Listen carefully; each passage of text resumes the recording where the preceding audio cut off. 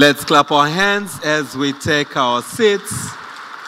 Excellencies, you're welcome to take your seats.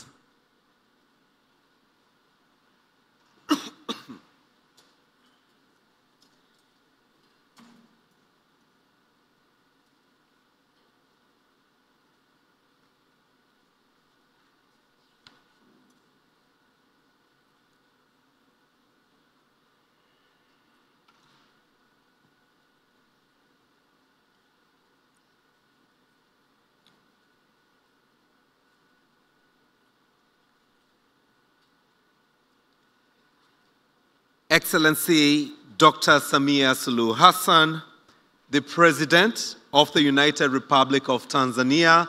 Ladies and gentlemen, let's give a big round of applause. Our guest of honor this morning, totally honored and delighted to have you with us this morning. I would also like to recognize the presence of Dr. Akinwumi Adesina, President of the African Development Bank Group. Let us give him a big round of applause. I would also like to recognize the presence of Mr. Ajay Banga, President of the World Bank Group. Let us give him a big round of applause. Thank you so much. Your Excellency, allow me also to recognize the presence of Dr. Rajiv Shah, President of the Rockefeller Foundation. Let's give him a big round of applause.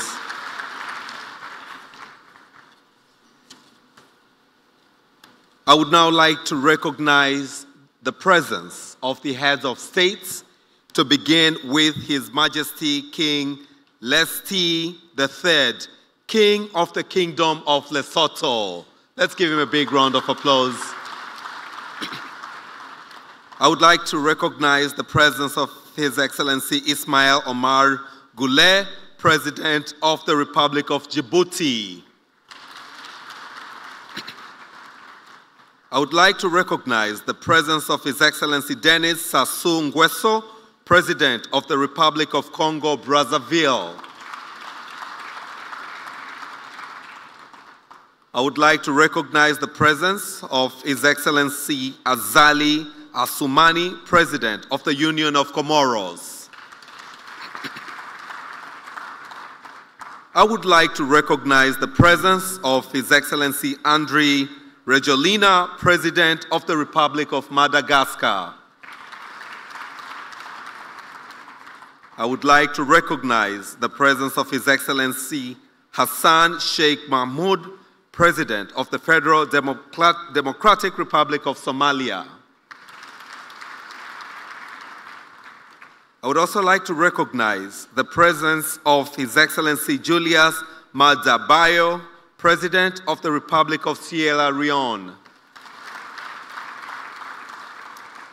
I would also like to recognize the presence of His Excellency Mohammed Ould Cheikh El Ghazouani, President of the Islamic Republic of Mauritania.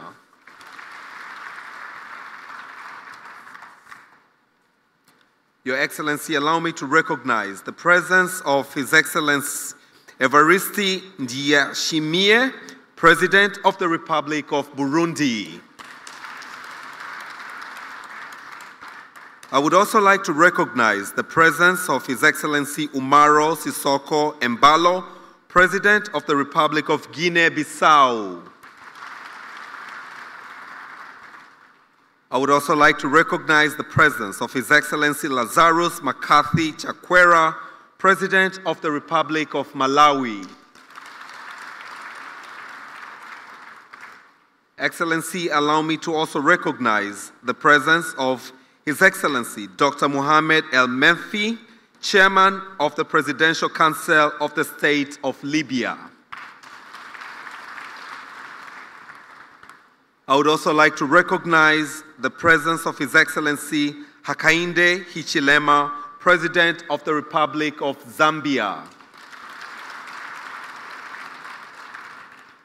Your Excellency, allow me to recognize the presence of His Excellency William Samoei Ruto, President of the Republic of Kenya. Allow me also to recognize the presence of His Excellency Bola Ahmed Tinubu, President of the Federal Republic of Nigeria.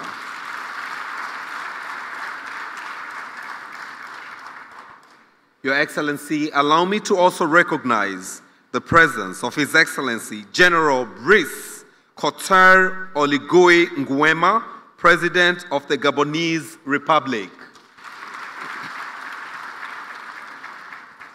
Your Excellency, allow me to recognize the presence of His Excellency Joseph Numa Boakai Sr., President of the Republic of Liberia. I would also like to recognize the presence of His Excellency Taye Atske Selassie, President of the Federal Democratic Republic of Ethiopia. Your Excellency, allow me to recognize the presence of His Excellency Duma Gideon Boko, President of Republic of Botswana. I would also like to recognize the presence of His Excellency John Dramani Mahama, President of the Republic of Ghana.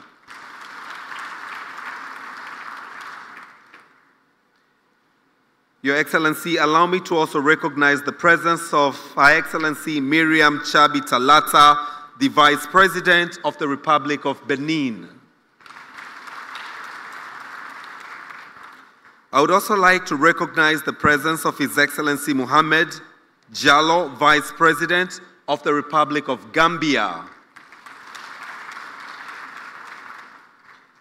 I would also like to recognize the presence of His Excellency Professor Yami Osinbajo, former Vice President of the Federal Republic of Nigeria. Your Excellency, allow me to also recognize the presence of Honorable Raila Odinga, former Prime Minister of the Republic of Kenya. Your Excellency, allow me to also recognize the presence of the retired Honorable Robina Nabanja, Prime Minister of the Republic of Uganda. Your Excellency, allow me to also recognize the presence of Honorable Ali Mahman Lemi Zain, Prime Minister of the Republic of Niger. Your Excellency, we have in our midst Honorable Robert Bourg Mambe, Prime Minister of the Republic of Côte d'Ivoire. Allow me, Your Excellency, to recognize the presence of Honorable Dr. Americo de Oliveira, Prime Minister of the Democratic Republic of Sao Tome and Principe.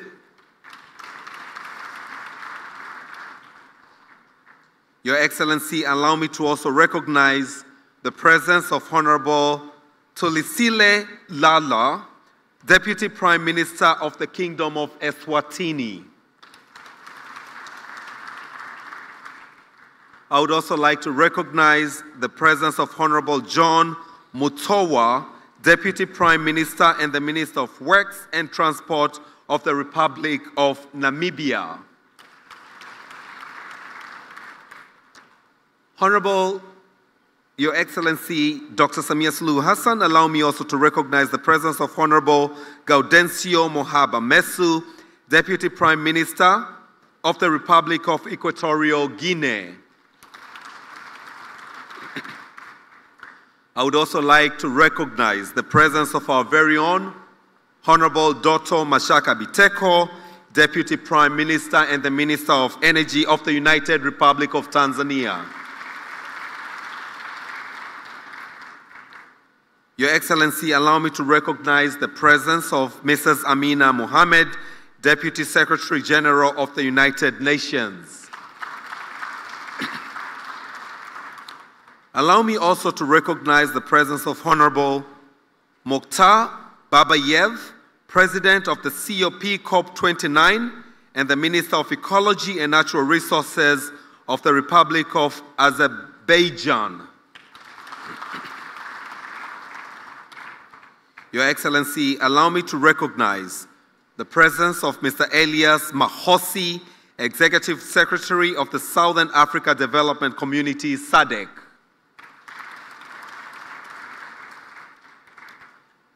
I would also like to recognize the presence of Dr. Amani Abu Zaid, representing His Excellency Mr. Musa Faki Mahamat, Chairperson of the African Union Commission.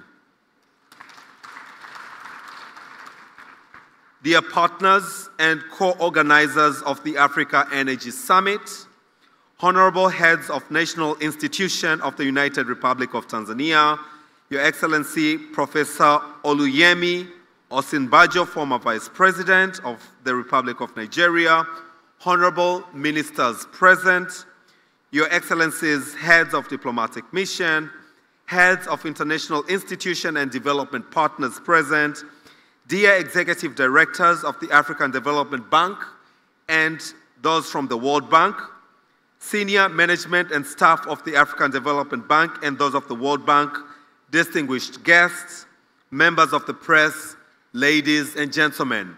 Jamhuri ya Muungano wa Tanzania. Jamhuri ya Muungano wa Tanzania.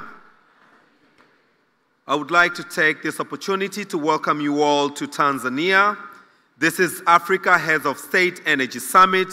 Your Excellency, allow me to recognize in a very special way the National Organizing Committee from the Ministry of Energy of the United Republic of Tanzania, as was led by Commissioner Innocent Luoga, that of the World Bank team led by Nathan Belete, and that of the African Development Bank Country Office led by Ms. Patricia Levely.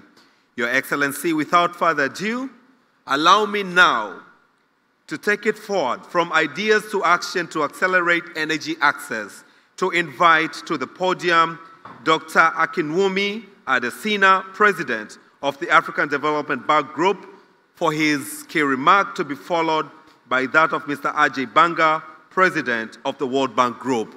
As it comes, ladies and gentlemen, Excellencies, let's give him a big round of applause. Karibu, karibu sana.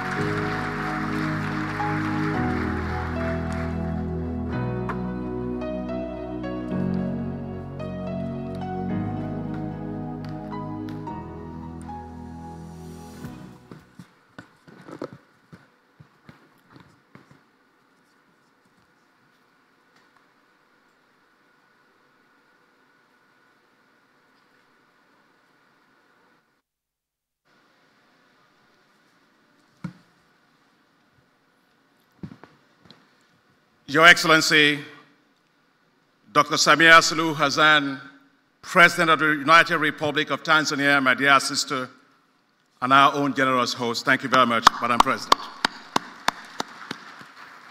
Your Excellency, Mohamed Ould Ghazouani, President of the Islamic Republic of Mauritania and Chairman of the African Union.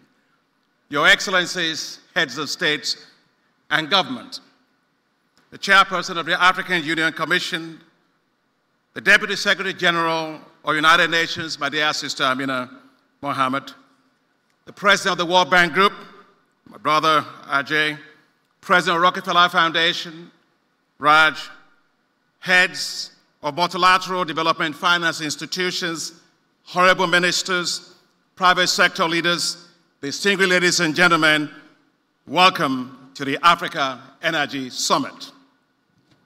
I wish to thank Your Excellency President Samia Suluhu Hassan for graciously and generously hosting us for this summit. You are such a remarkable leader.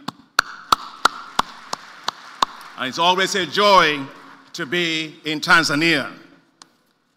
I wish to express our deepest appreciation to the Chairman of the African Union, President Ghazouani, the President of the Islamic Republic of Mauritania, for co-hosting this summit. I am extremely grateful to you, Your Excellencies, heads of state and government, for honoring our invitation, for being here in such large and unprecedented numbers. It shows the high priority and the political commitment you place on expanding the access of your populations to electricity. Access to electricity is critical for Africa's economic growth. the lack of adequate electricity reduces the GDP of Africa by 2 to 4%. Your Excellencies, since the African Development Bank Group launched the New Deal on Energy for Africa in 2016, at the start of my first term as President of the African Development Bank, working with all our partners, significant progress has been made in expanding access to electricity. The share of the population with access to electricity in Africa significantly increased from 39% in 2015 to 52% in 2024. The African Development Bank Group has supported over 25 million people to have access to electricity. However, despite the progress being made, Africa still has 571 million people without electricity, accounting for 83% of the global population without electricity. Over 1 billion people do not have access to clean cooking solutions, which negatively impacts on women's health, children's health, and lives. We must take decisive actions to further drive down these numbers, and that is why Ajay Banga, President of the World Bank Group, and I joined together to launch the Mission 300 with a goal of expanding access of 300 million people in Africa to electricity by 2030. Mission 300 has grown into a global movement, and we were joined by the African Union, Commission, several global partners, including the Rockefeller Foundation, the Sustainable Energy for All of the United Nations, the Global Energy Alliance for People and Planet, and we are not alone. We have just been joined as well by the Islamic Development Bank, the Asian Infrastructure Investment Bank, the French Development Agency, Agence Française de Développement, and several bilateral development agencies. We will not succeed, Your Excellencies, if we do not work closely and more openly with more space for the private sector.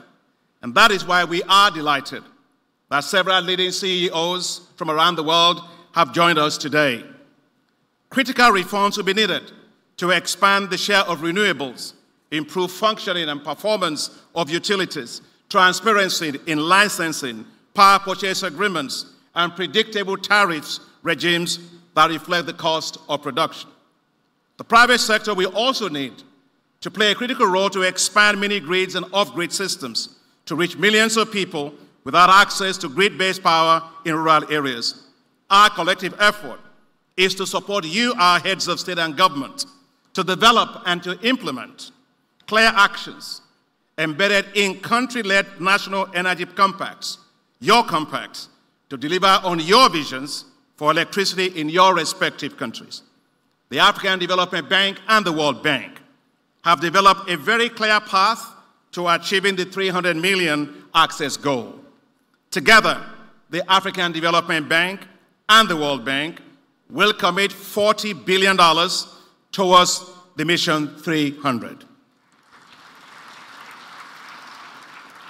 With $18.2 billion from the African Development Bank and $22 billion from the World Bank Group. And Ajay will talk about that when he comes on board. It is an unprecedented alliance. Thank you very much, Ajay. We couldn't have done this without you. Thank you so much. And thank you very much to Raj Shah, President of Rockefeller Foundation, for providing critical technical assistance, support of $20 million that made the preparation of the country energy compacts possible. Thank you very much to you and your colleagues. Your Excellencies, support for Mission 300 keeps pouring in. Yesterday, at the first day of the summit, several development partners made huge announcements in support of Mission 300. The President of the Islamic Development Bank Group announced $2.65 billion in support. The President of the Asian Infrastructure Investment Bank announced $1.5 billion in support. The President of the OPEC Fund announced $1 billion in support. And the French government will be making a major announcement today. We are confident that other development partners here and elsewhere will join us and announce their respective commitments either today and after. Your Excellencies, as I close, I would like to thank you and to say we need your personal leadership to get this done. Together, let us decisively use Mission 300 to deliver 300 million people in Africa with access to electricity in all your countries by 2030. The African Development Bank's $20 billion Desert to Power program will complement Mission 300 and develop 10,000 megawatts of solar power across 11 Sahelian countries and provide access to electricity for an additional 250 million people. Therefore, the Mission 300 and the Desert to Power working collectively will provide 550 million Africans with electricity. That, Your Excellencies, will deliver universal access to electricity for Africa. What a difference that will make for your respective countries. And what a difference that will make for Africa. You will be remembered, Your Excellencies, as the presidents who gave your countries 100% access to electricity. You will be remembered as the presidents who said, "Let there be light," and there was light. Thank you very much, and asante sana.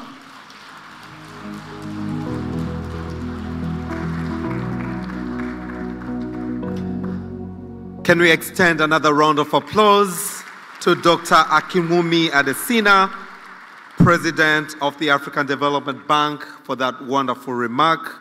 From ideas to action to accelerate energy access, Your Excellency, allow me now to invite to the podium Mr. Ajay Banga, President of the World Bank Group, for his remarks, to be followed by Dr. Rajiv Shah, President of the Rockefeller Foundation.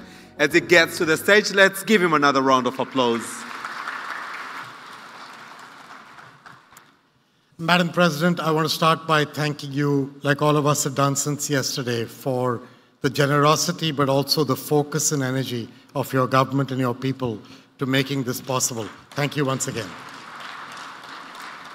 And to my partners, Akin and Raj, I could not believe that we would get to this point when we started this journey last year.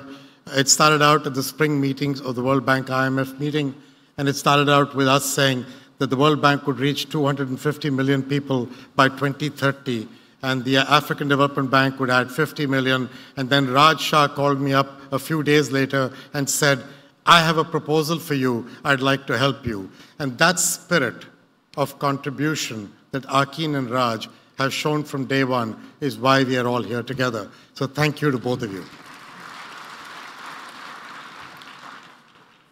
I have a very simple agenda for all of us here, heads of state, who are showing your participation and your support for us. We need every ounce of your support.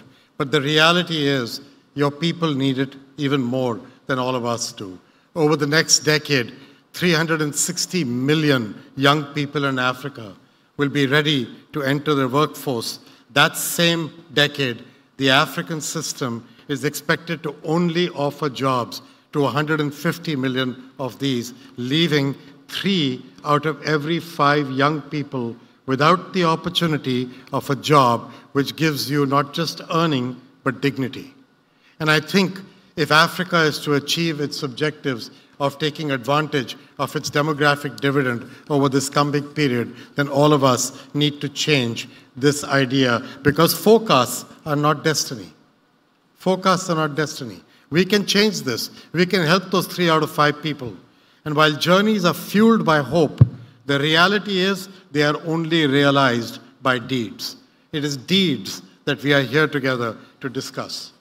Our mission to address the fundamental challenge of providing electricity to half of this continent's people, 300 million, who do not have access. This is just the critical first step. M300 is the cornerstone of a jobs agenda. It is not just about electricity. It is not just about clean cooking. It is not just about healthcare. It is about people and their optimism and their hope for dignity. This is the cornerstone of a jobs agenda. It is the foundation for future development, and we would like to be your partners as we go forward. To succeed, we all have to embrace a very simple truth. No one can do it alone. Governments cannot do it alone. Businesses cannot do it alone. Philanthropies cannot do it alone. Development banks cannot do it alone. But together, we can. And only through collaboration can we achieve this idea of making it possible. Governments are the architects of reform. They craft the policies, the regulations that drive progress. but they're also the engineers of investment. They leverage their resources to finance essential infrastructure. Over the past year, we've worked alongside leaders of your countries to develop country-specific plans. These are rooted in data, they're endorsed at the highest levels by you, and they are aligned with very clear goals of reform. These plans focus on affordable power generation, on expanding connections, and on regional integration and regional electrical markets.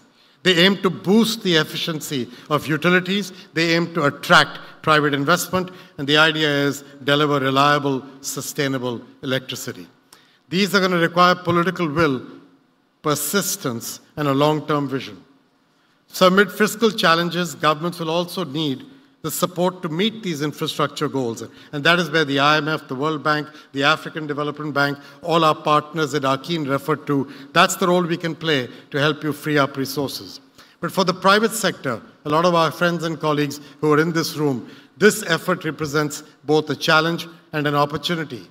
We need your innovation, we need your efficiency, we need your people, we need your creativity, we need your capacity to scale.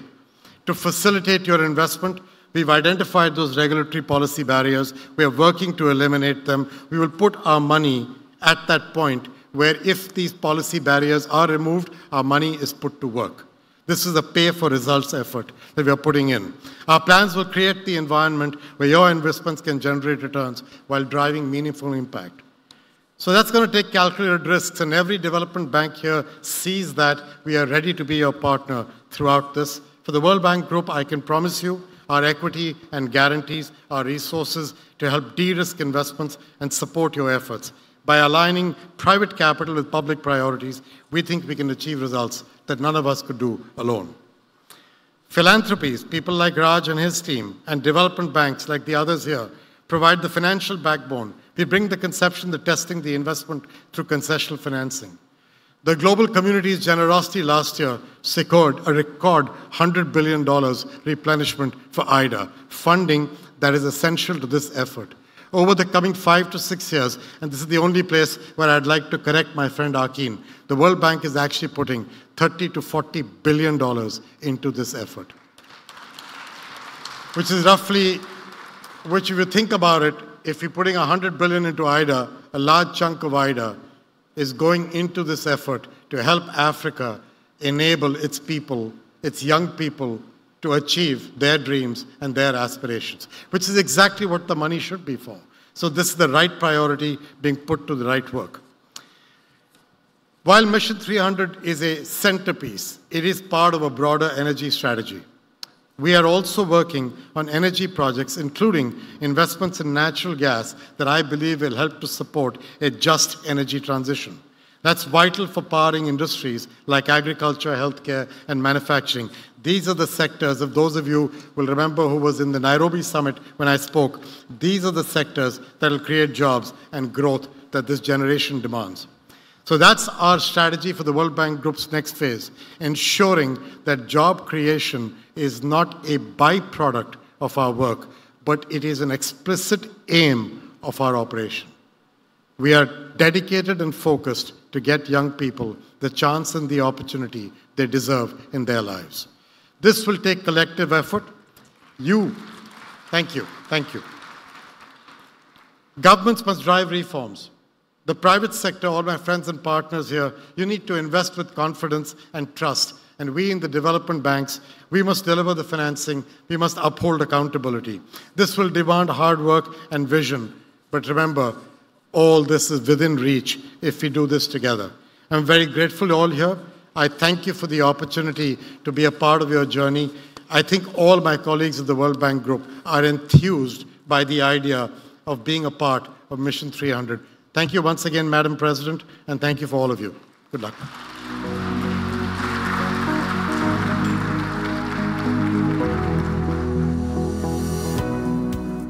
Thank you very much, Mr. Ajay Banga, President of the World Bank Group, for those wonderful remarks. From ideas to action to accelerate energy access, Your Excellency, please allow me now to invite Dr. Rajiv Shah, President of the Rockefeller Foundation.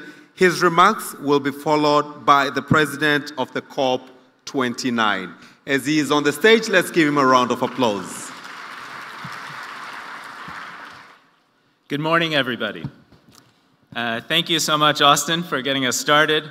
I also want to thank our host, Her Excellency President Samia. It's an honor to be with you and to be in your wonderful country.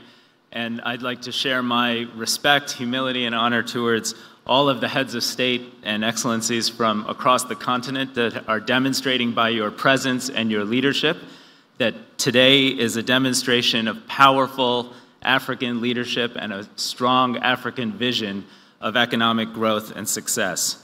I would like to offer a very special thank you to those we seek to help, Akin, Ajay, and your extraordinary teams. We are only here today because each of you made courageous decisions to make extraordinary financial commitments at a time of genuine fiscal need across the continent.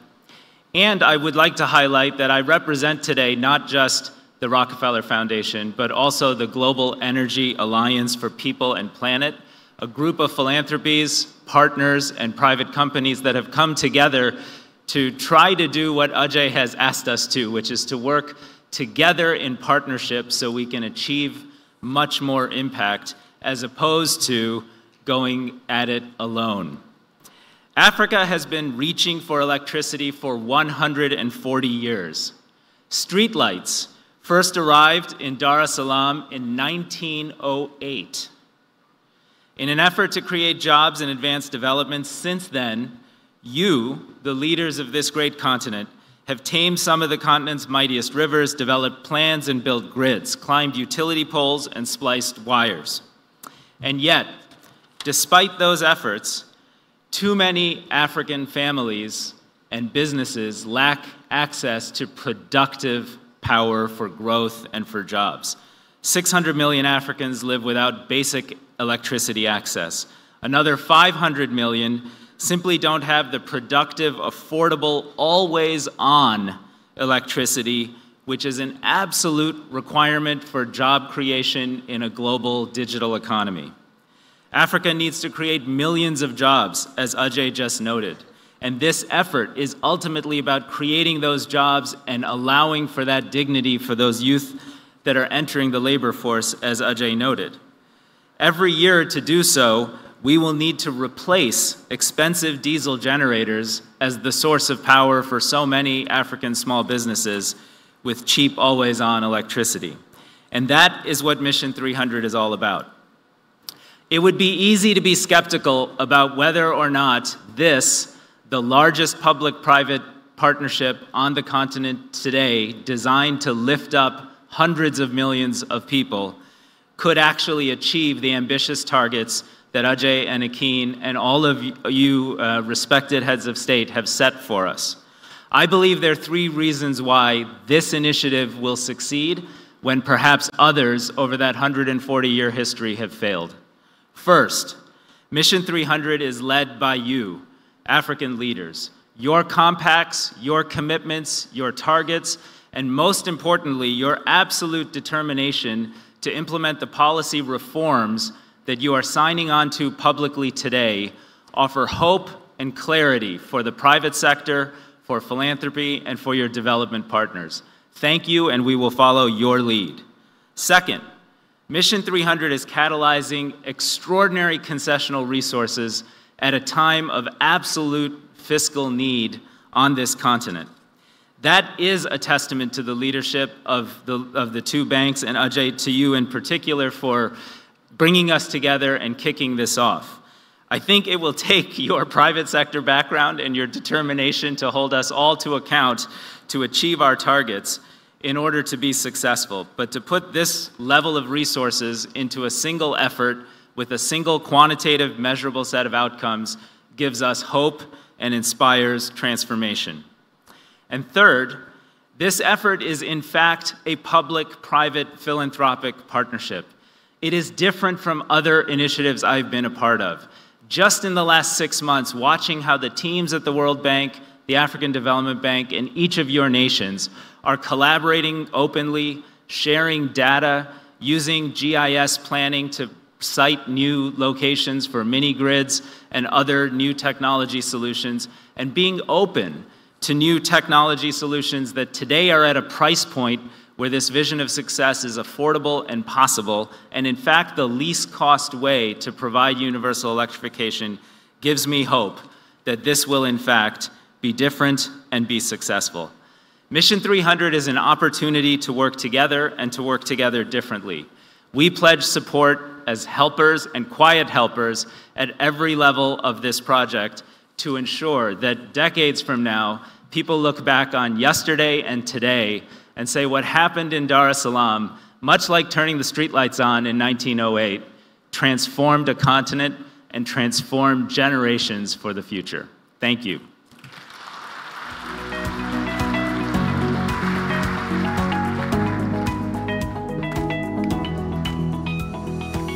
Thank you so much, Dr. Rajiv Shah, President of the Rockefeller Foundation, for your wonderful remarks.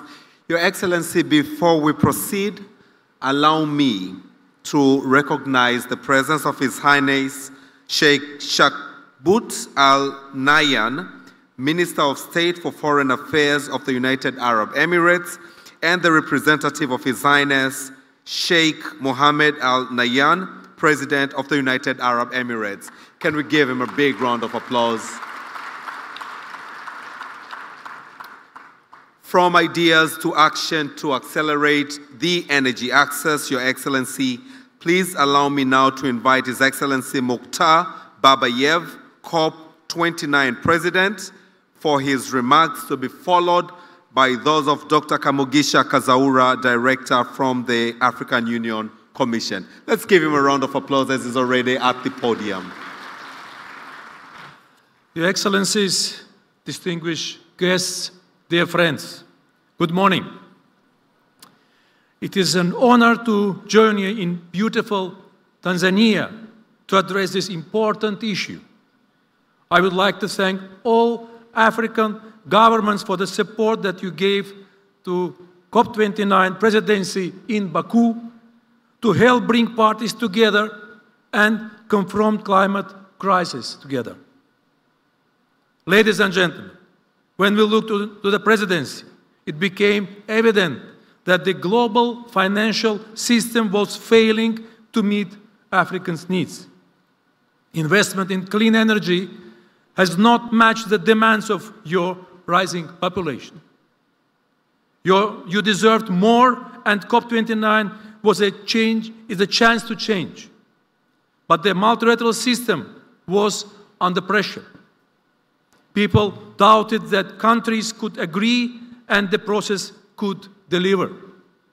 We made a new finance deal our top negotiating priority. We were confident that the goal had to be fair and ambitious.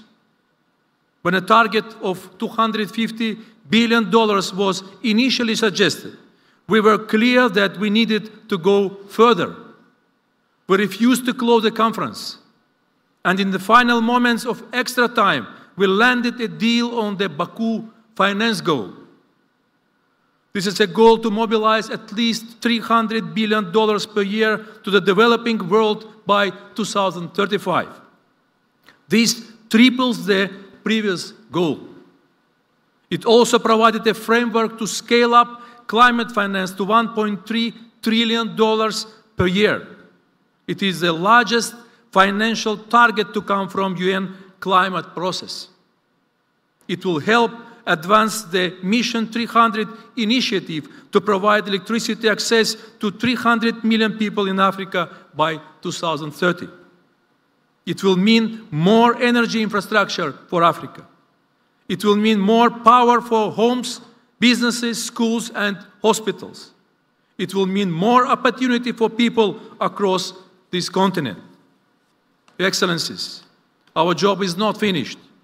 National energy compacts from this summit will help guide international financial flows to your priorities. They will help global donors address your needs, such as clean cooking, which we already made progress on over the last year. Furthermore, many parties of the financial system still need to be fixed. As the COP29 presidency, we will continue to champion the needs of Africa on the world stage. We will hold governments to account for the promises they made in Baku, Azerbaijan.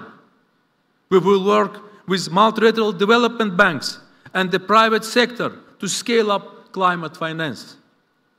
And we will remind people how COP can deliver and why we must invest today to save tomorrow.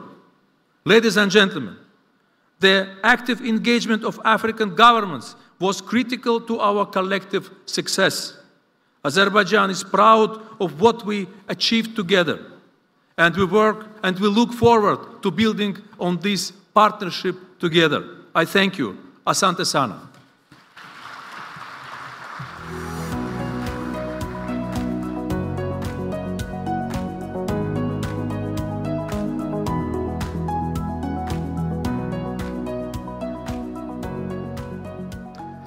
Thank you very much, Your Excellency Mukhtar Babayev, the COP29 President, for those wonderful remarks. Your Excellency, as we are now looking on to ideas to action to accelerate the energy access, allow me to request to the podium the representative of the African Union Commission to come and deliver the remarks, to be followed by those by Ms. Amina Mohammed, the Deputy Secretary General of the United Nations and Chair of the UN Sustainable Development Group. But for now, the representative of the African Union Commission.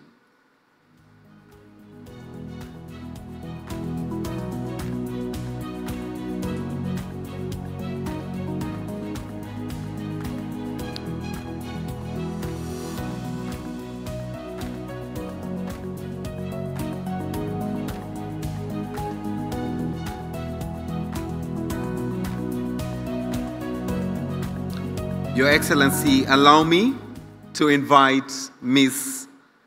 Amina Mohammed, the Deputy Secretary General of the United Nations and the Chair of the UN Sustainable Development Group, for her remarks, to be followed by those of His Excellency President Mohamed Ghazouani, President of the Mauritian.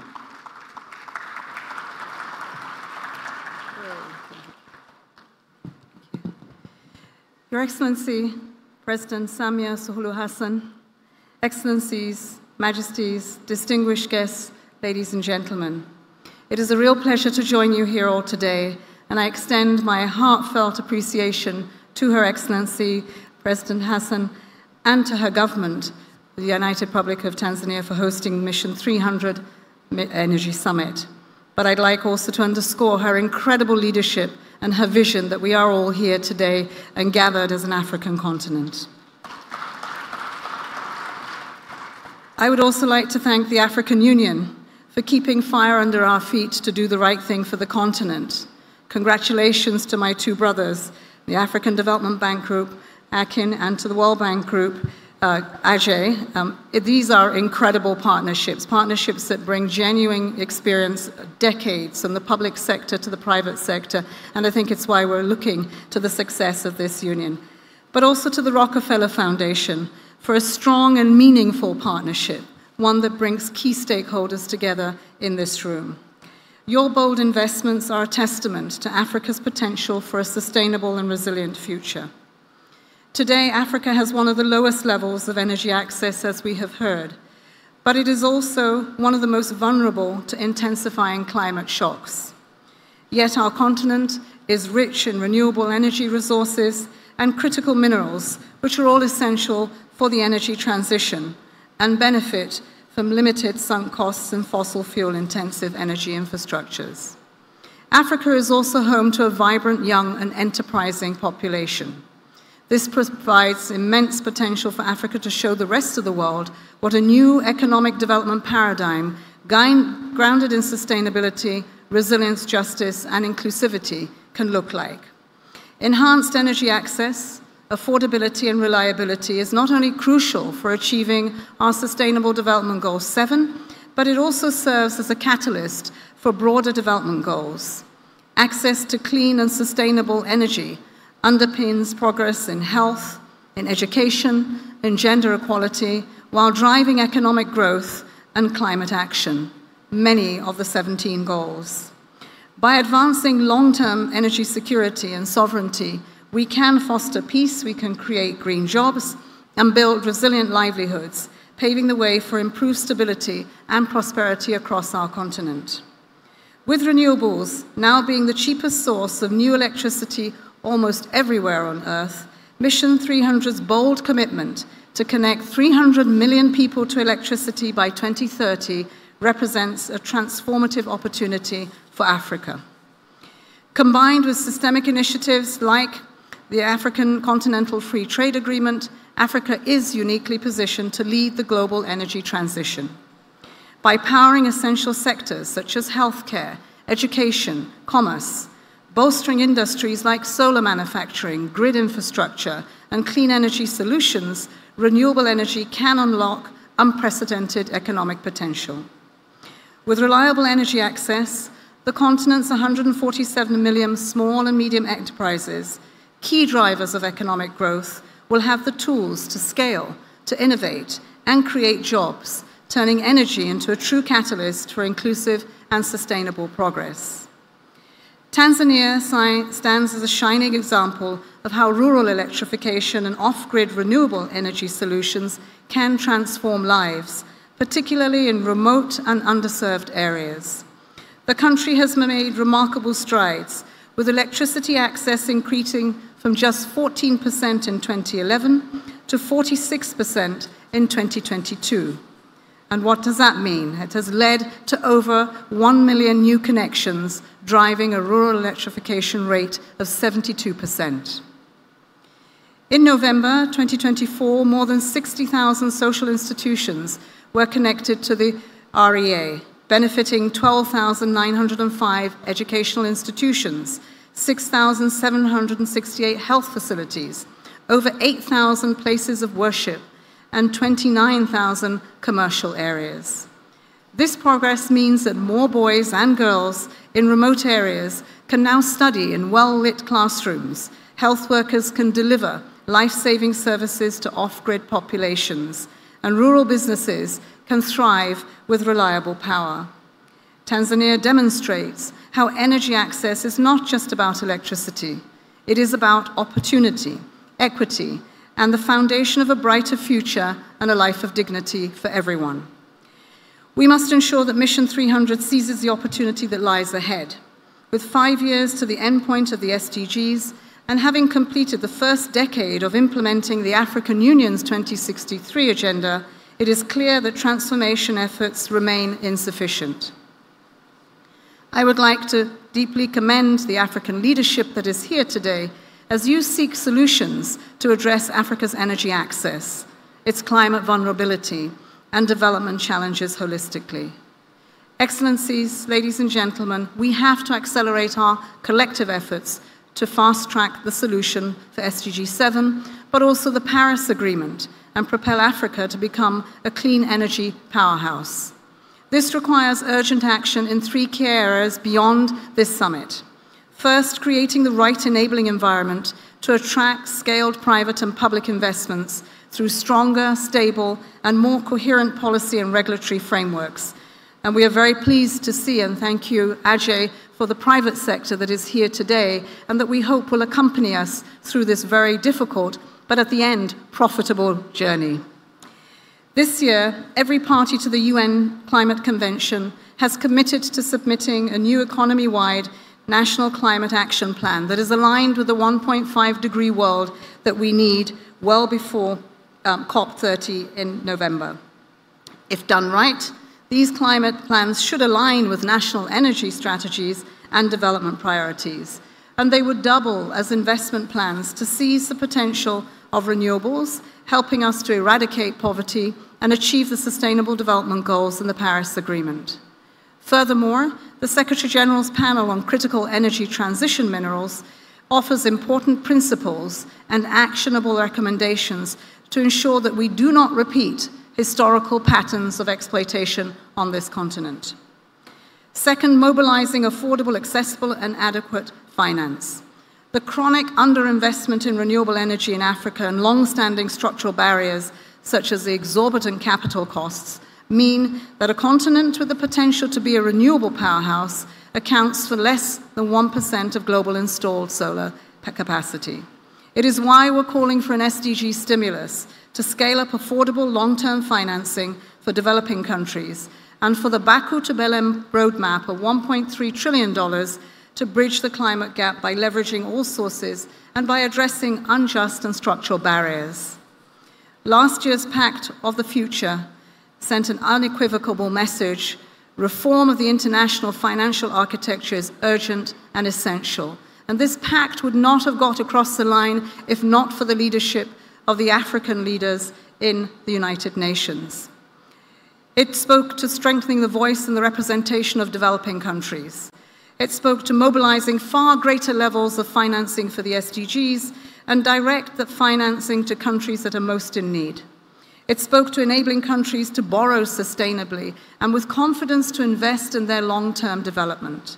But it also spoke to provide effective and equal support to countries during systemic shocks. Finally, multilateralism, our international cooperation, still remains our best hope for delivering solutions at the necessary scale and speed. And I know to many of us, as we look around to the geopolitical challenges that we have today, multilateralism doesn't seem like the best offer on the table. But it is. It is a place that we come to. It is a global town hall for our global village. It is where we see visibility and we can shine a light on the opportunities, but also that we can also give hope to the millions that look to us to serve them. The UN remains dedicated to supporting your efforts every step of the way. Through our UN expertise and presence in the country, we are committed to supporting Mission 300, the African Development Bank, the World Bank, and we're committed to helping identify and to attract investments that will strengthen the policy environment, the regulatory environment, that will secure resources that are needed to make Mission 300 a success. Finally, I would like also to commend our special representative. It's not often that we have women in leadership positions. Today we are hosted by a great leader that is a woman, but we also have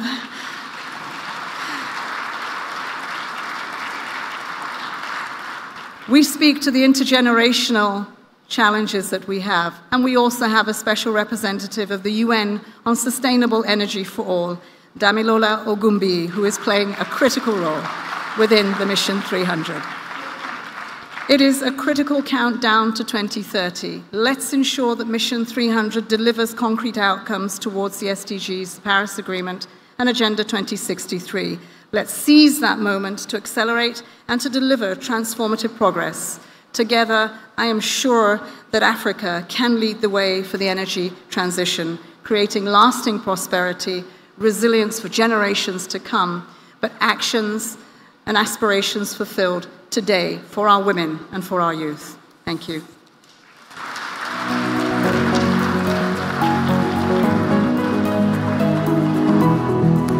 Let's extend a round of applause to Mrs. Amina Mohammed, Deputy Secretary General of the United Nations and the Chair of the UN Sustainable Development Group. Thank you so much for your kind remarks.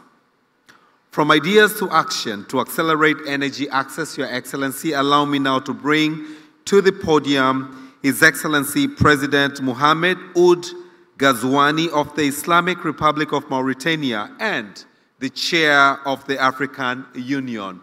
As he comes, let us give him a big round of applause. Karibu sana.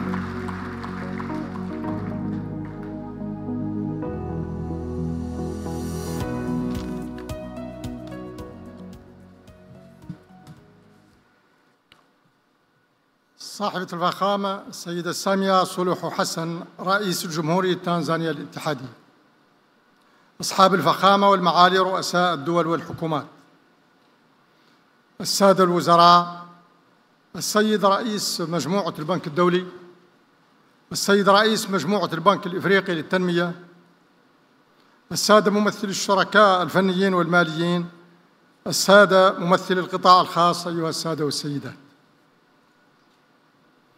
يسرني أن أتوجه إلى أختي صاحبة الفخامة السيدة سامية صلوح حسن رئيس الجمهورية التنزانية المتحدة ومن خلالها إلى الحكومة والشعب التنزاني الشقيق بالشكر الجزيل على ما لقيناه ووفدنا المرافق من حفاوة الاستقبال وما أحطنا به من بالغ العناية، شاكرا لها احتضان هذه القمة الإفريقية حول الطاقة المهمة 300 المنظمة من طرف الاتحاد الإفريقي وجمهورية تنزانيا المتحدة والبنك الدولي والبنك الإفريقي للتنمية.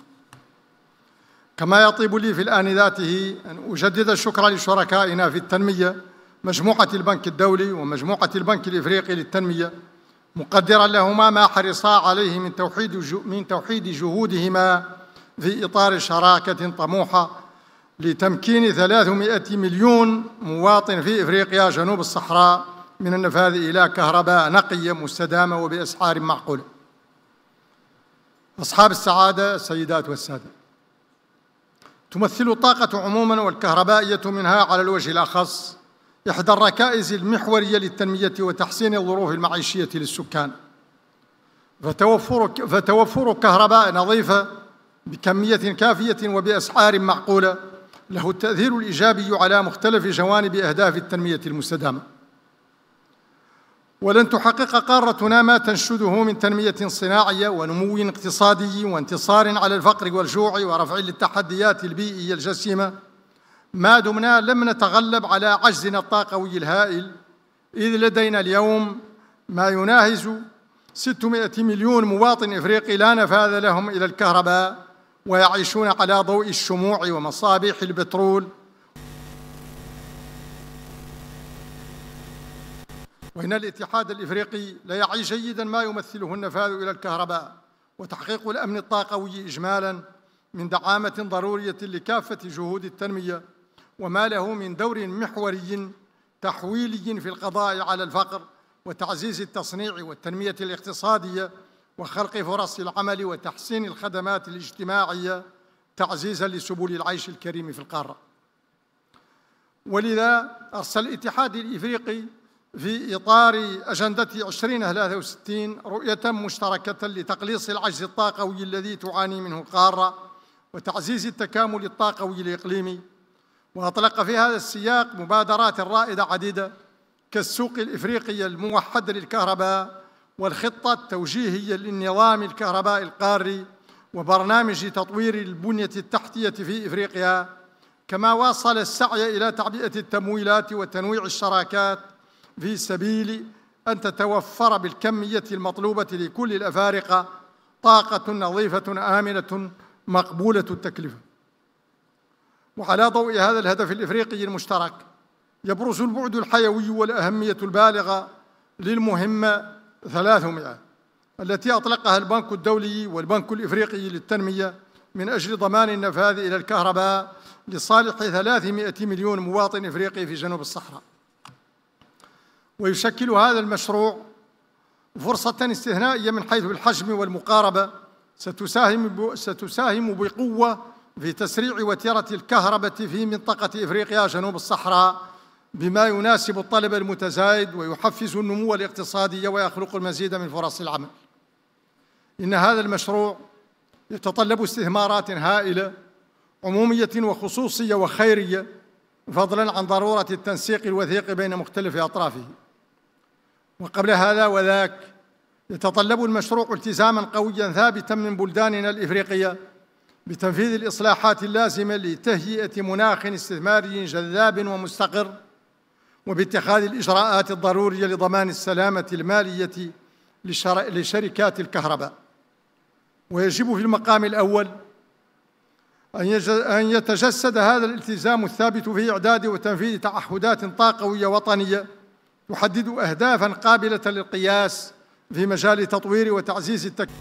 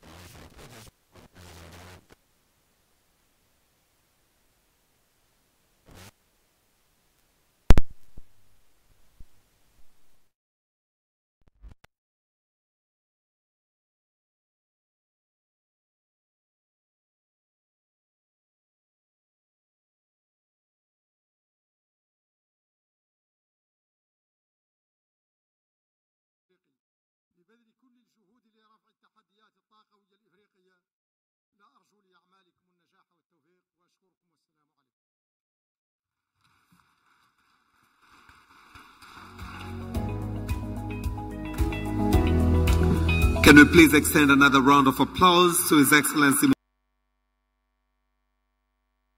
the Islamic Republic of Mauritania and, of course, the Chair of the African Union for these wonderful remarks.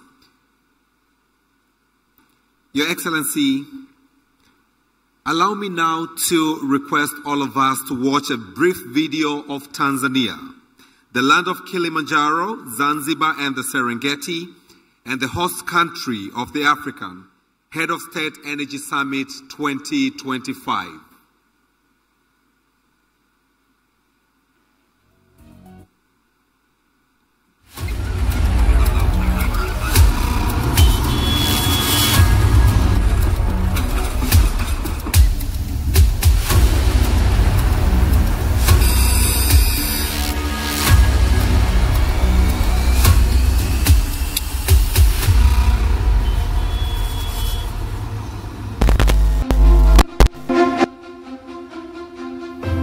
My country, the United Republic of Tanzania, renowned for its peace, democracy, and stability, is home to about 62 million people. Out of these, 78% have access to electricity. Our energy transformation journey began in the late 1960s with only one hydropower plant producing 21 megawatts.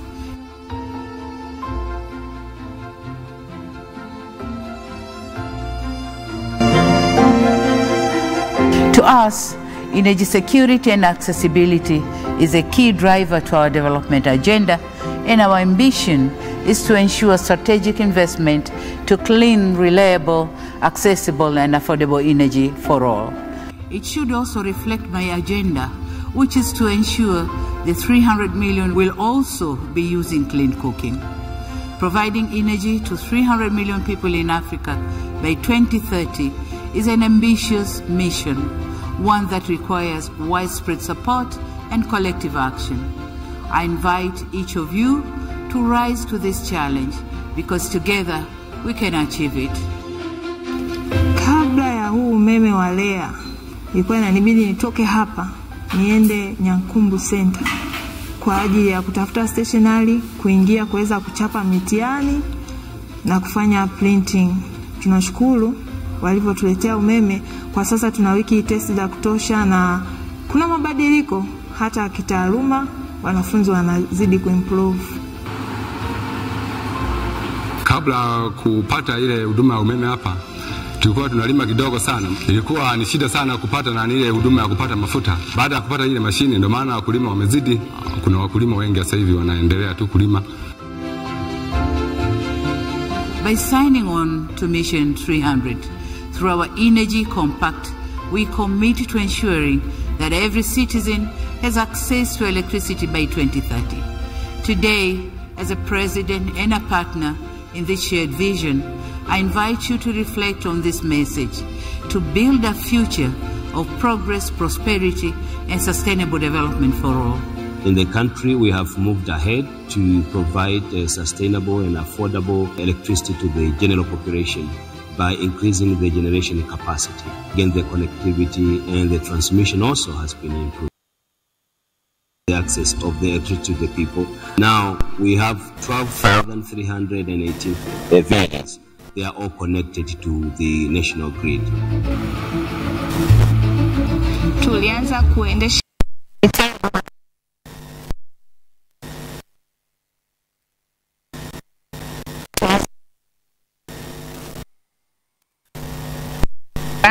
mradi ulitufikia, gharama zilipungua kwa asilimia kubwa sana.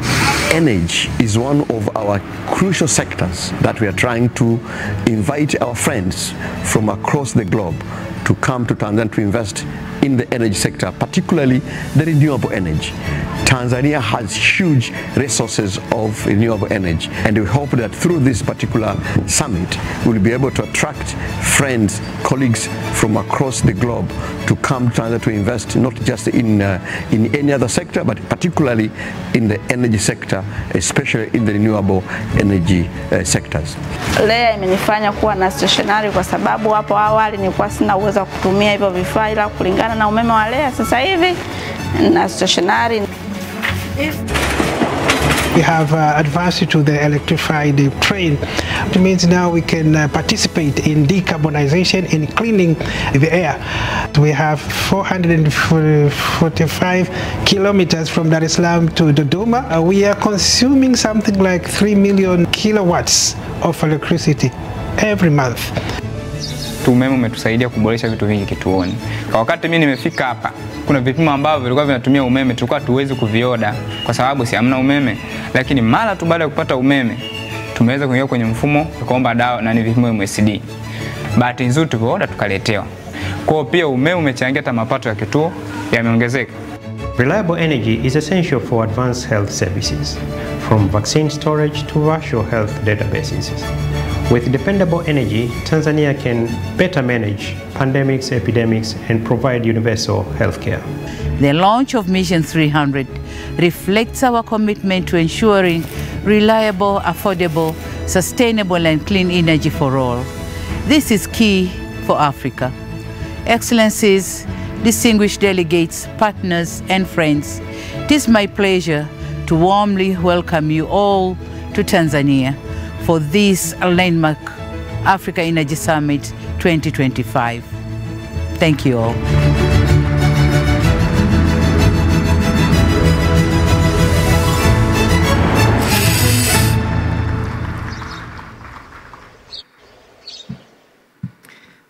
Thank you very much. Your Excellency, allow me to develop a salutation in the room when I say Africa Energy Summit. With three fingers like this, we all say M300. Can we do that? Africa Energy Summit, M300. Africa Energy Summit, M300. Thank you very much. Your Excellency, allow me now to request Honorable Dr. Mashaka Biteko, the Deputy Prime Minister and the Minister of Energy of the United Republic of Tanzania, to come and give us his remarks and then welcome you for your opening address and the presentation of the awards. Excellencies, honorable, distinguished guests, ladies and gentlemen, let's put our hands together for Dr. Doto Mashaka Biteko, our Deputy Prime Minister and the Minister of Energy of the United Republic of Tanzania. Karibu sana.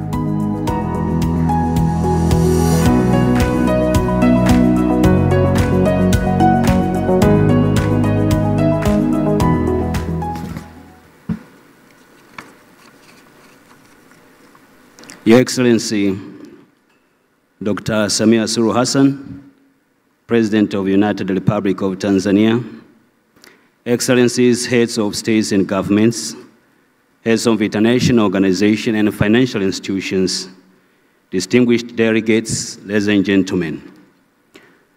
Your Excellency, it is often said that the future belongs to Africa. This sentiment can be attributed to the continent's youth population and its vast resource endowment.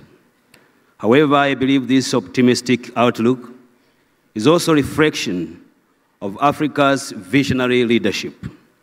Your Excellencies, our next speaker exemplifies this leadership.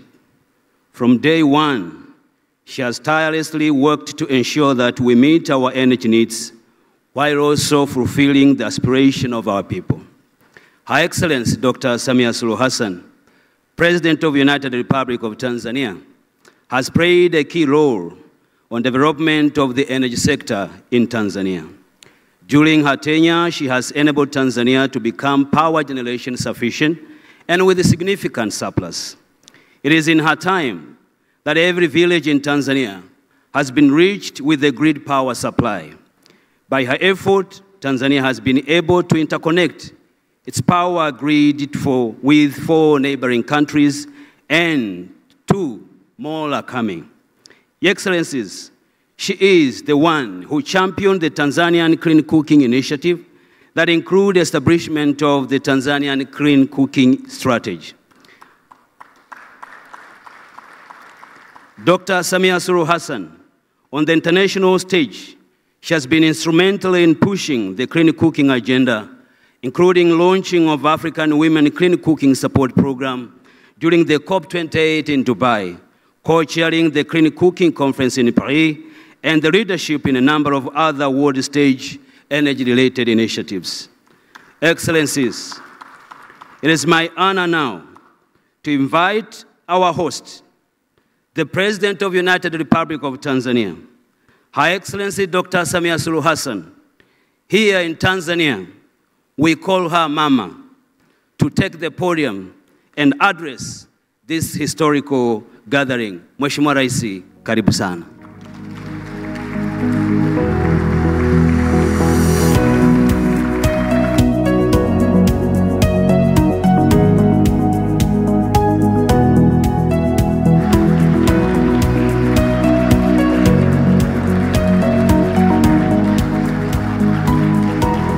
Please be seated. Thank you.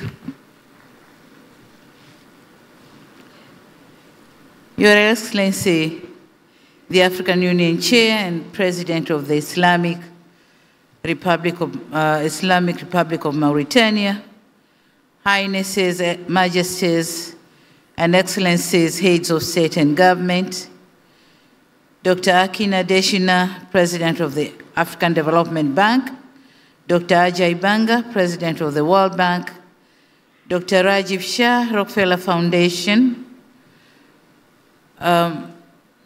Mr. Mukhtar Babayev, President of the COP29, Madam Amina Mohamed, Deputy Secretary General of the United Nations and Chair of the UN Sustainable Development Group, heads of multilateral institutions here present, honorable ministers here present, members of the diplomatic corps, members of the press, distinguished guests, ladies and gentlemen, M3.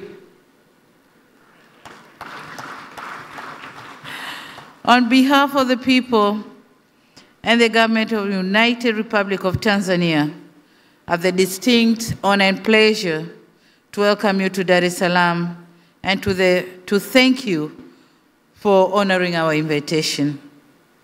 We are honored to host this African Heads of State Energy Summit, and we welcome the important deliberations on ensuring access to reliable and affordable and sustainable energy for all in Africa. With that being said, this summit goes beyond energy access. It is about empowering families, lifting millions out of poverty, and providing hope and opportunities for youth. It is about our commitment to economic transformation, fostering industries, creating jobs, and sparking innovation across Africa. And it is about realizing the promise of uplifting every African community to reach the last mile and ensure that no one is left behind. At present, nearly 600 million Africans who lack energy represent 83% of the global energy deficit.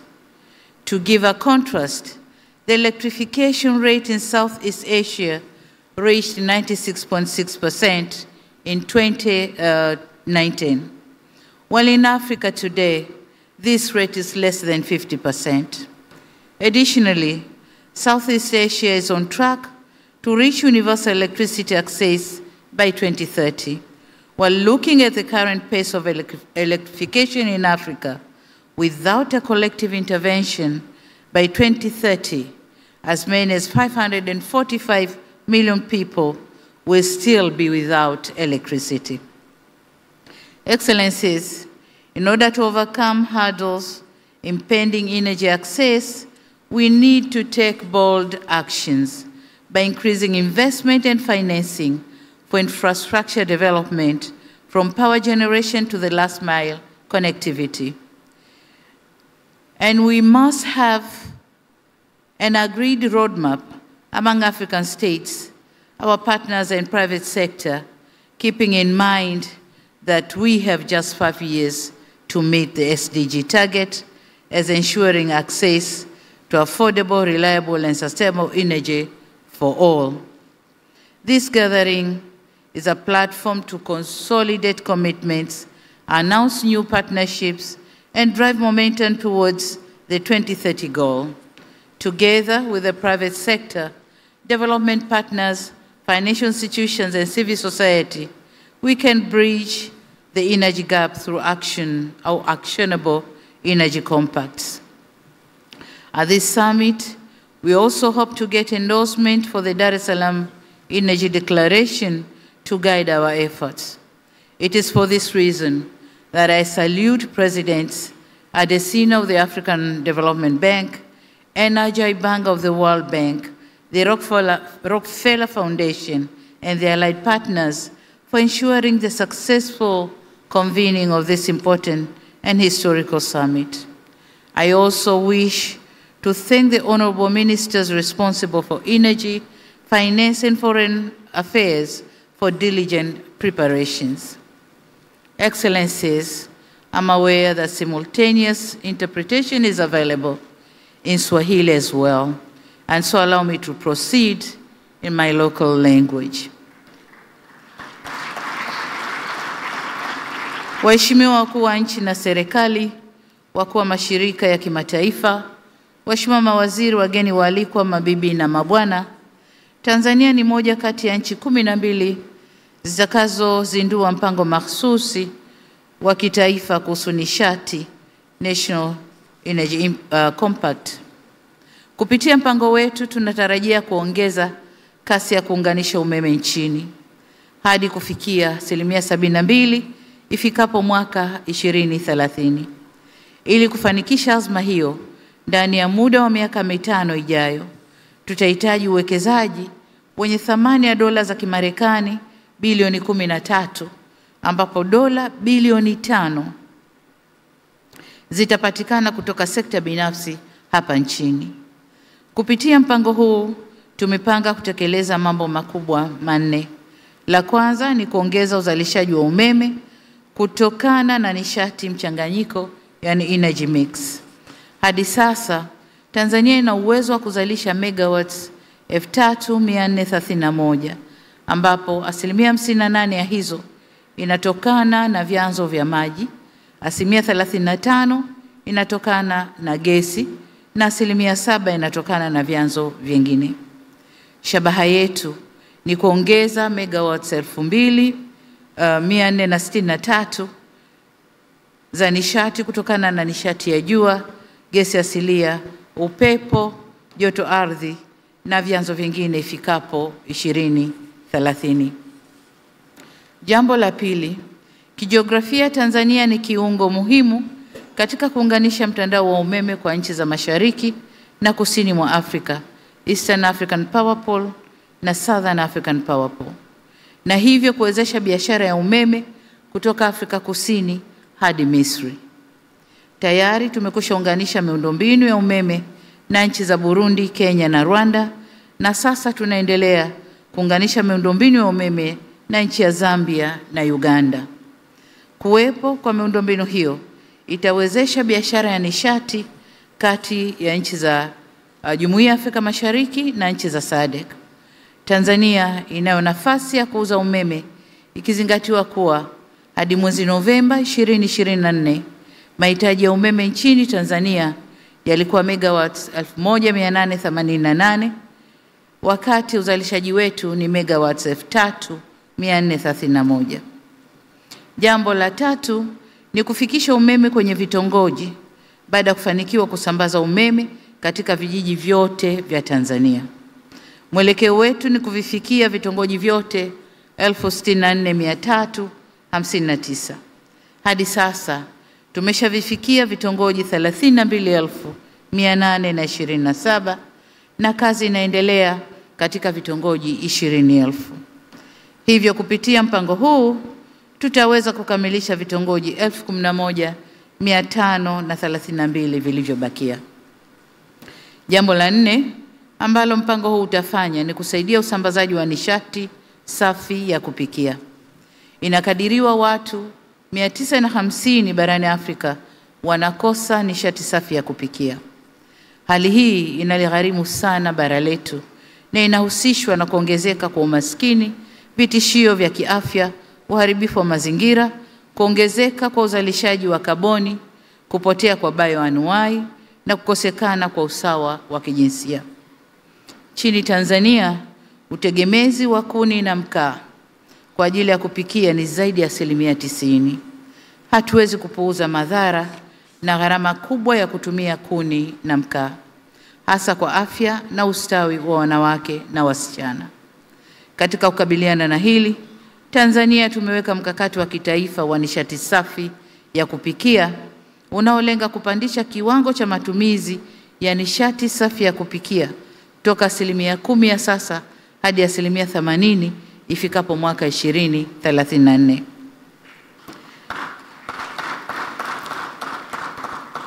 Mpango mahsusi tunaozindua leo utasogeza karibu kufikia lengo hilo. Excellencies, to achieve the ambitious targets outlined in our National Energy Compacts, which will be soon presented, we African leaders need to commit our governments to address critical bottlenecks across the energy value chain as outlined in the Compact's action plans. As we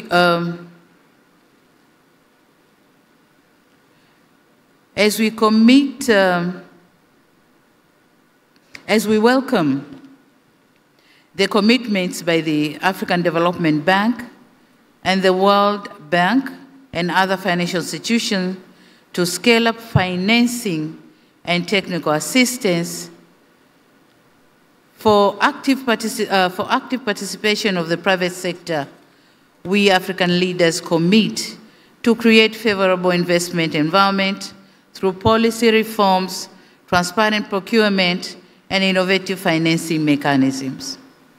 Your Excellencies, distinguished guests, ladies and gentlemen, our gathering here in Dar es Salaam, with Mission 300 as our agenda, sets us on right track to realize the goal of universal access to energy for all. Together, we can light up Africa, transform Africa's energy landscape, and empower generations. Thank you all for your kind attention, and I wish you all fruitful deliberation. Asanteni sana.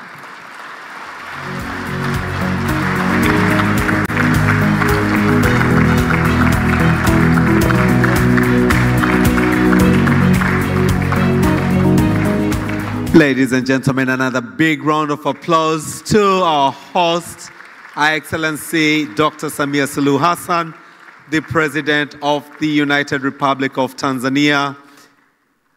Kindly be seated.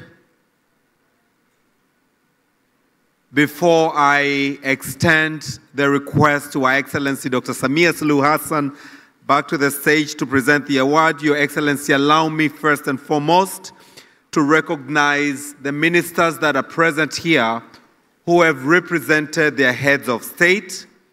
To begin with South Africa, let's give them a round of applause. Tunisia, Rwanda, Morocco, Zimbabwe, but we also have Norway, UAE, Senegal, Cameroon, Azerbaijan, Zimbabwe,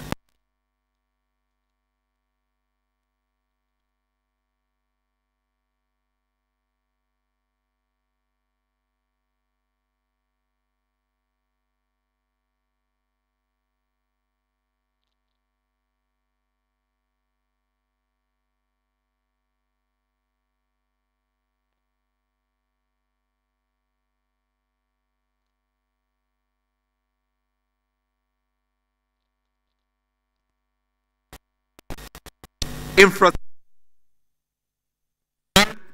G.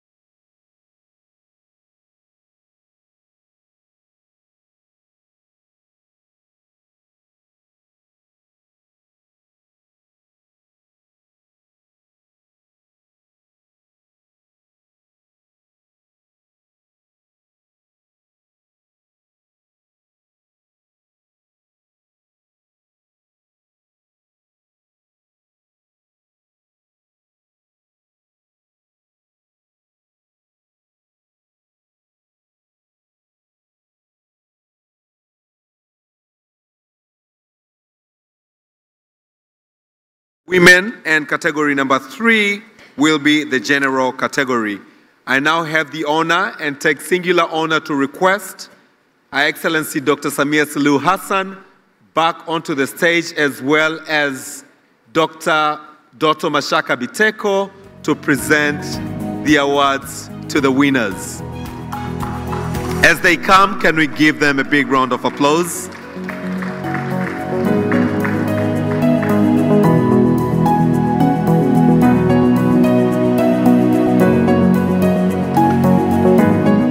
May I request the winners to kindly move forward.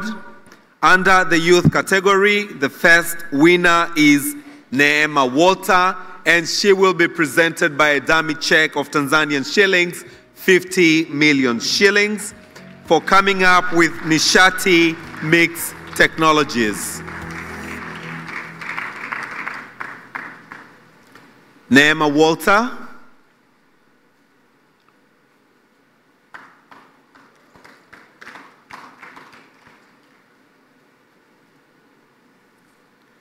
So what is this Nishati Mixed Technologies? Nishati Mixed Technologies aims to provide a sustainable solution to expand clean cooking access in Tanzania by manufacturing efficient gas burners and recycling waste plastics into clean cooking gas. The system offers both environmental and economic benefits by converting plastic waste into fuel, supporting undeserved communities.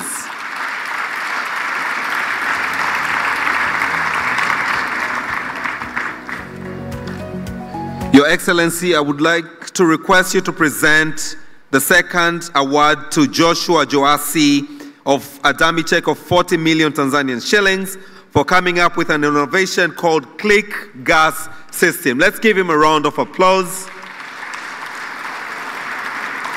The Click Gas System is a planted LPG delivery solution designed to improve the clean cooking supply chain in Tanzania.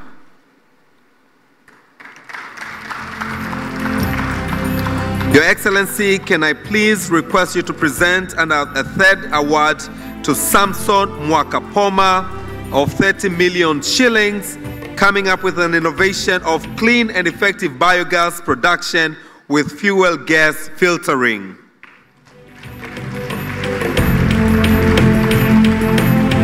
This combines biogas generation with unique method of using flue gases. A round of applause. On to the women category. Your Excellency, may I request you to present an award to Ms. Agnes Mashoko, Smart Picker Limited. As she comes, let's give her a round of applause. This innovation addresses the affordability gap by introducing the world's first pay-as-you-go model.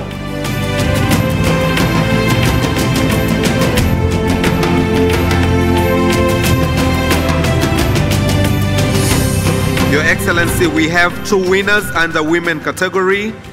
The first of the second winner is Mercy Chilumba, coming with Ben Paul, the artist in East Africa. Together they have sung a cooking song and a TV awareness program. Let's give them a big round of applause.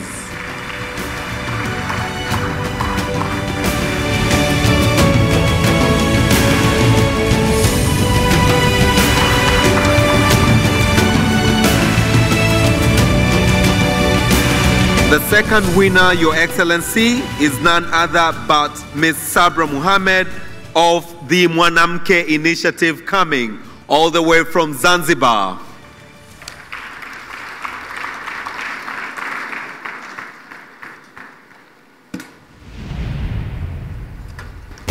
A round of applause.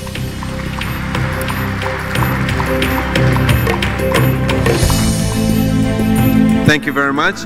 Your Excellency, allow me now to bring to the stage Doris Male, who came with an innovation, iLink Limited, TA Mamma Mia Soko.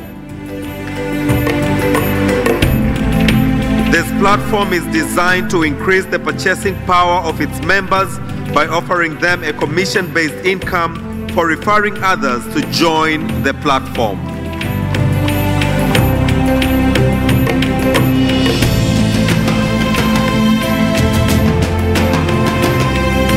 Asante sana. Your Excellency, the final category is none other but the general category, and I would like to request you to present the first award to Mr. Bernard Makachia, who came up with Chabri Energy Company innovation, that is clean and effective biogas production with flue gas filtering. A round of applause to him.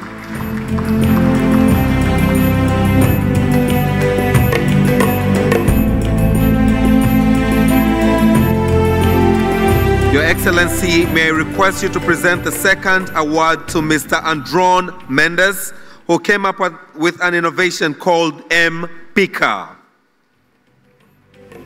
This is proprietary refillable 400 gas canisters with LPG.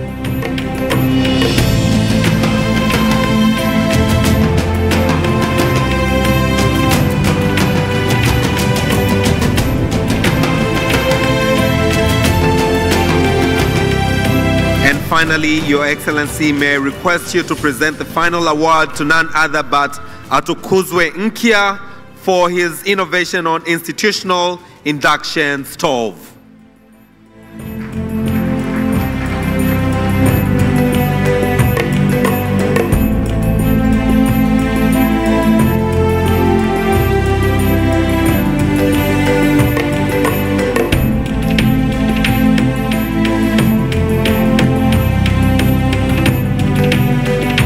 I would like to thank you very much, Your Excellency. Kindly take back your seat. As they go to take their seats, let's give them a big round of applause.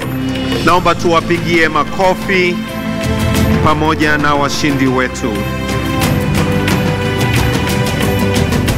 Your Excellency, we are now going on to the plenary session, and I would like you to request me to bring to the podium none other but Ms. Nozifo Shabalala, the CEO, the conversation strategist, to take us up onto the next program. As she is already here, ladies and gentlemen, kindly extend a warm welcome to her. Karibu. Asante sana, Kaka. Ladies and gentlemen, what an absolute privilege it is to be back on stage with you again.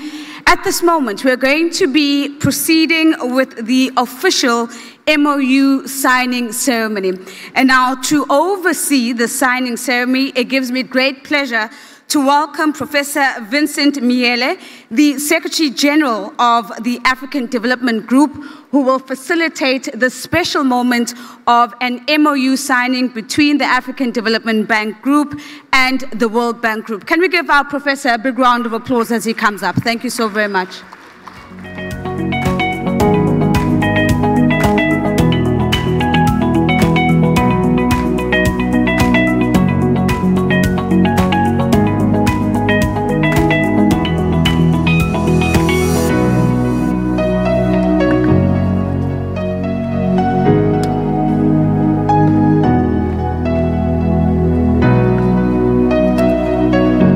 Excellencies, ladies and gentlemen, the World Bank Group and the African Development Bank Group wish to enter into a new memorandum of understanding to deepen their partnership and provide the basis on which they may explore opportunities for cooperation and collaboration on matters of common interest, and to render the respective activities more effective and beneficial. These include promoting programs and activities that foster closer cooperation between the two institutions with a sectoral focus on A, energy, including energy efficiency, energy security, clean cooking, energy transition, and B, agriculture and food security. As a result, may I use this opportunity to invite Mr. Ajay Banga, President of the World Bank, and Dr. Akinomi A. Adeshina, President and the Chairperson of the Board of Directors of the African Development Bank Group, to the podium for the signing of the Memorandum of Understanding.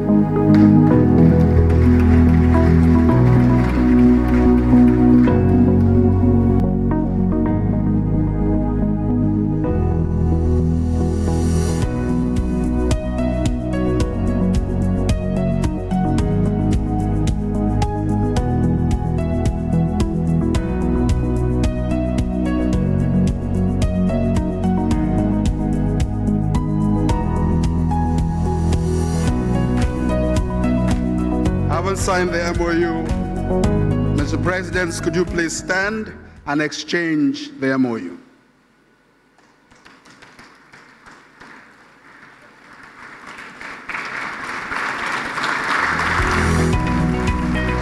Thank you very much, Mr. President. This ends the signing ceremony of the MOU. Over to you, MC. Ladies and gentlemen, a warm round of applause for a very efficient signing ceremony. Thank you very much. Let's give our Secretary General of the African Development Bank Group a good round of applause, please. Ladies and gentlemen, at this moment, it's my pleasure to introduce to the podium a conversation on the role of a private investment in Africa's energy sector. It's my pleasure to welcome my sister Linda Mabena Ologanju, the CEO and founder of DLO, who is going to moderate this conversation. And joining Linda on stage is Patrick Puyane, the CEO of Total, Hussein Alunowe, the chairman of Amir Power, Aminu Umar Sadiq, the Managing Director and CEO of the Nigeria Sovereign Investment Authority, Mr. Makta Diop, the Managing Director of the IFC, and ladies and gentlemen, as they come to the podium, can we welcome them? Can we give them a warm African round of applause just to give them some energy? Thank you very much. I'm seeing some steps onto the stage.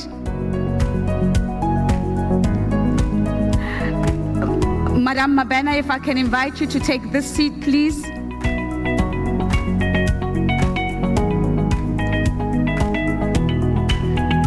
Fantastic. If I can invite everyone to have a look at their name tags so that we are correctly identified for the session. And now, ladies and gentlemen, before I hand over to our moderator, we do have a special guest who's going to extend some opening remarks for the session. Please help me welcome to the podium Her Excellency Dr. Leila Benali, the Minister of the Energy Transition and Sustainable Development from the Kingdom of Morocco. Might I please ask you to give her a warm round of applause?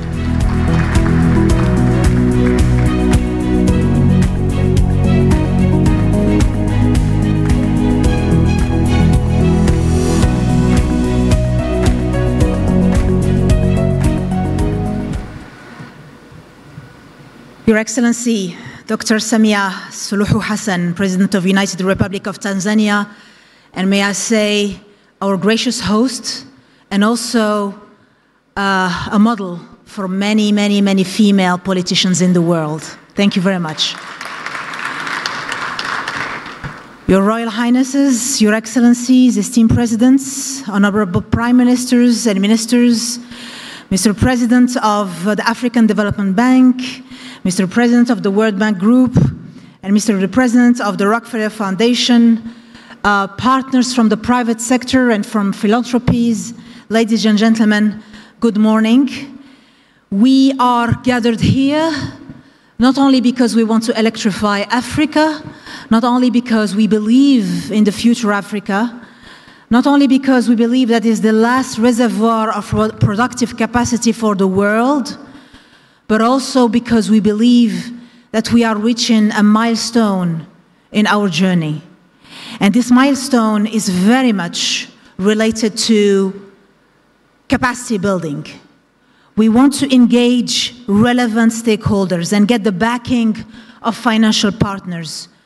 And for that, we need to get beyond the traditional way of financing projects. We need to get actionable projects and finance them in 2030 and 2035. And for that, we need to pitch them. We need to finance them in 2025. There's no secret. For all these projects, power plants, grids, green shipping fuels, pipelines, connectivity to materialize, we should be drafting offtake agreements and financing them today. Adapting and scaling all these business models are key to successful and fast-track energy access and electrification programs with a focus on local and distributed generation and technology flexibility. In Morocco, as you know, we have reached 99.8% of rural electrification. And I would call on the quote of the chairman of the African Union and Mr. President of the Islamic Republic of Mauritania when he quoted the difficulty of the last mile and the difficulty to finance and access the last mile. And in parallel, of course, we need to put together a supportive regulatory environment with a focus on facilitating multiple small-scale projects and setting clear pricing expectations. Because investors need visibility, and our role as governments is to provide them that transparency and that visibility to provide long-term financing for projects. And we also need to push for a new vision of multilateralism and reform of multilateral financial institutions. And again, I'll be quoting here His Majesty King Mohammed VI at the annual World Bank IMF meetings in Marrakesh, when he said that these meetings of the IMF and the World Bank annual gathering concluded that there was a pressing need to reform multilateralism and development financing. Two levers humanity came up with to meet the challenges of the 20th century. Two levers in which we believe today. So multilateral banks, international financial organizations serve as catalysts, but they need to do more, and we're happy to see the signing of the MOU by providing guarantees and risk-sharing mechanisms to reduce the perceived risks. These are perceived risks most of the time associated with investments in utilities and energy, particularly in Africa. As you know, in Morocco, we have also had that experience, 30 years of experience of attracting financial private capital in the energy systems. Because we've been an infrastructure space as well. We had our first independent power producer back in 1992. So we've had that long experience of attracting and putting together and structuring bankable projects, so we can capitalize on those experiences and we can capitalize on those lessons. And today we need win-win partnerships and an adequate risk allocation for our projects. In renewables, we've launched massive investments, again, with a focus on multiplying investments in our grids by 5 annually, multiplying investments in power generation, including renewable, by 3 annually. And of course, a minimum local industrial content of 30% in all renewable projects. And I would like to say a few words, Excellencies, ladies and gentlemen, on the political vision that we have for the energy sector in Morocco and in Africa. It's connectivity. We've invested heavily and massively in our grid. And our connectivity with our neighbors. And I'm pleased to say that we signed last week in Rabat an MOU, an agreement with our friends and our brothers in the Republic of Mauritania to develop an electricity interconnection. But that's not the first step, because we know we cannot succeed alone, and we need to work together, and we need to ensure that our markets are connected, not from an energy perspective, not from an economic perspective, but from a social and stability and peace perspective. If our markets are not connected, we will never be able to counter terrorism in our region. We will never be able to get politics to transcend our economic transformation, and we will never be able to put our countries on the path of sustainable development.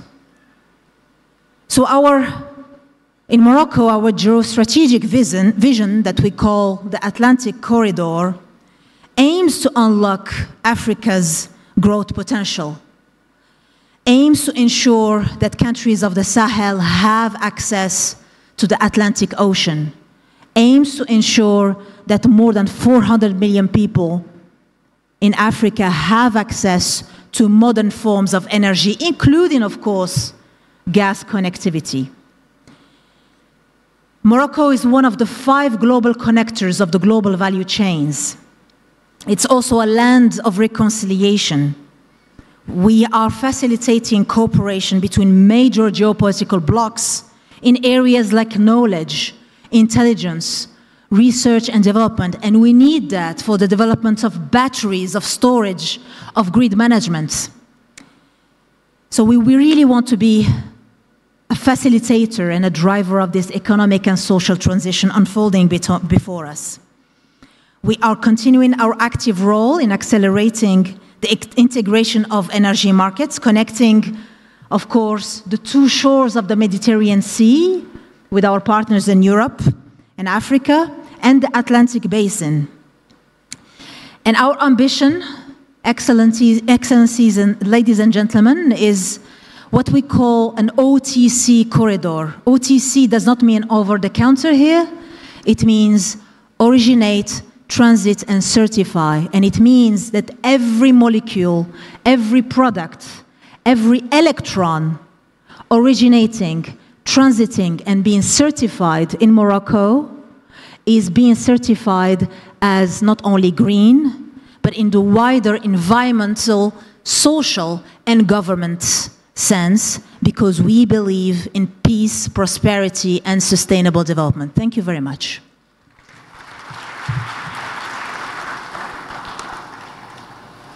Thank you.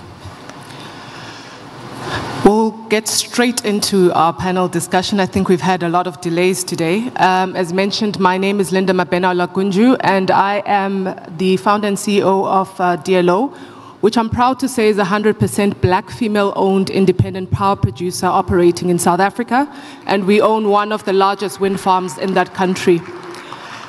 Starting with you, Makta, I want to get a sense from you. I mean, we've seen a number of renewable energy programs being rolled out on the African continent, but even at that, we haven't seen the uptake that we would like to see. Even in my home country, renewables currently account for less than 10% of the supply on our national grid. How do you see the private sector playing a more active role in terms of investment, and what do you see as some of the challenges that have prevented a bigger uptake in renewable energy investments on the continent? No, thank you very much, and I would like to thank all the head of states and for their presence and leadership on this issue. If you allow me, I will step out of renewable energy and talk about electricity in general, because renewable energy is part of the story, but part of the story is not linked to renewable energy. I think that we are currently working towards accelerating. I think that we are in a historical moment, and I think that this meeting will be certainly having a declaration will be as important as the Yamoussoukro declaration that you have in air transport, or the Bamako declaration that was held by the head of state on the health sector.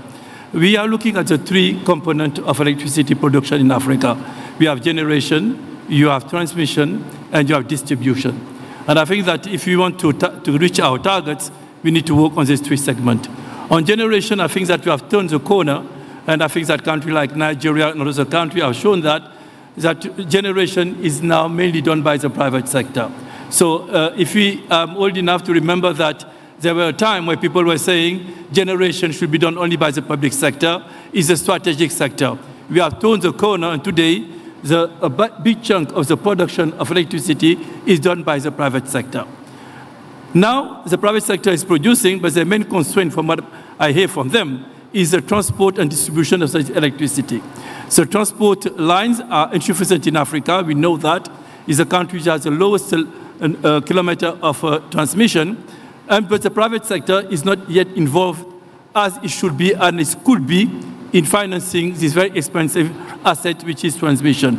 So I think the number one question for me, and the number one challenge that we need to address if we want to reach this target, is to bring the private sector in financing transmission. It means that in a lot of countries, we need to unbundle the system so that we can bring the local savings, the pension funds, the private investors locally and internationally to finance this important, critical, essential asset, which is transmission. The second one is distribution.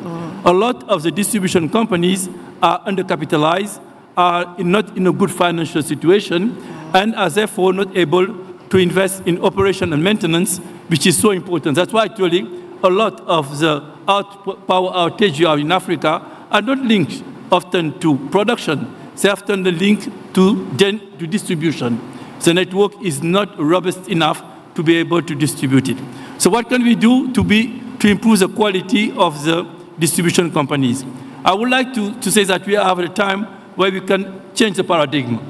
We need to have more investment equity. I will suggest that we open the capital of the distribution companies and we make it public. In effect, we need to think about a way to take the distribution company and take them to stock exchange. For me, that would be having many effects.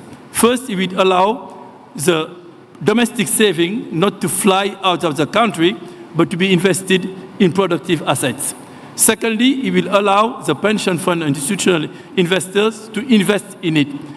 And the government can decide, depending on the decision of the head of state and the country, to give the majority or not to give the majority. But what is important is that we need to inject more capital in the distribution companies so that they can do what is needed. So these are the three elements, and I think that we are seeing some movement in South Africa. They're currently discussing now the regulatory framework on how to bring transport, private sector investment in transport. Nigeria has been working also on this question, but a lot of other African countries. So I think that if we can take some of the discussion and try to see practically what we can do to be able to bring more private capital in transmission and more private capital in distribution, I think that we will be able to build on what has been done on generation and accelerating. On generation, you have two components.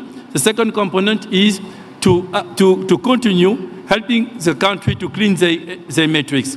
For that, for the most polluting part of the matrix, they can use transition resources like gas to power to substitute for coal, to substitute for heavy fuel, and all these very polluting sources of electricity, while accelerating the production of renewable. And I think that we have a very good example, and I'm leaving to some of our colleagues and clients we are working with here who have been investing heavily in renewable, are showing opportunities which are before us, and we are ready. Lastly, I would like to say an announcement, Zafiri, which is a new fund that we put in place to finance the decentralized renewable energy.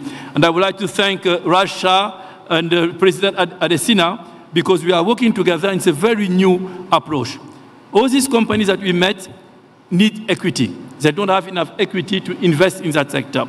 So we are putting together a fund of $1 billion to be able to finance this equity, where we will be taking a big part of the risk on the balance sheet of DFIs by taking the junior tranche, and we are receiving grant money from from the foundation like Rockefeller or the foundation, the money from IDA and AFDB, and that we allow to get capital from those who are.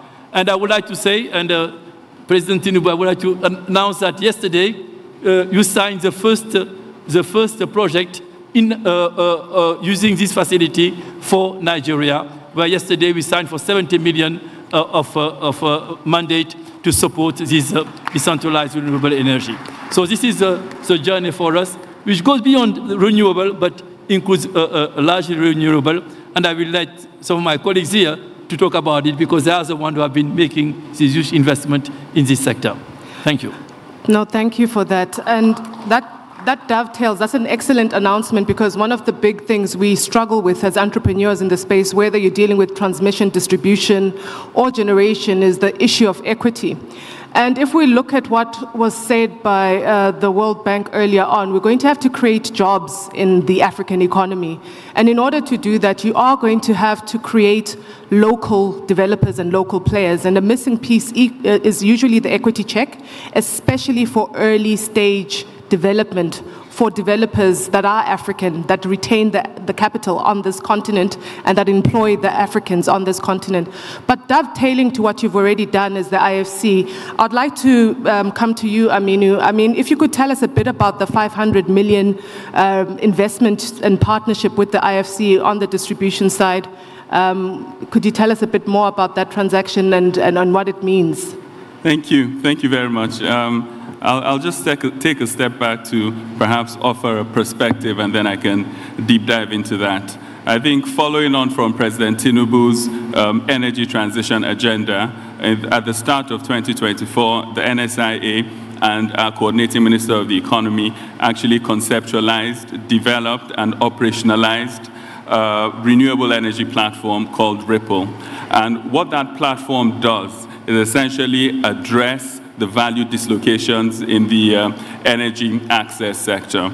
And it does so by essentially being a developer, an investor, and an operator of a plethora of different kinds of projects, particularly around PV manufacturing, around franchising, which is essentially being a disco within a disco, and of course diesel displacements. In the last 12 months, we have actually closed on 2 transactions, the first being a co-located solar PV farm alongside one of our hydro plants, as well as PV manufacturing outfits in Lagos. As Mr. Diop mentioned, I think equity is the key in this regard, and I think this is what we offer through Ripple. But I think importantly, it's also important to put the focus on local currency capital mobilization. And the NSIA has done that through a facility called InfraCredit. And essentially what this facility does is to mobilize local currency capital to domestic infrastructure with a particular focus on distributed renewable energy. I'm proud to say that working with the World Bank and our coordinating Minister of the Economy, we're also essentially establishing a financial guarantor, not only for DRE projects, but for large-scale infrastructure projects, particularly on-grid projects, transmission projects, and so on and so forth. And I think finally, alongside Africa 50, as well as SE for All, around a DRE-specific platform. And the organizing principles around this platform are the following. The first is that it's important to have a local manager tied in with a continental manager, NSI being the local manager and Africa 50 being the continental manager, to ensure that whatever key learnings are undertaken, whatever key learnings that we essentially undertake in the course of implementing this DRE platform in Nigeria, we're able to have the benefits of that as we proliferate across the continent. I think the second is around the capitalization structure. Equity is key, and I think that's where NSIA and Africa 50 are going to come in on the hard currency equity side. But also, it's important to attract equity on the local currency side, particularly for pension funds. And we've been having discussions with the IFC around how to provide the requisite guarantees to actually mobilize local currency on the equity side for that platform. And then, of course, at the project level, you would have local currency debt. So I think that capitalization structure is also extremely key. And then the third and final component of that platform is to make sure we take a whole of ecosystem approach. This platform in and of itself, investing directly, will not move the needle. But if we collaborate with financial sponsors like Chapel Hill Denham, like InfraCredit, who have a first loss capital in place, who have a deep pipeline of DRE projects in place, who are able to mobilize pension funds, but they lack the equity. This platform is able to finance that equity. Similarly, for financial partners, for operating partners who have bankable projects, who are able to access the debt but lack the equity, this platform would also execute upon that. So I think a combination of these three organizing principles makes ourselves, Africa 50 and SE for All, with support from the IFC, excited that we can make a difference to this space. Thank you. Thank you. I want to dig deeper, though. Let's unpack that a bit. At what stage is your equity coming in? Is it coming in when the projects are at 80% of development? Is it coming in at an early stage development? Because once you reach 80%, you've already de-risked your project, and you can easily raise a check. And what Africa is lacking right now is people who are ready to come in before we've actually achieved the early stage permitting. If you're going to unlock the potential of the projects that exist on this continent, we almost need an answer to the risk capital question mark at that early stage. Very good question. And I think, of course, there is a place for project preparatory facilities, and I think it is those facilities that actually address that. But equity fundamentally is in place to take exactly that risk. And so I think the focus of our platform would be not only brownfield, cash-producing propositions, but also the very, very early stage, at-risk development propositions. I think it's only if we engage within that portion of the value chain that we will begin to make a difference. Agreed. Patrick, you have had great success on the continent as Total Energies in terms of the renewable energy projects, as well as other types of technologies, gas to power, etc. In South Africa, I think you've got a pipeline of 700 megawatts. So someone like you who has led this organization that has perceived success, what are some of the challenges you have faced developing projects on this continent? Thank you. First, it's an honor to be invited today. I'm happy to be with all of you at this Head of State Summit for Energy for Africa. For us, obviously, for Total, which became Total Energies, it's, I would say, our homeland, Africa. You know, for oil and gas, we should not forget that oil and gas is today bread and butter for many of these countries, but also for renewables.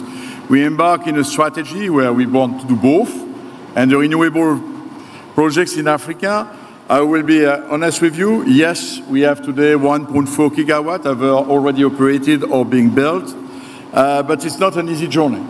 And I think there are two, I would say, main challenges. Already said that.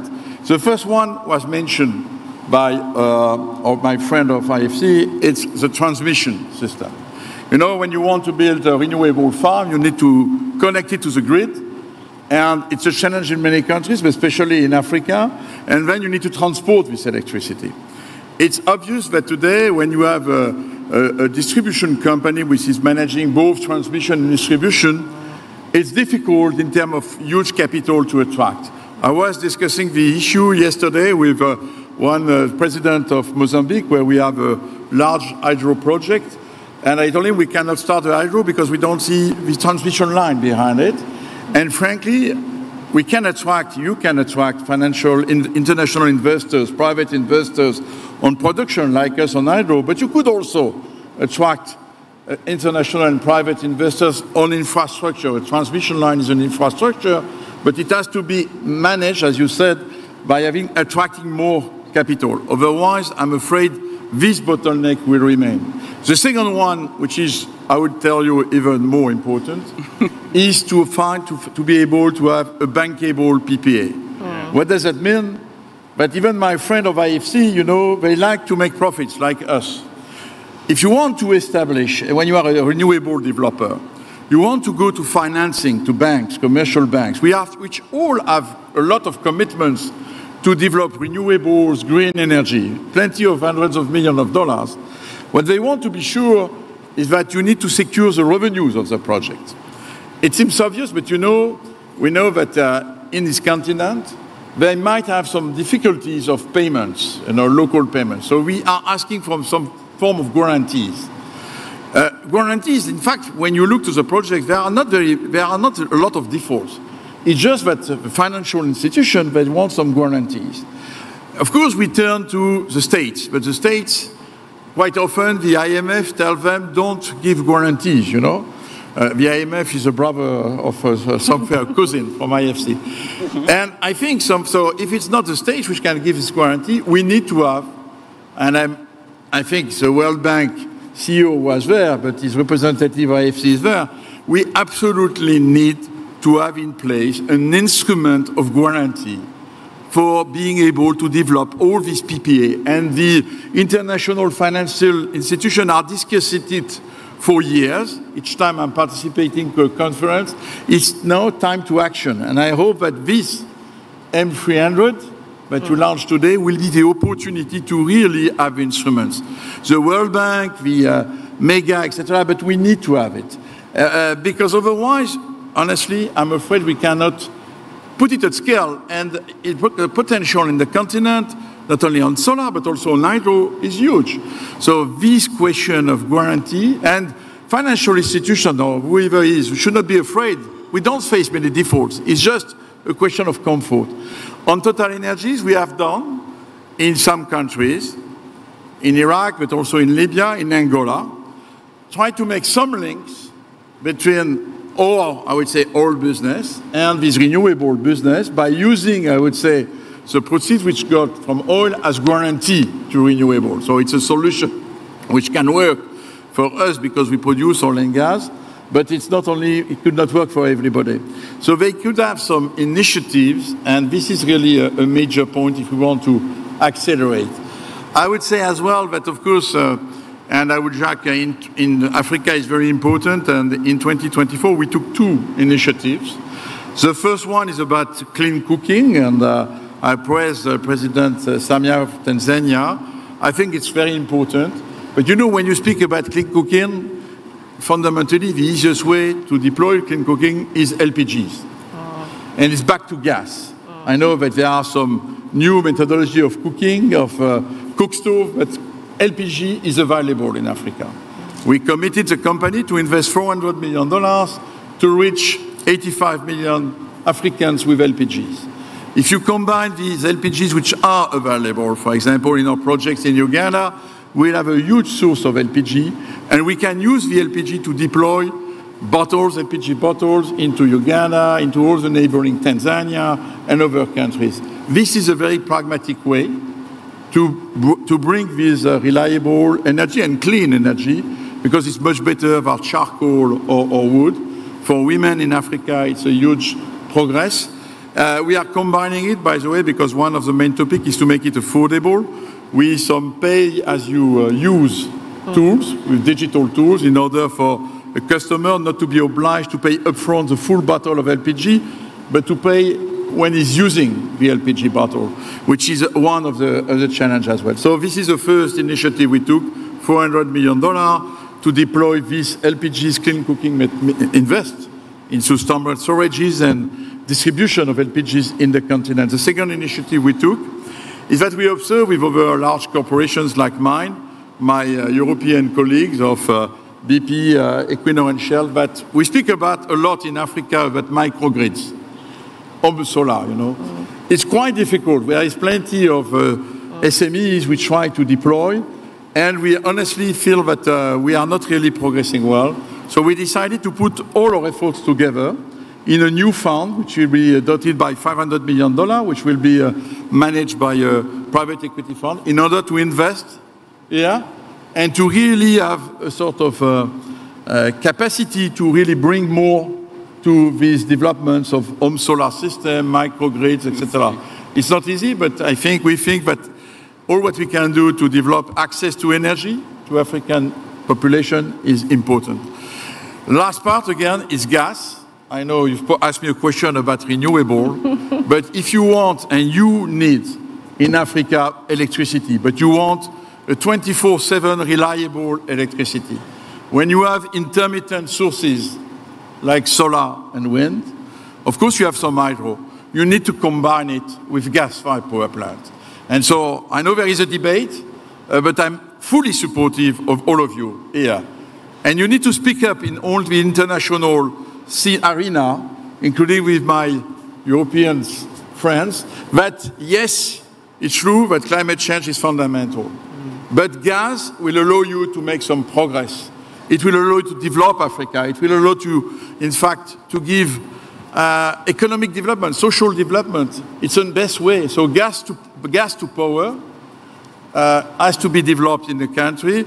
Again, I was in Mozambique. We have a huge LNG project to develop in Mozambique, but somewhere, of course, very legitimately, the authorities of Mozambique are asking us, what can you do for domestic gas? Domestic gas means, in fact, power. And so gas to power, and I think it's a good argument. I think with the other countries, in European countries, tell them, look, you want us to export our LNG to Europe because you don't have Russian gas anymore. We should be allowed to develop our gas also for our own economy. So I'm a big advocate, and I think we are aligned with IFC, gas to power, transmission, and again, finding a way to guarantee renewable PPAs are the three, I would say, topics on which I think if we want to make this Mission 300 really a reality, we need to work together.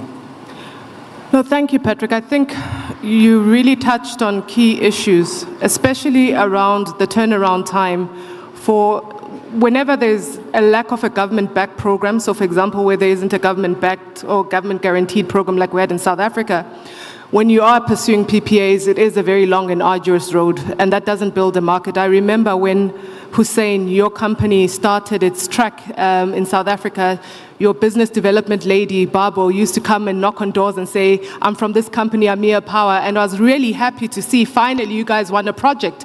And no one talks about how long it takes to actually get to the point of being a successful bidder in these programs, but also the fact that we need to de-risk these projects significantly, whether you're doing power, whether you're looking at the infrastructure side, which is your transmission.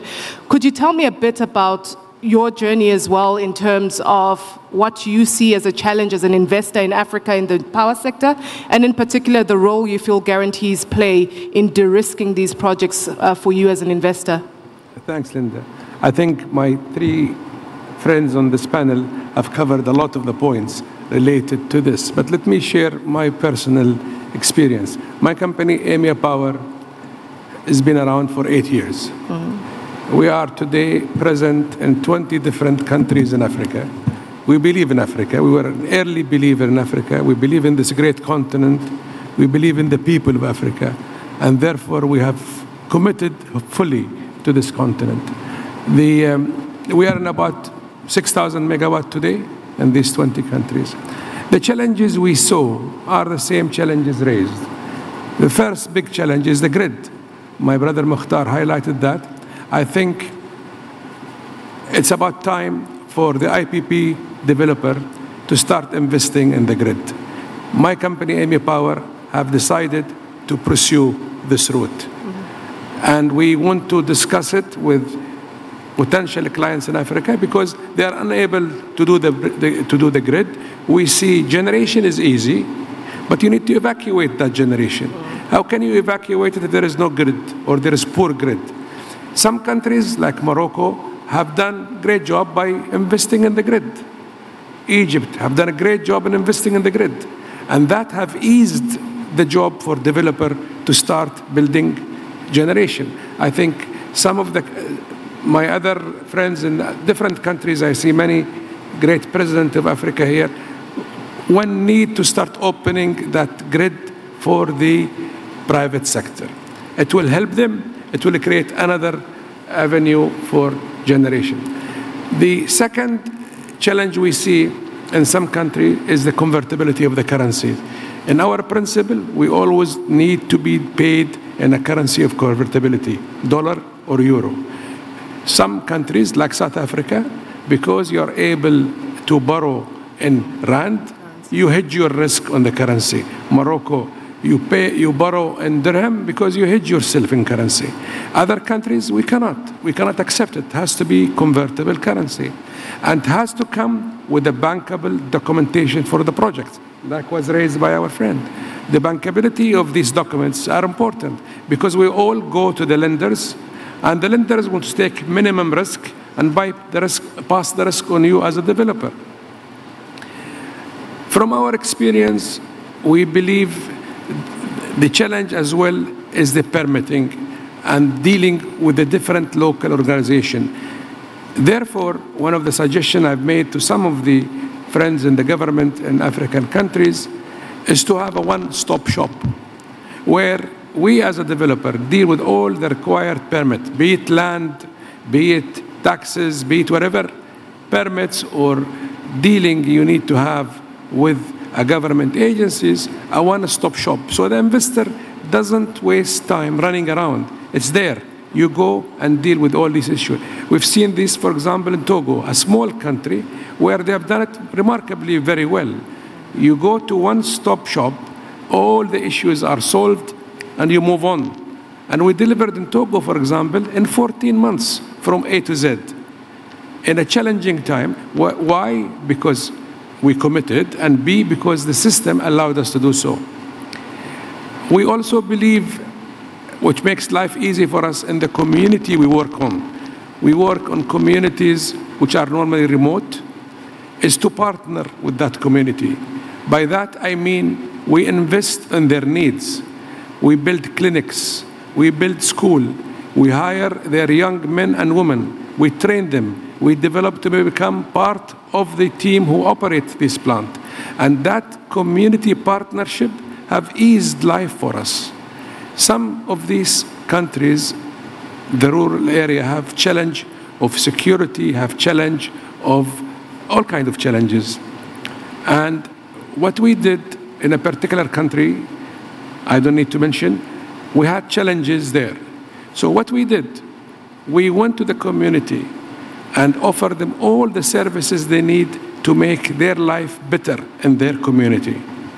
It's part of the cost we took on our shoulder, but it made life so easy and so successful, we were able to finish on time, in some cases ahead of schedule.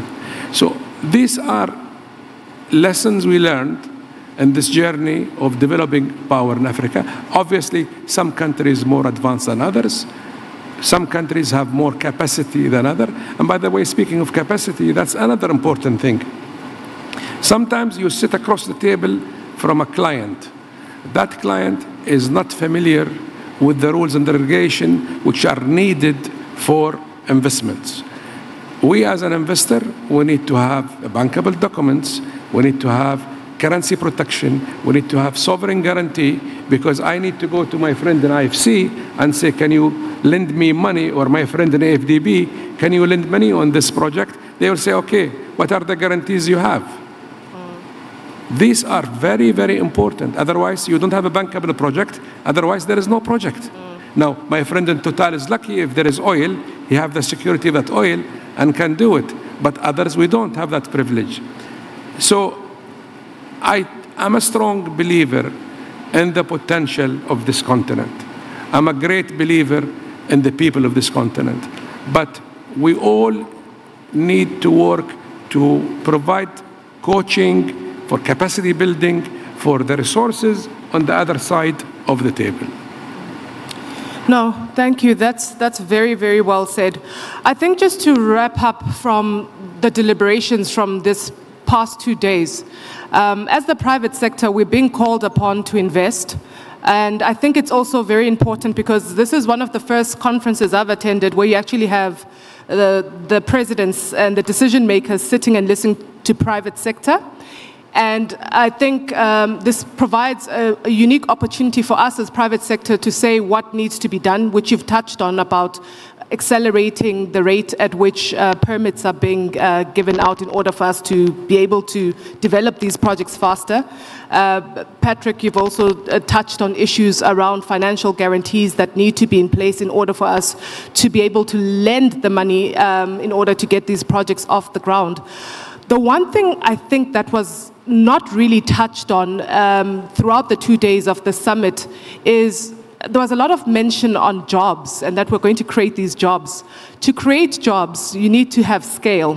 To create scale, you need to have volumes of orders, as we know. Like, if we're only rolling out a megawatt here, that's not enough to sustain manufacturing on a sustainable level. So if we are really going to be serious about this target of 300 million in the next 5 years, what are we thinking around building the local manufacturing or assembly capacity on this continent to create those jobs? Because those jobs don't come from generation alone. I remember Total had an assembly plant in South Africa, which unfortunately didn't have enough volumes due to our stop-and-start approach at the time. So I think it's important to be clear to the leaders in this room today that the jobs will not come from generation alone, and we need volumes in order for us to be able to produce the scale that can sustain a manufacturing base. I don't know if you have any other comments around that as we wrap up on your observations over the last 2 days. I mean, if I can just say one thing on the scale. I totally agree with you, by the way, on the scale. I was having a discussion with one of our friends today from the government of in North Africa on the tariff. Now, I cannot provide a low tariff on a 30 megawatt project. You cannot compare a tariff I made for a project of 1,000 megawatt with that of 30 megawatt. Economy of scale and procurement and construction makes all the difference. Now, the challenge some countries have on allowing an investor like us to build. We'd like to build big projects. I built today in Egypt, I'm building the largest single power project in African continents, 1,000 megawatt in one site. So the challenge is that the grid, because these are remote areas, they need to build in that village and that area, near this mine, near that industrial zone, but there is no grid, and therefore you only have 30 or 40 or 50 megawatt, and you connect accordingly. At the end, we face a situation, it's an industry which is dominated largely by one or two countries, And all of you, at the end, the objective for head of states, Europe, Africa, is the cost of electricity for the customer. And so you have to be efficient. So I think in the solar industry today, almost 90% is produced in China. The question we have is, can we convince the Chinese company to come and to manufacture? For that, we need to have enough. The size is fundamental. We are managing today to develop an alternative to China in India, but we have engaged there Total Energies in a 30 gigawatt project of solar and wind, 500 square kilometers. It's huge, but it gives, of course, this manufacturing industry a way to take off. So the question, as you said, is, do we have enough scale? And honestly, I perfectly understand the very legitimate request, but then at the end it's the arbitration between a local manufacturing, which might be more expensive, and the cost of electricity for customers. And we are not yet there, I think. There is one country where we think we could have a scale. It's your country, South Africa. The other one is Egypt.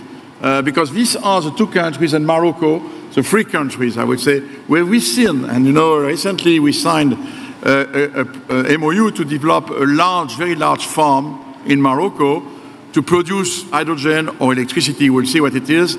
But it is, the scale is fundamental if we want to reach your objective. And that's, to be honest, even Europeans do not manage to make manufacturing.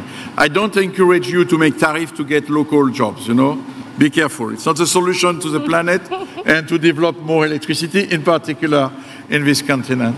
By the way, I just touched upon one point. I think there is a way for all the countries in North Africa, Morocco, Algeria, Tunisia, Libya, and Egypt, to look to Europe, which has a Green Deal, has a huge market for electricity. we will never manage, I can tell you, because of lack of space in Europe. We have a problem of access to land. We will never manage because, and the weather, by the way, it's more sun in Africa than there. We will never manage to reach the objectives of the Green Deal without finding a way to develop large and efficient renewable farms in these countries and to link them by subsea cables to Italy, to Spain, to France. And it could be a source of revenues for Africa. So if really we are serious there, this is something on which we are working today with different countries. We have engaged a company in something which is a little landing on the moon project, which is called X-Links, but this is the idea. We need to develop that, and this could be a resource. The other comment I would say, don't forget hydro in Africa. Hydro is not intermittent. You have still a potential. We acquired this last year in 24. We are just closing it. All the developers of hydro projects of Scatec, a Norwegian company, in Uganda, Rwanda, Malawi. There is Gabon, I could say, there is a good potential, which is maybe easier to access because less intermittent, so giving you more pragmatic solution, but you have a big potential in hydro in the continent. No, thank you very much. I've been told and threatened that our time is up, so go ahead. Just I want to come back to what we started with, because I think we have the head of states who are here and who are expecting us to give us some ideas of what they can work on and bring their government to work around. I think that things are happening. For instance, in Mauritania, on the mining side, there are huge investment needed in electricity. We are working with the Mauritanian authorities. I want to come back to say that for me, the main bottleneck right now will be transmission and distribution. What Patrick just have said about connecting submarine cable to Europe is transport and transmission. But you can go further, because Morocco and North Africa will be connected to Mauritania, will be connected to the Sahel, and also can export the huge capacity of production that existed in renewable. So if we don't address this bottleneck of transport, I think we are missing a big opportunity of growth, a big opportunity to increase access. So I think that one of the takeaways here will be, can we have an agreement, a commitment that we will be unbundling transmission and accept to have investment from the private sector on transmission. This is a political decision that needs to be. Secondly, we cannot do M300 if the utilities are in the current financial situation that we have in a lot of African countries. I spent personally a lot of time in my career working on this.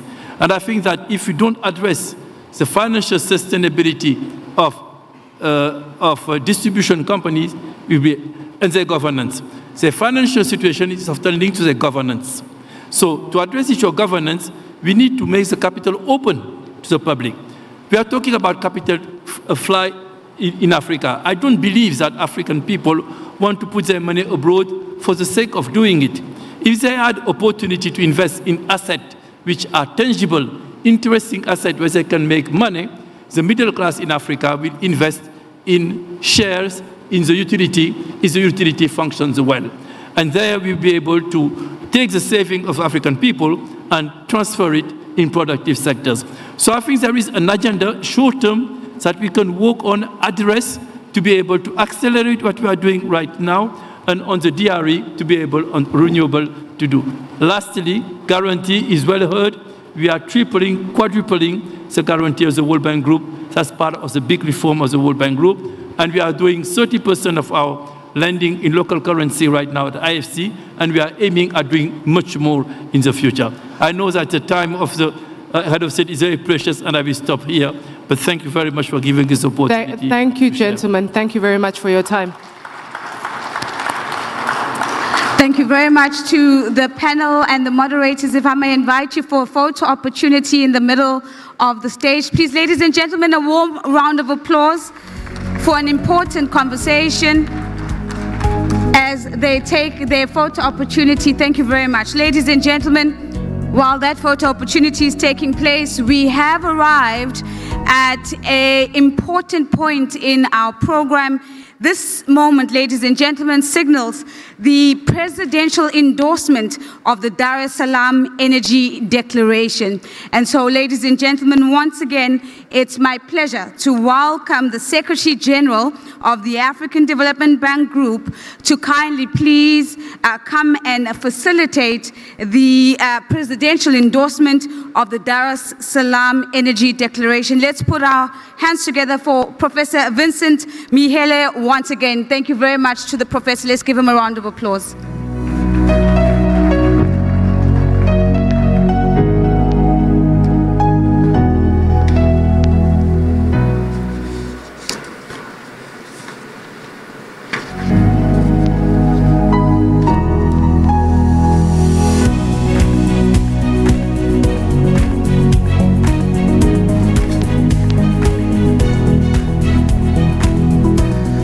Your Excellency, President of the United Republic of Tanzania,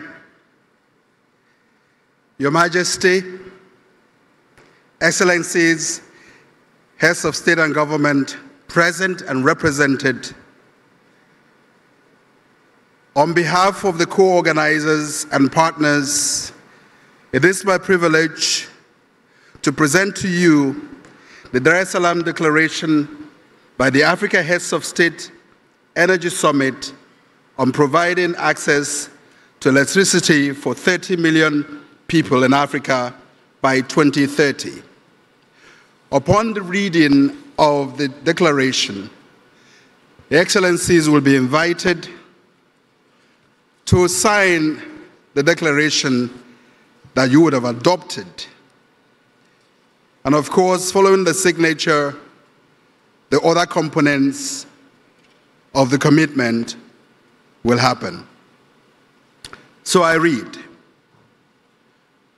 we, the heads of state and government of the underlisted African countries, meeting in Dar es Salaam for the Africa Heads of State Energy Summit under the theme, Powering Africa for Reliable, Affordable, Inclusive, Sustainable, and Clean Energy for All, to discuss and agree on the overall objectives and targets, policy, priorities, challenges, and commitments to invest in our energy sector. And we, one, commend Her Excellency Dr. Samia Suluhu Hassan, President of the United Republic of Tanzania, for hosting this important summit and for her leadership in championing clean cooking in Africa. Two, recognize the leadership and commitment of President Akinwumi Adesina of the African Development Bank Group and President Ajay Banga of the World Bank Group for their historic and transformative initiative. Three, acknowledge the leadership and support of the chairperson of the African Union, His Excellency President Mohamed Ould Ghazouani of the Islamic Republic of Mauritania, as well as the chairperson of the African Union Commission, His Excellency Mr. Musa Faki Mahamat. Four, acknowledge the urgent need to address the stark reality that nearly 600 million Africans lack access to electricity, and almost 1 billion lack access to clean cooking solutions, despite significant progress. 5, recognize that achieving the United Nations Sustainable Development Goal number 7 for affordable, reliable, sustainable, and modern energy for all by 2030 requires concerted efforts and unprecedented investment across the energy value chain. Country platforms such as the National Energy Compacts provide the framework for coordinated actions and shall be in place by the end of 2025. 6, appreciate the critical role of partnerships in mobilizing resources for energy access initiatives such as Mission 300, with the World Bank Group and the African Development Bank Group targeting electrification for 250 million and 50 million people, respectively. 7, commend the African Development Bank Group and the World Bank Group for the planned allocation of $48 billion in financing through 2030, and complementing this with increasing private sector financing, as well as technical assistance for advancing energy sector reform and access across Africa. We understand that this allocation will evolve to fit implementation needs. 8, commend the co-financing commitments announced by Agence Française de Développement of $1 billion, the Islamic Development Bank of $2.65 billion, Asia Infrastructure Investment Bank of between $1 billion to $1.5 billion, and the OPEC Fund for International Development, $1 billion in support of energy access activities on the continent. 9, acknowledge the contributions of our partners towards the recent generous replenishment of IDA 21 and call for a similarly generous replenishment of the ADF, Africa Development Fund 17, to increase concessional resources at long-term maturity available for our countries to accelerate access to electricity and clean cooking. 10, acknowledge the efforts of the African Union under the AU Agenda 2063 towards energy access, energy security, and regional integration, and the strategic roles of the AU flagship energy initiatives, including the African Single Electricity Market, the Continental Power System Master Plan, and the Program of Infrastructure Development in Africa toward achieving the goals of Mission 300. 11, recognize that the private sector needs to play a central and determinant role in the entire energy value chain towards meeting the continent's energy access goals, including both on-grid as well as in distributed renewable energy and clean cooking solutions, and therefore creating an enabling environment for private sector investment is critical. 12, agree to a united vision of delivering energy to Africans, recognizing its transformative role in ending poverty, improving health, and driving industrialization to foster economic development across sectors. 13, and here is the commitment. Hereby resolve to undertake the following. 1, pursue ambitious yet achievable goals for access to electricity and clean cooking solutions. Increase the shares of renewable energy in the energy mix, and increase private capital mobilization, and take control and time-bound actions to A, efficiently rehabilitate and expand power generation, transmission and distribution network infrastructure at competitive costs based on least cost power systems planning principles that consider not only national resources but also tap into cost-effective generation options regionally and through competitive and transparent procurement processes that attract qualified bidders and secure best prices.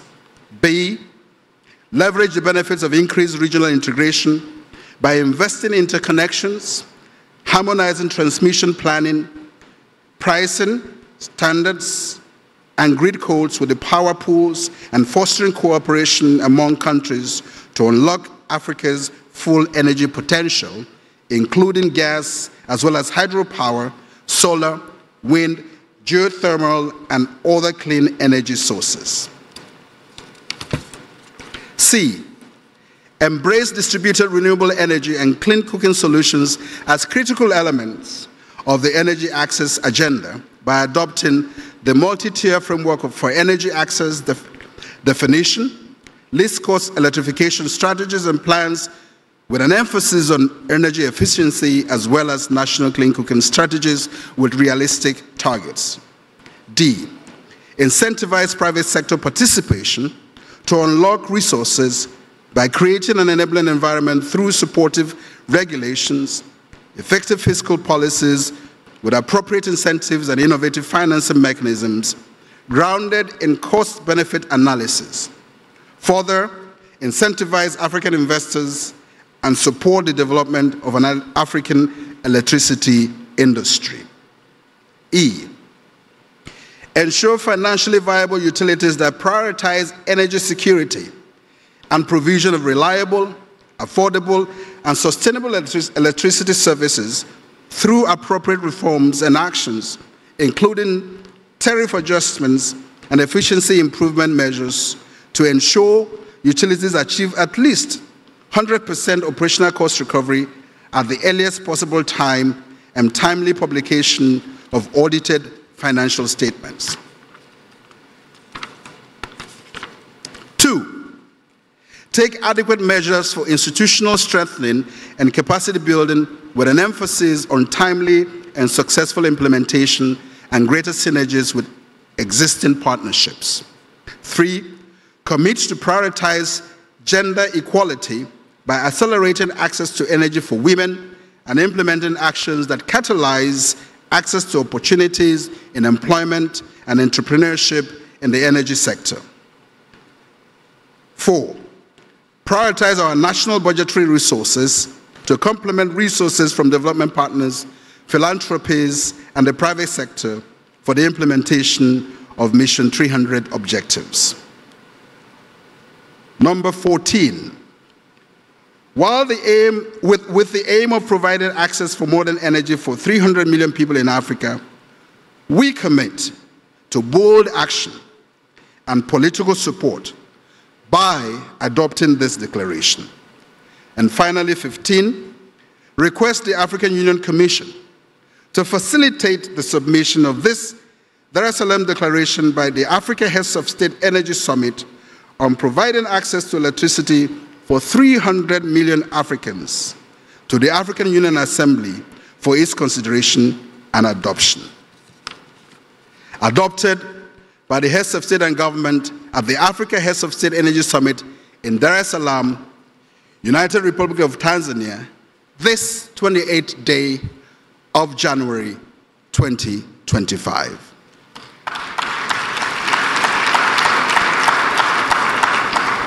May I call on protocol officers to please provide the folders for the heads of state to sign against the names of their countries.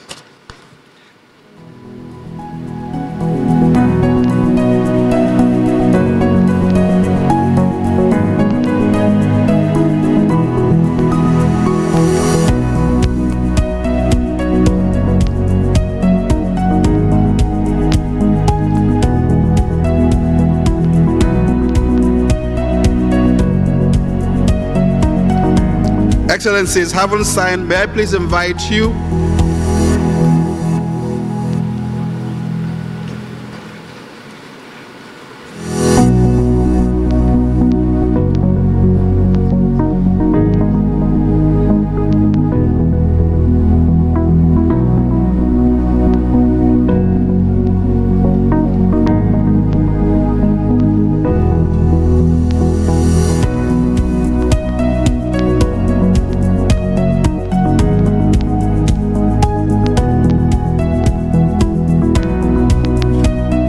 Please make sure that Excellencies have their folders.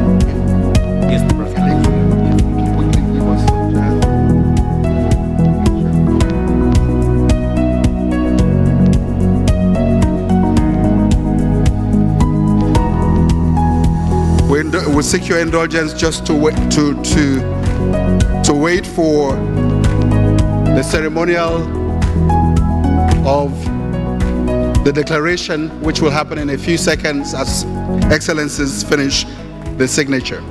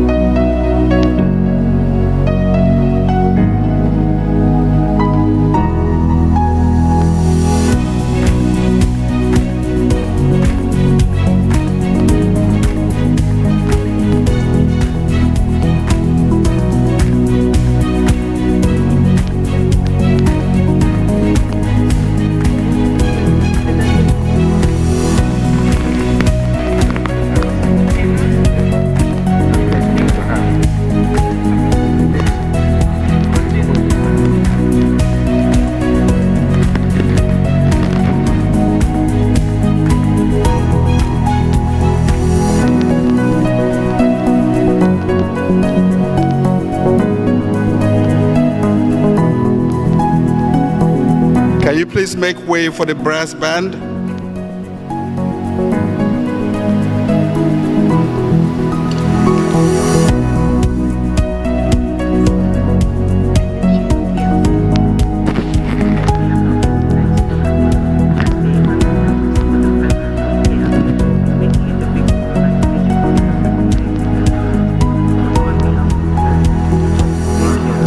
Yes, that's right.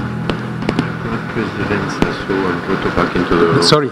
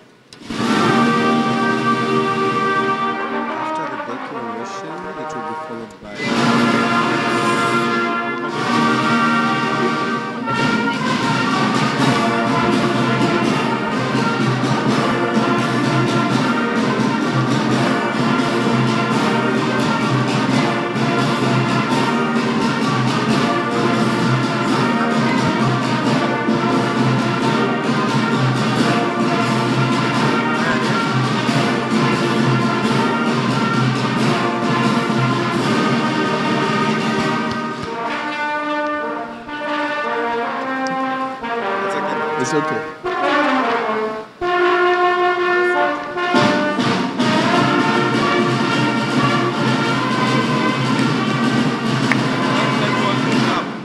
South Africa doesn't have, nobody is going there, and from South Africa. Thank you very much, brass band. Thank you very much. Can someone please provide the folder for South Africa to sign? The tables next to them.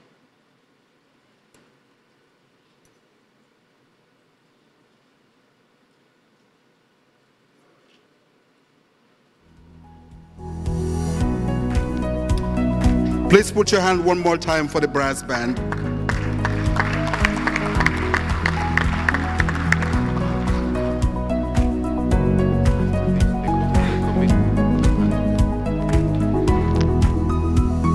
Excellencies, haven't signed the declaration. Just one more request. Just one more request. If you could please come closer to the podium and hold your declaration for a photo opportunity so that we can mark this historic day in Dar es Salaam.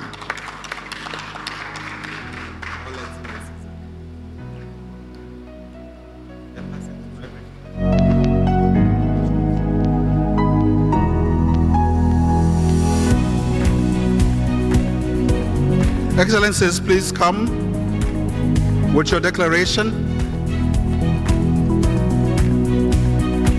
With your declaration to be able to show.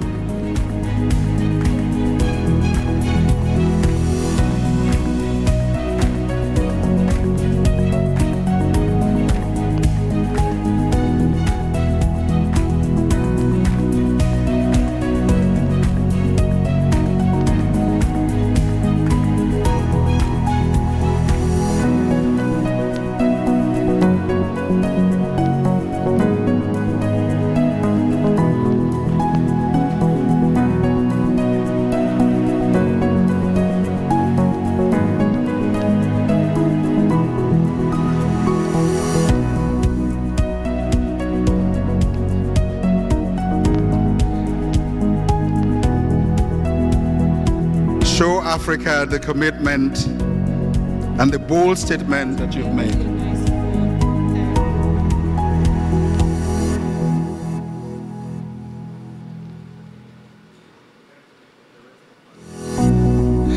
Can you please clap for the excellencies? Thank you. Thank you, excellencies. Thank you for this bold commitment. Thank you for this bold statement towards Mission 300.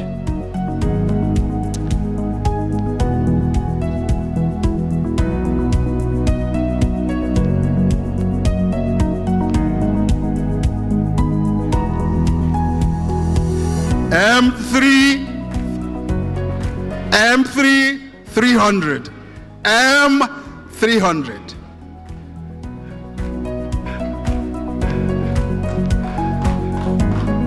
Thank you very much. Thank you. We'll move to the next session, which will be handled by the Master of Ceremony. Thank you. Yeah. To all my colleagues from the media and the press, may we please allow our heads of state the opportunity to kindly please take their seats. Thank you very much to my colleagues from the media and the press. May we please give our heads of state an opportunity to kindly please take their seats. Ladies and gentlemen, can I also ask all of us to kindly please take our seats? We are transitioning into a very, very important final part of our program. If you are still upstanding, ladies and gentlemen, kindly please take our seats. And to the media, may we please allow our excellencies to kindly please take their seats. To my left-hand side, this part of the room, might I kindly all ask you to take your seats? To my media colleagues in this corner, may I kindly ask you to take your seats?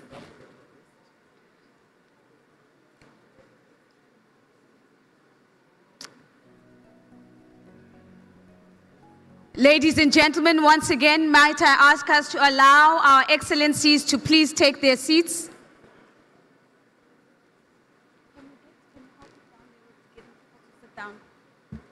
And can I please ask our security colleagues to please assist in getting everyone to kindly please take their seats.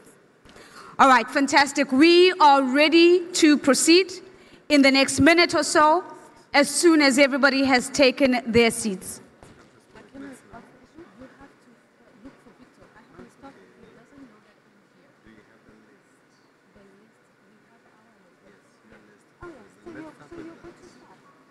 Join you. Yeah. To my media colleagues in the middle of the room, please, might I ask you to please allow our heads of state to please take their seats and allow us to all get settled again. Thank you. Excuse me, media, can we please?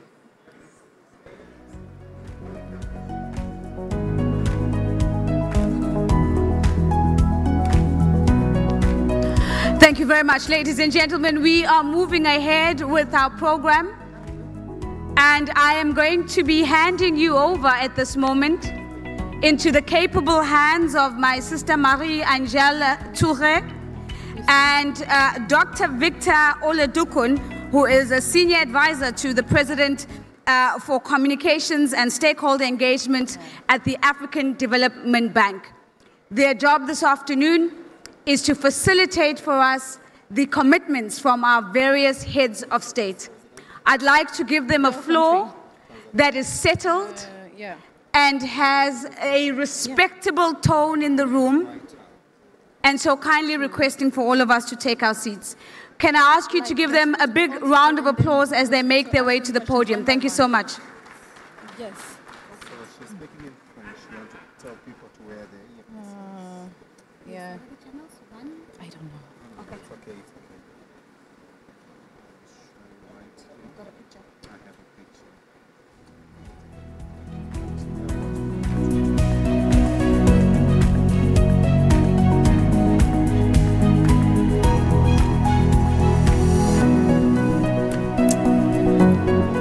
Ladies and gentlemen, as we get started, might I invite us to please locate our headsets.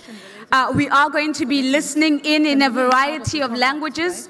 And so allow me to please remind ourselves that the various channels are as follows. If you'd like to follow in English, it is channel 1. French is channel 2. Arabic is channel 3. Portuguese is channel 4. And Kiswahili is channel 5. Let me repeat that one more time. Channel 1 is English. Channel 2 is French. Channel 3 is Arabic. Channel 4 is Portuguese. And channel 5 is Kiswahili. Thank you very much, ladies and gentlemen.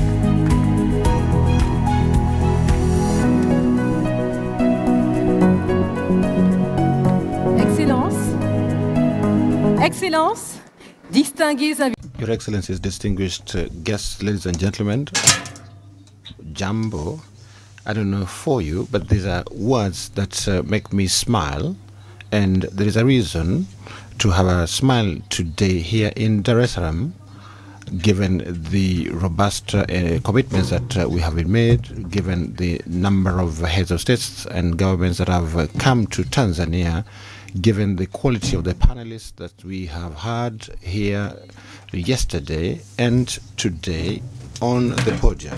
When you're talking about summits, oftentimes we meet people who tell us that summits come and go and nothing much comes out of them. But I can tell you, ladies and gentlemen, that that is not the case today. The Mission 300 is far from being a chimera. It is the mission of possibilities, and that's what we're going to be talking about with our speakers. We're going to be joining us on stage, the heads of states and governments that have come here. They will be coming forward, and their representatives. Ladies and gentlemen, I ask you to welcome Dr. Victor Oladikum, the co-presenter, who is going to make some statements. Thank you very much. I assume that all of you understood French. All right.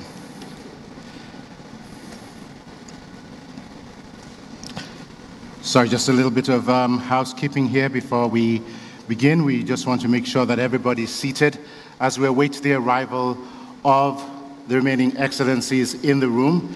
What an astounding 2 days it has been for us here. We are going to continue the program right now in a little bit more detail. Kindly bear with me.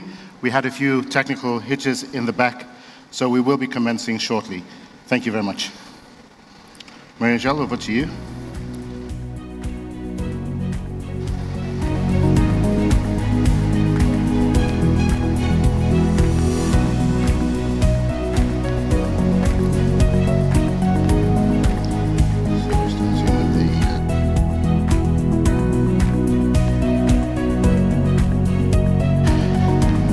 Again, Your Excellencies, kind apologies here. We just had a few technical issues.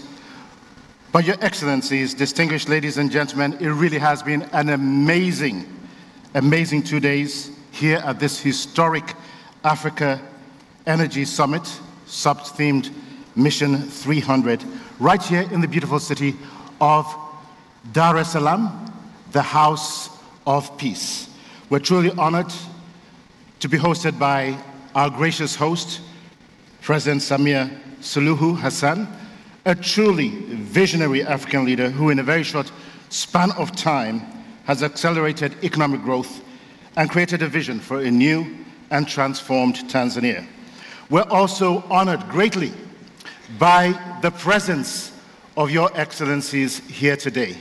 Your presence says many things. It speaks to visionary leadership, political commitment, synergistic cooperation, as well as a vision for an alternative future for us in Africa. Yesterday, we heard from Ajay Banga as he talked about electricity being a human right and one that confers dignity. And we also heard from Dr. Akinwumi Adesina as he talked about the need for not megawatts of talk, but megawatts of delivered action. We also heard again from Rajiv Shah, who said this summit will succeed for 3 reasons. 1, because it's Africa-led. 2, because of the significant presence of you, our excellencies. And number 3, because of the visionary commitments and compacts that you have put together. So once again, Your Excellencies, thank you for prioritizing this summit and for being here with us this week. Marie-Angèle, over to you for now. Thank you very much, Victor. Nous allons... So right now, we're going to call forward the personalities that are going to be joining us on stage. So first of all, I would like to call on stage Her Excellency Dr. Samia Suluhu Hassan from Tanzania. With your warm welcome, please, ladies and gentlemen.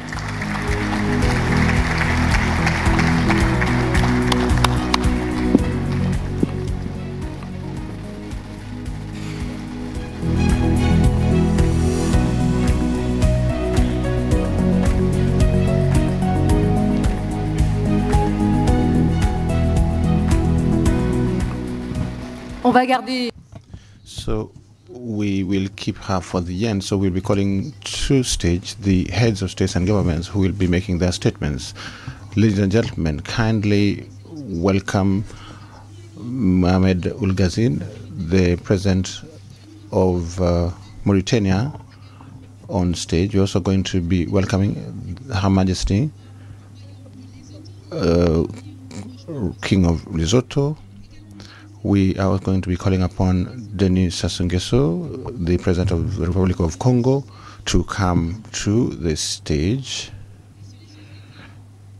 Your Excellencies, heads of states. I also call upon Ismail Omar Guelleh, the President of the Republic of Djibouti, to come forward.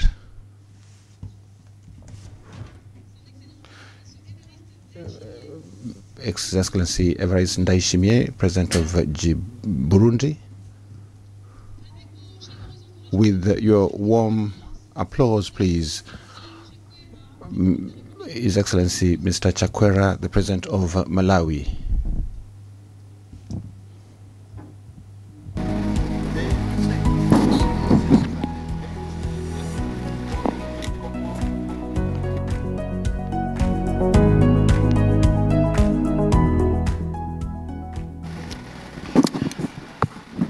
Well, we had previously planned to fire the first shot at Her Excellency Samia Suluhu, but since she will not be with us on the panel, I'll defer to you, Marie-Angèle, to go with our first question to our Excellencies.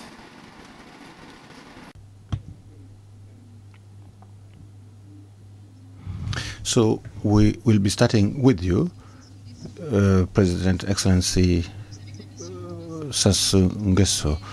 You know that there's a regional dimension to this project, and you have a certain number of declarations, aspects to share with us, some words to share with the meeting after having been part of this Africa Energy Summit. Your Excellency, sir.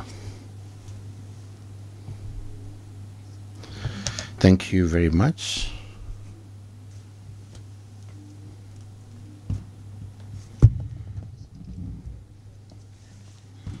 First and foremost, I would like to thank my sister, Her Excellency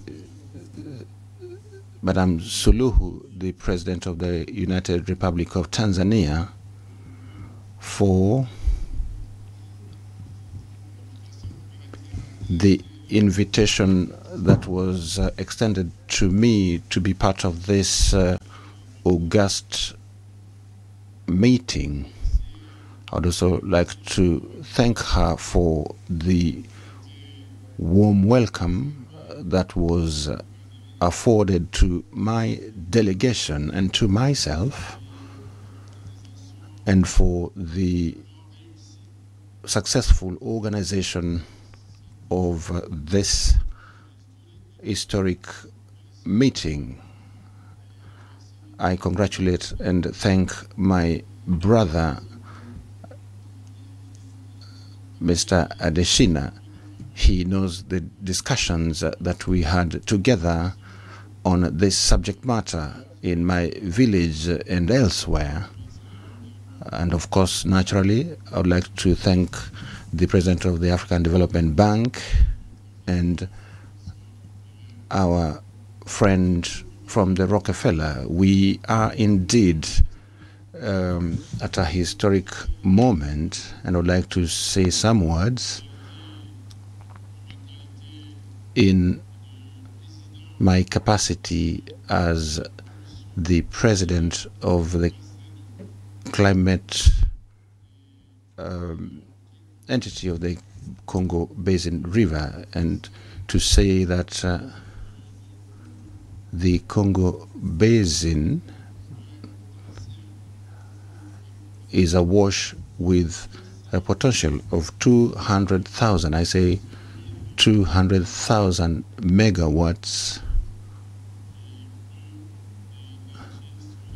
of solar power energy between 5 and 7.5 kilowatt hour per meter square per day.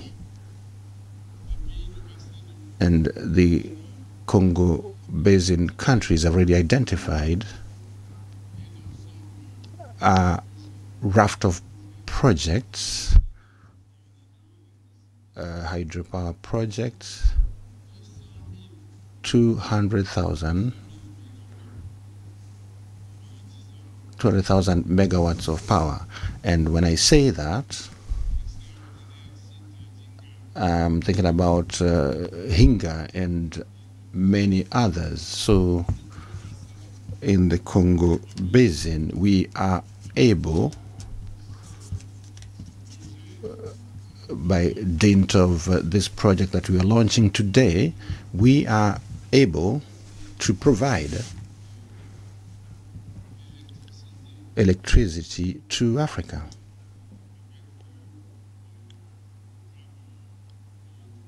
And with a distribution and connection program, we, the Congo Basin, we are able to provide electricity to Africa. I would also like to say that within the framework of the Congo Basin, we already have an energy pool. All the countries have already organized themselves in an energy pool with the possibility of doing not only production but also distribution and interconnectivity of the whole region. So what we have been waiting for is here today. It is about implementing such a potential. So I'd like to say that the Congo Basin countries are ready, and they will be working with the FDB, the World Bank Group, and other partners, all the contracts necessary for this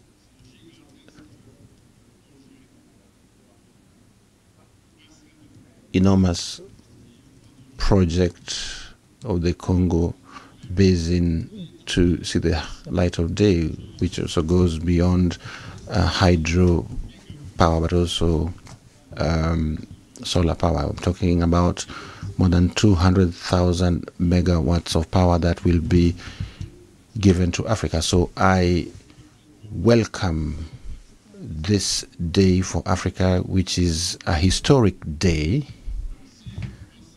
And if in 5 years we manage to bring power to 300 million Africans, I'm looking at my brother, President Adesina. This is also a commitment that he's solemnly making before Africa. There's also the World Bank. 5 years is not a long time. It could even be a very short period of time. And to me, this is a challenge that we commit ourselves to overcome. And Africa can actually count on the countries of the Congo Basin for us to achieve this feat. Thank you very much. President Sassou Nguesso, again for reaffirming that universal access is possible within the span of 5 years. And again, we'll say we all agree with that. Our next commitment is going to come from His Majesty King Letsie III. Just like the Congo, your country has tremendous hydropower potential.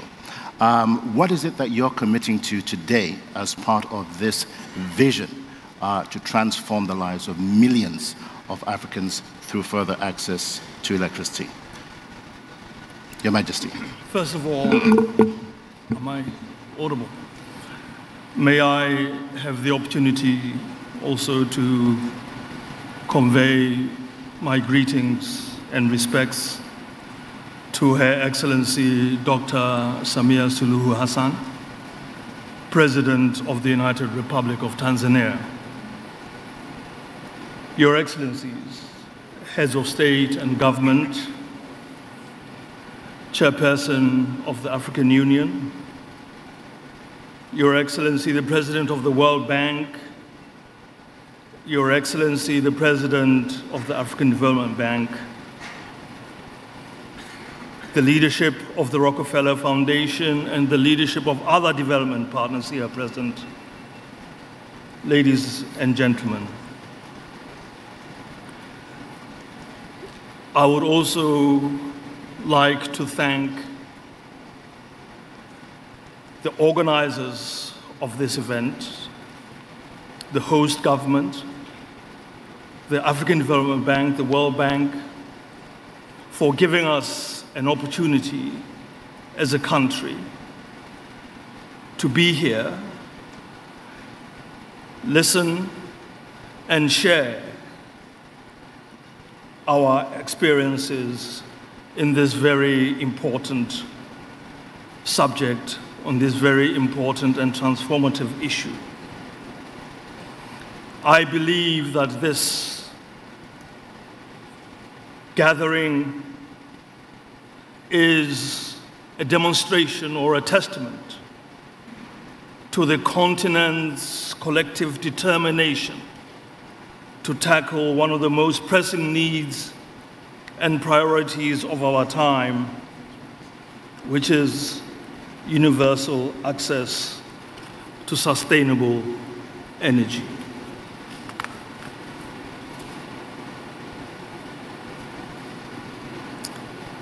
Excellencies, today as we are gathered here to launch Mission 300,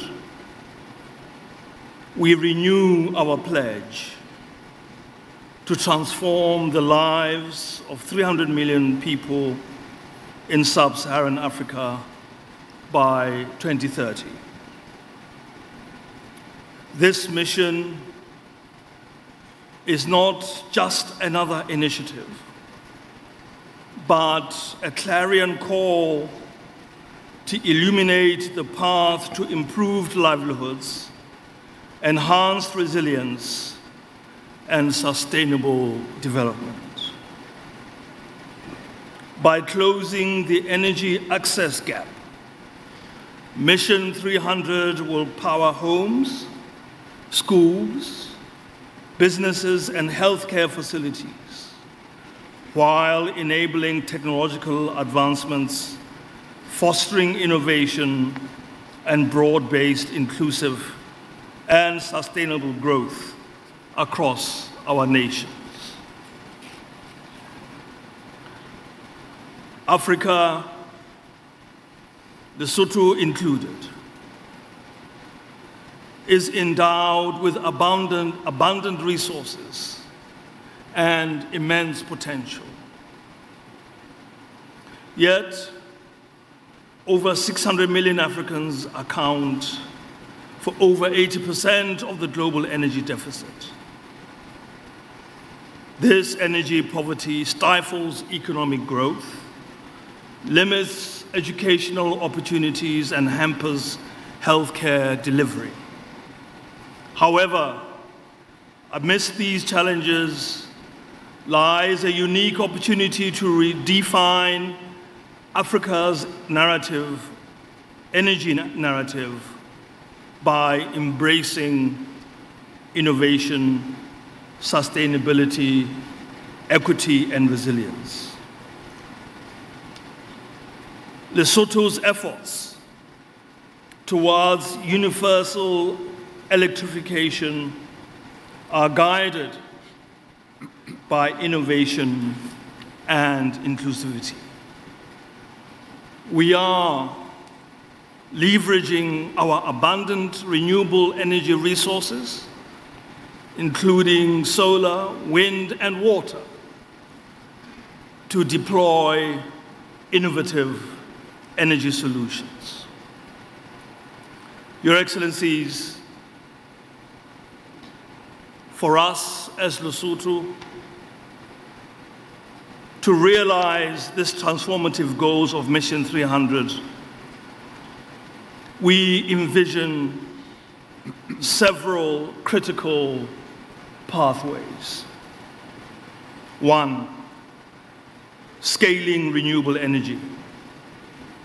Through our Renewable Energy Lesotho initiative, we are fostering an environment conducive to investments in clean energy that meet domestic demand while positioning Lesotho as a net exporter of renewable energy. Two, strengthening regional integration. We are prioritizing the enhancement of interconnector and transmission networks to facilitate efficient cross-border energy trade within SADC and beyond.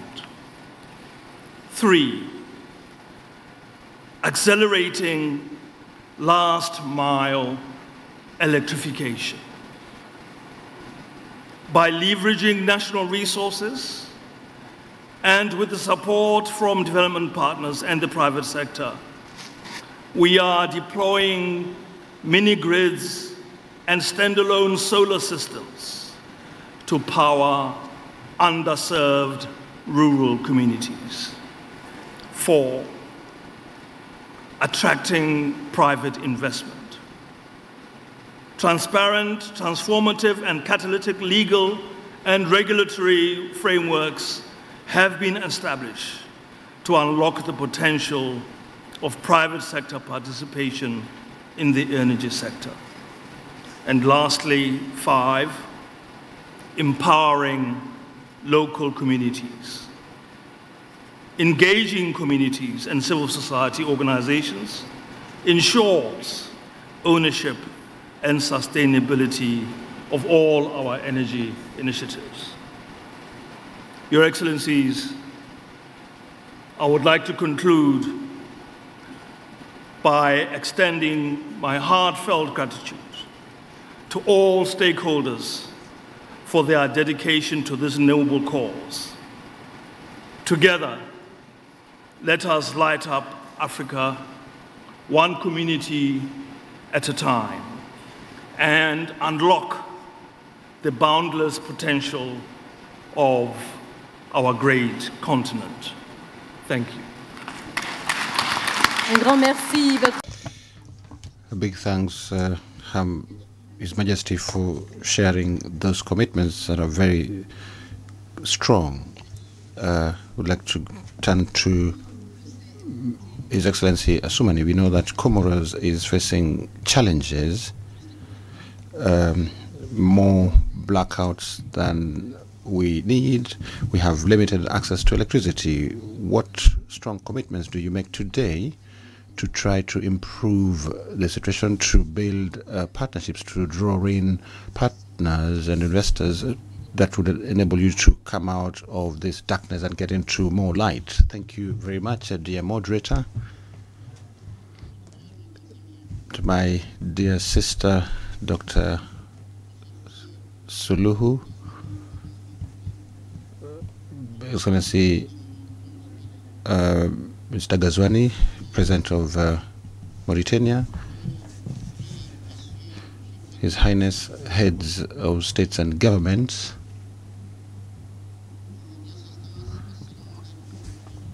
dear participants, Assalamu alaikum. As usual, I would like to start my remarks by addressing my sincere thanks to Madam Dr. Samia Suluhu, the President of the United Republic of Tanzania, her people, for the fraternal welcome and the generous hospitality that has always been accorded to us on Tanzanian soil in this beautiful city of Dar es Salaam, and for the measures taken to make our stay as fruitful, as comfortable as it is. I would like to laud the smooth organization of our summit, and this prefigures the pertinent conclusions and results that are equal to our expectations. My presence here today, indeed, during this African Union Summit and that of our partners, and also Tanzania, that is a sister country, a friendly country, a neighboring country with which we share a lot of heritage. So for me, it is the moment to consolidate this relationship. I'd also like to thank my friend, Mr. Gazwani, President Adeshina of African Development Bank, and also Ajay Banga, the President of the World Bank Group, who, in partnership with Tanzania, have organized this Heads of States and Governments Summit in Africa on this important issue of energy. Ladies and gentlemen, like it has been said, we are meeting here to see how to provide a solution to the 300 million people who are deprived of electricity by 2030, and to improve the lives of families, communities, and particularly African businesses by enabling them to access electricity that they need. Allow me to laud the presence during this summit of key partners, government actors, private enterprises, donors, communities that are contributing to the development of this energy sector on the African continent. This objective of providing electricity to 300 million people by 2030 is ambitious indeed, but it is attainable. It depends on our commitment and how we are going to be working hand in glove to get results and to create, innovate sustainable development in this sector.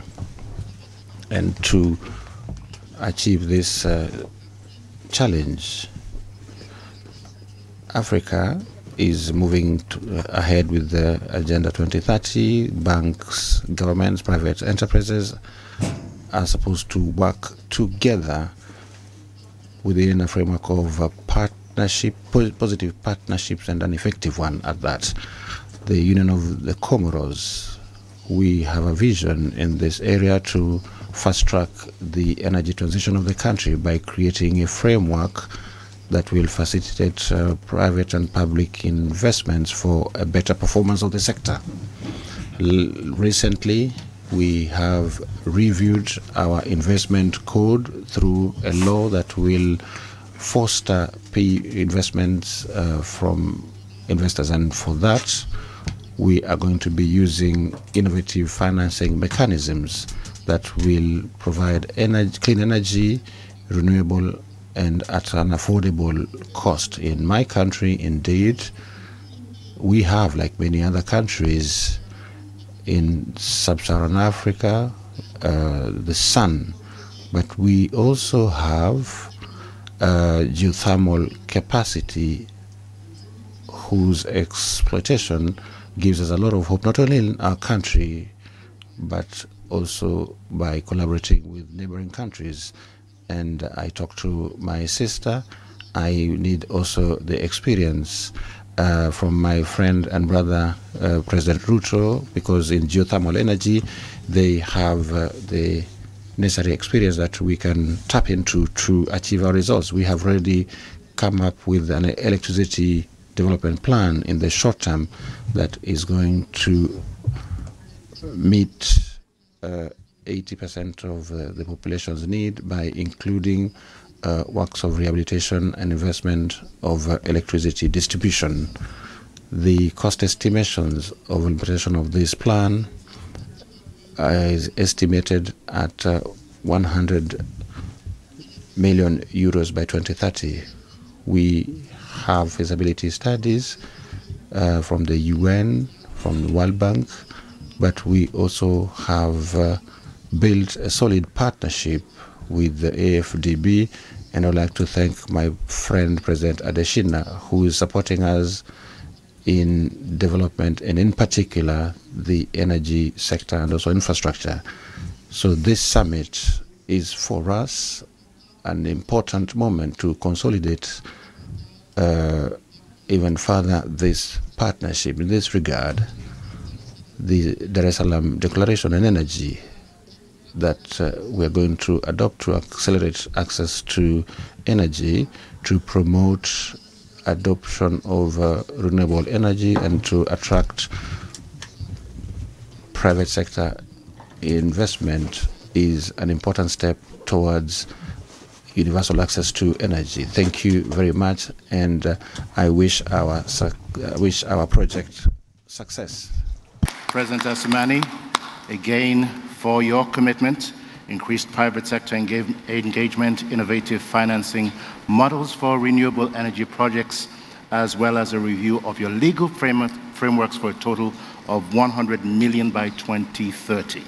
We're going to come next to President Ndayishimiye, President of the Republic of Burundi. Now, in your country, your economy seems to be outstripping growth in electricity access. So as you talk about your commitment here, what are your plans for meeting present and future needs in terms of increased energy access, as well as reforms and renewable energy?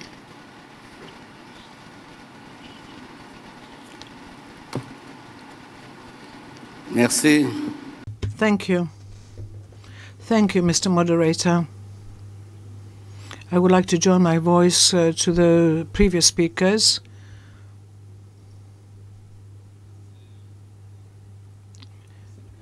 I would like to thank my sister, the President of Tanzania, and her government and the people of Tanzania for the very warm welcome that was accorded to my delegation since our arrival here in Tanzania.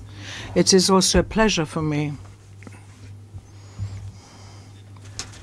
to make a contribution of my country, Burundi, to our collective vision, which aims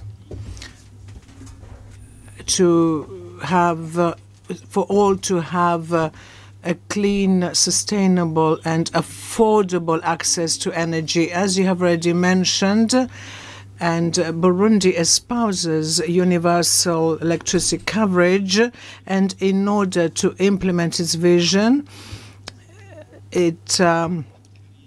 we are also in line with the SDG 7.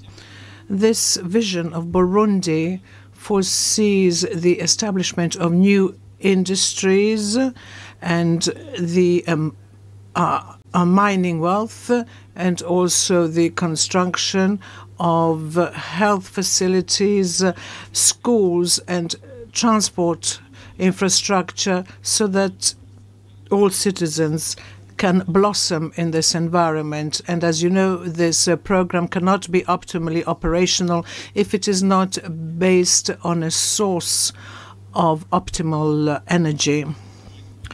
In order to achieve this, Burundi has embarked upon a vast project to cover the rates of energy coverage, which represents 22.6% today.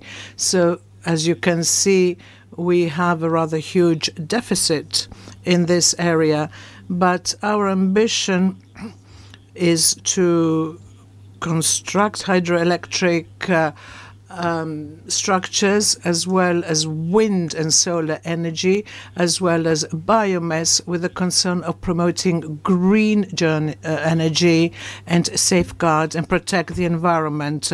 Without entering into all the details of our 2040 vision, we hope to be able to construct hydroelectric plants on 30 sites with a capacity of 396 megawatts, and also the construction of solar plants on 13 sites, which provide approximately 460 megawatts. Additionally, we have a project that we have just worked on, and we already have this project which going to provide Burundi with 27 megawatts. We have also a plant that we have just inaugurated in Burundi of 20 megawatts.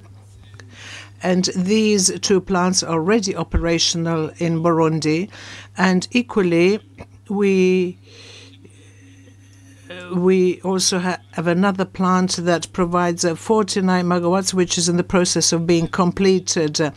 And by the same token, the interconnection on a plant linked with Ethiopia, and this line is going to link Rwanda and Burundi through Ngozi and Izigege, which are in Burundi. They're in the process of being constructed. This is going to provide us with 200 megawatts, and Burundi also would like to connect to the Tanzanian network in order to capitalize and obtain 200 megawatts from the hydroelectric central plant. And I would like to seize this opportunity to express our gratitude to the government of Tanzania and to the government of Ethiopia for their excellent cooperation, which testifies of the excellent bilateral relations and the cooperation which link our respective countries since many years. Burundi does not only count on these problems, because if Burundi is a small country and it has a large population, God has blessed us with water which has its sources in the mountains. So we are in a position to build other dams, so the potential exists. The implementation of this vision is also supported by strengthening a regulatory framework. Burundi has just adopted the strategy of universal access to energy by 2030, which complies with the objectives of the M300 program. Our strategy also aims at strongly involving the private sector, and it is in this context that a company, Weza Power, works closely with the government in order to increase access to electricity to more than 70% of the Burundian population. This project is financially supported by partners of M300 like the World Bank, the IFC, MEGA, the American government, the British government, the European Union, just to mention but a few, to whom we reiterate our deepest gratitude.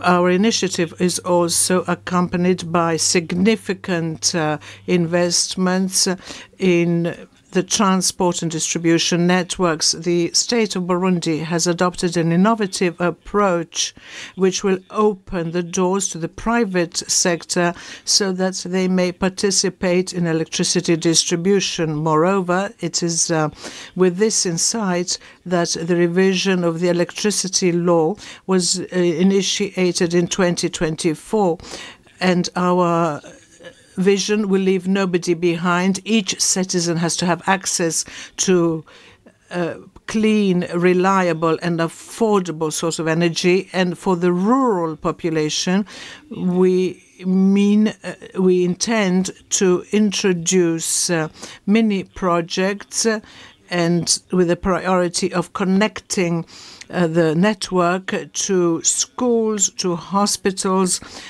so that we can also bring about the possibility of clean cooking by the year 2030, thereby being a major contributor to Mission 300. In this concert, 336 mini solar projects have been aligned to the program, and over 1,000 solar kits will have to be deployed in partnership with the private sector by 2030 and our development partners. Therefore, what I have just announced, you will understand. Our ambition is great, but we are convinced that it is achievable. And since we are so convinced, because working together we feel that everything is possible, I commend the holding of this summit, and I would also like to contribute to the voice of my country by committing Burundi to be part of this mission and to abide and comply with the various compacts. You can be reassured that from that we are convinced that we have to pursue our agenda by adopting the application rules for the setting up our new project, and we would also like to present our roadmap in the context of the compact in the month of June.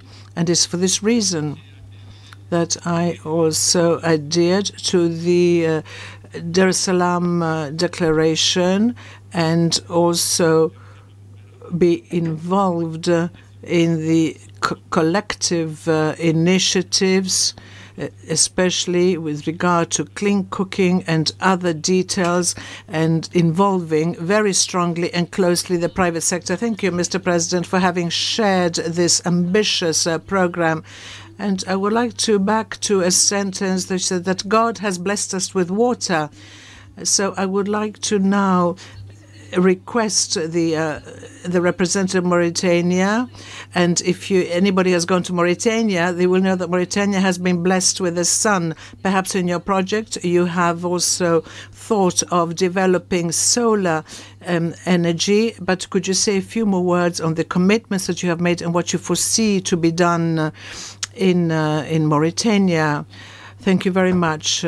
Thank you, Madam President. Thank you. During the opening remarks of my president, he did insist on the fact that the chances in order to rise to the various challenges is required to have the support of our technical partners and others, strengthen production capacities, the distribution networks, innovate and stimulate the sector, and put in place necessary reforms to attract a stable investment and also ensure the financial viability of electricity companies and utilities, and to implement compacts that can also absorb and do away with some of the deficit gaps and deficits in our objective. We would like to attain 100% electrification by the year 2030, and we're working in various areas. We would like to double the rate of access to electricity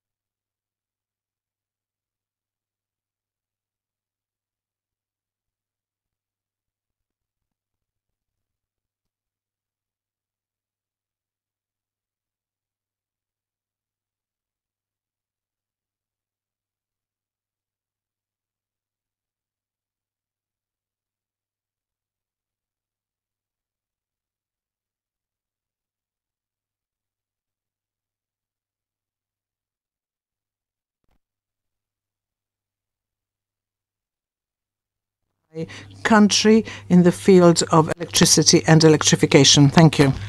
Very much to the representative of President Mohamed Ghazouani, the President of the Islamic Republic of Mauritania. Thank you very much for your contribution.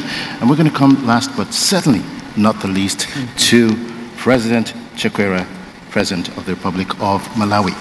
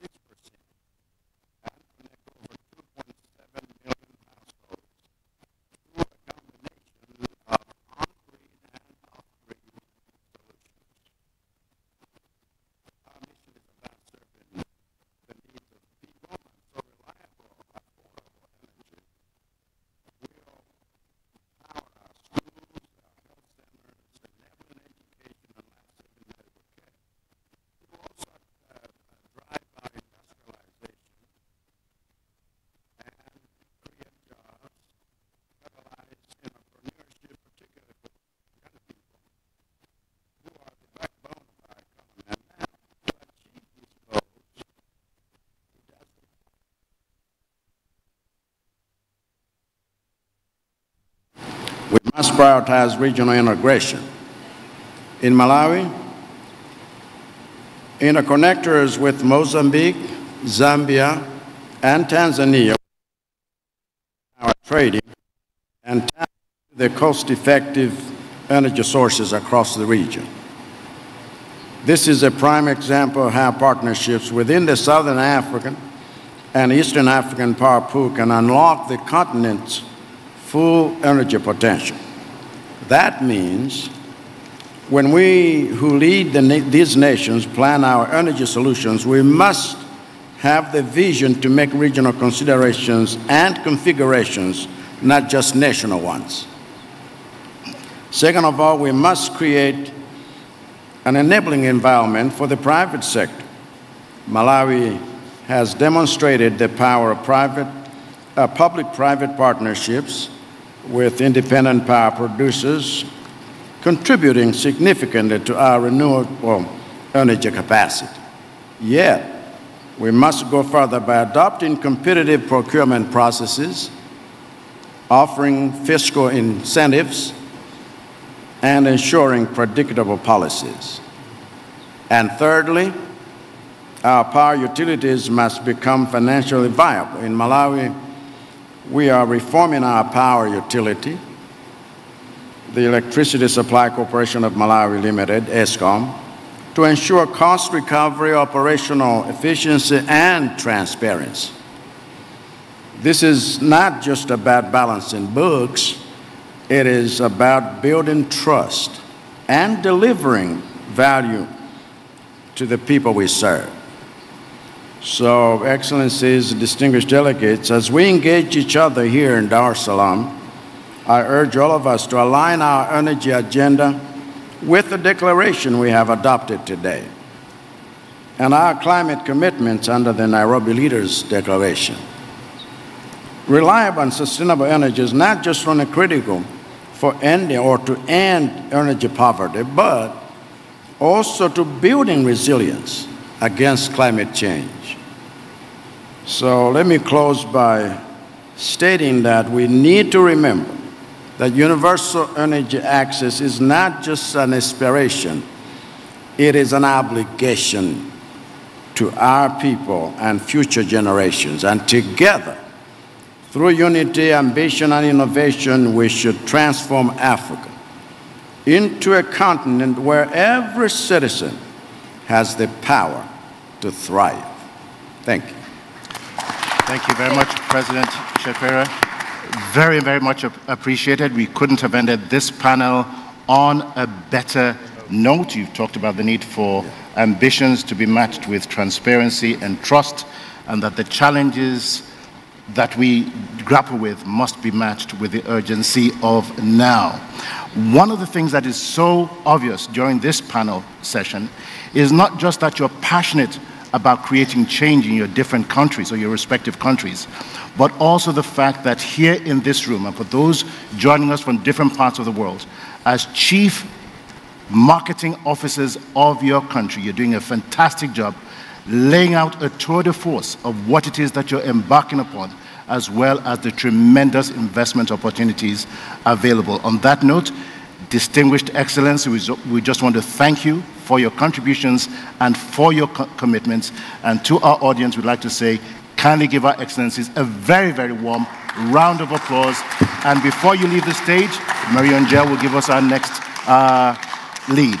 I believe that we do have a group photograph of your Excellencies on the podium. Well, thank you very much once again, your Excellencies. Very, very much appreciated.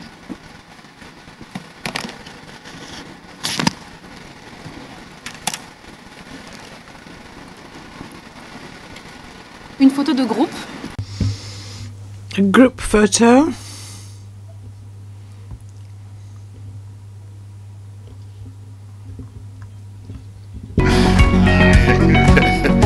Partiality.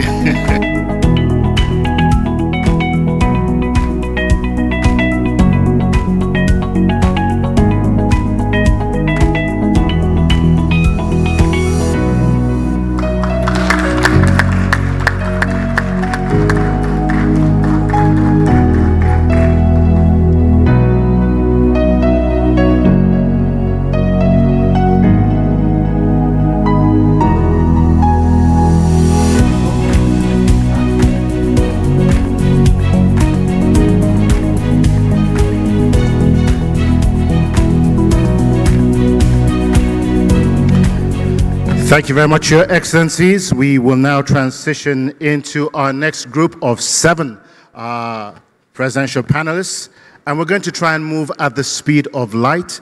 I gather that our Excellencies have been provided with 3 to 4 minutes for their commitments, so we'd like to kindly ask that each one of Your Excellencies kindly adhere to the timeline. It gives us great pleasure at this point to invite to the platform His Excellency Mr. Julius Maada Bio, President of the Republic of Sierra Leone. As he comes forward, kindly give him a very, very warm Tanzania welcome. Now, before we proceed further, please, let's honor our excellencies. They've come from far and wide. I know many of you have not had lunch, but we certainly can do a whole lot better as they come on the platform. Thank you very much. And let's sustain that as we go along. Also joining us on the platform will be His Excellency, Mr. Andry Nirina Rogelina, President of the Republic of Madagascar.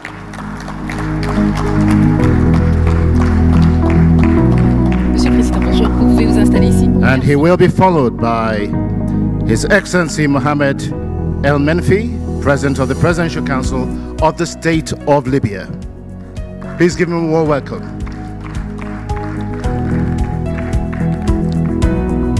His Excellency will be followed by His Excellency Mr. Hakainde Hichilema, President of the Republic of Zambia. Looks like we're warming up. We're getting better with each president who comes on the platform. Kindly work with us. I know we can do better. Up next will be His Excellency Mr. Hassan Sheikh Mohammed, President of the Federal Republic of Somalia.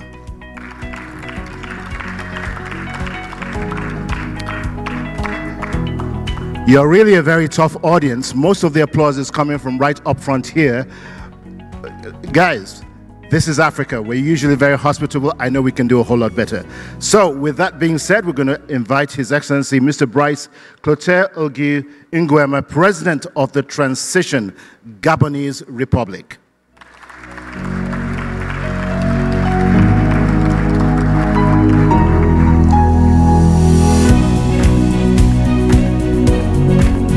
And as he makes his way to the platform, he will be followed by His Excellency Mr. Joseph Inyuma Bokai, Senior President of the Republic of Liberia. What an impressive group of panels we have today. Thank you very much. Marie-Angèle, over to you.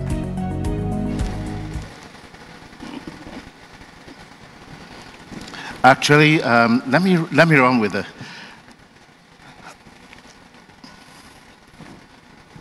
Mr. President, thank you very much.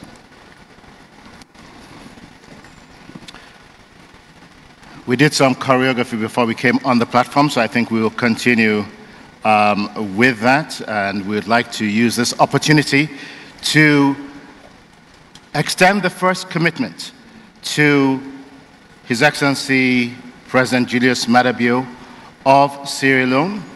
Your country offers tremendous opportunities in several ways, in wind energy, solar, hydro, and bioenergy. What is it that you intend to do differently in the next 5 years to ensure that no Sierra Leonean child has to study by candlelight and that access is increased tremendously? Victor, before the beginning of the answer, I would like to say just one thing.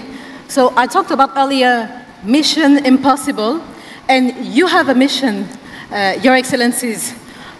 We only, unfortunately, have 3 to 5 minutes per head of state to say a few words. So I would like you to try this challenge and try to remain within those 5 minutes. Je vous invite, mes Distinguished heads of state, we are requesting you to please rise to this challenge and to respond between 3 and 5 minutes so that we can continue with the flow of energy. With that charge from you, we hand over to His Excellency President Maada Bio. Thank you very much. I extend my gratitude to our sister, the host, for the hospitality and the warmth with which we have been greeted since we came here.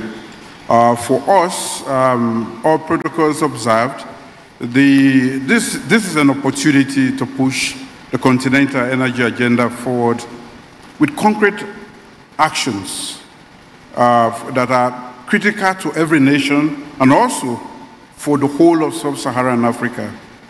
Of course, as you can see, the urgency is palpable.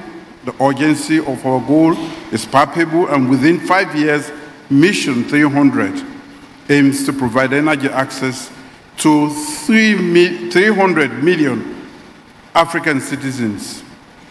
For us, our economic growth vision is anchored in strategic investments and partnerships across 4 sectors: agriculture, mining, infrastructure, and industrial development.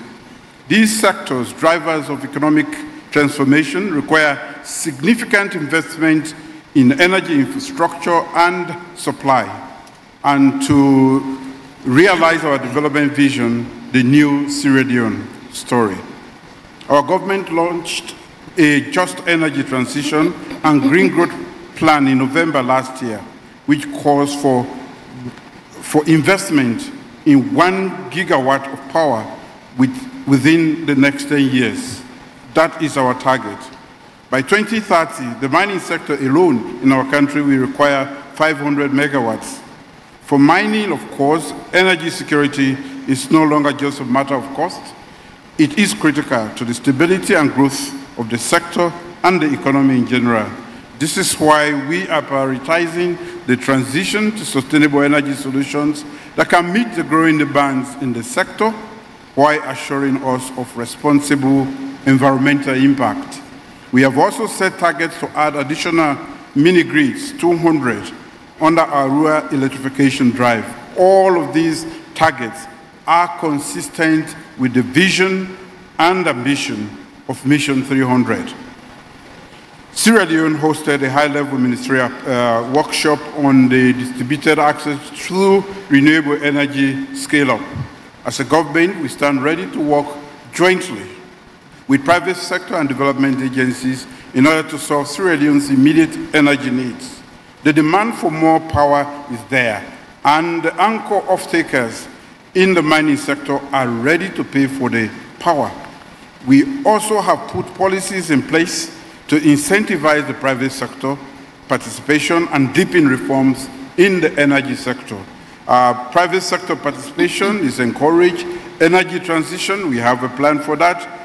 Transparent regulatory frameworks, we are working on that. Incentives for renewable energy investment, tax breaks, cost exemptions, we have worked on that. And we have even gone ahead to establish a mineral wealth fund, which is a sustainable resource management that channels mining revenues into strategic infrastructure investments. So quite a lot is being done in order to open up the space and to make our energy space inviting to our private sector partners. Energy is not just a sectoral challenge in Sierra Leone. It is actually the cornerstone of our reform agenda, a holistic approach to economic transformation. My government places a strong emphasis on attracting investment in renewable energy, including solar, hydro, and wind power. This will not only address energy deficit, but also contribute to our commitment to a green and sustainable economy. We are looking for private partner investors along the entire energy chain, value chain, because there is strong business case while also meeting our development objectives. To achieve this participation, to achieve this, that is why we are here. Participation in Mission 300 is on the critical path. So I just want to say that our vision, our mission is totally aligned with Mission 300. Thank you. Thank you very much, Your Excellency. Merci beaucoup, Monsieur le Président.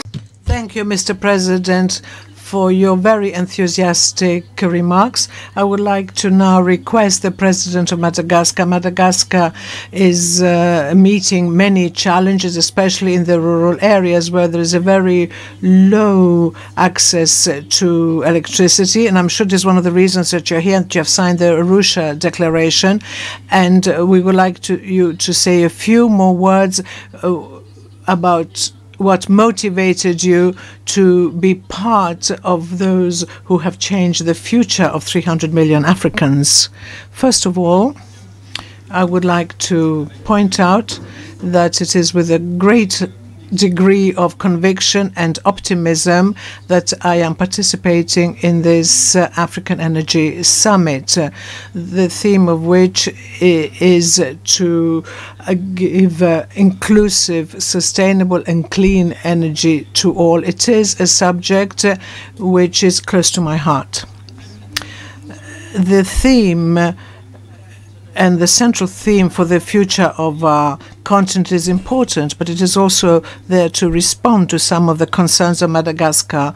First of all, I would like to thank Her Excellency Samia Suluhu Hassan, President of the United Republic of Tanzania, for her leadership and for her warm hospitality.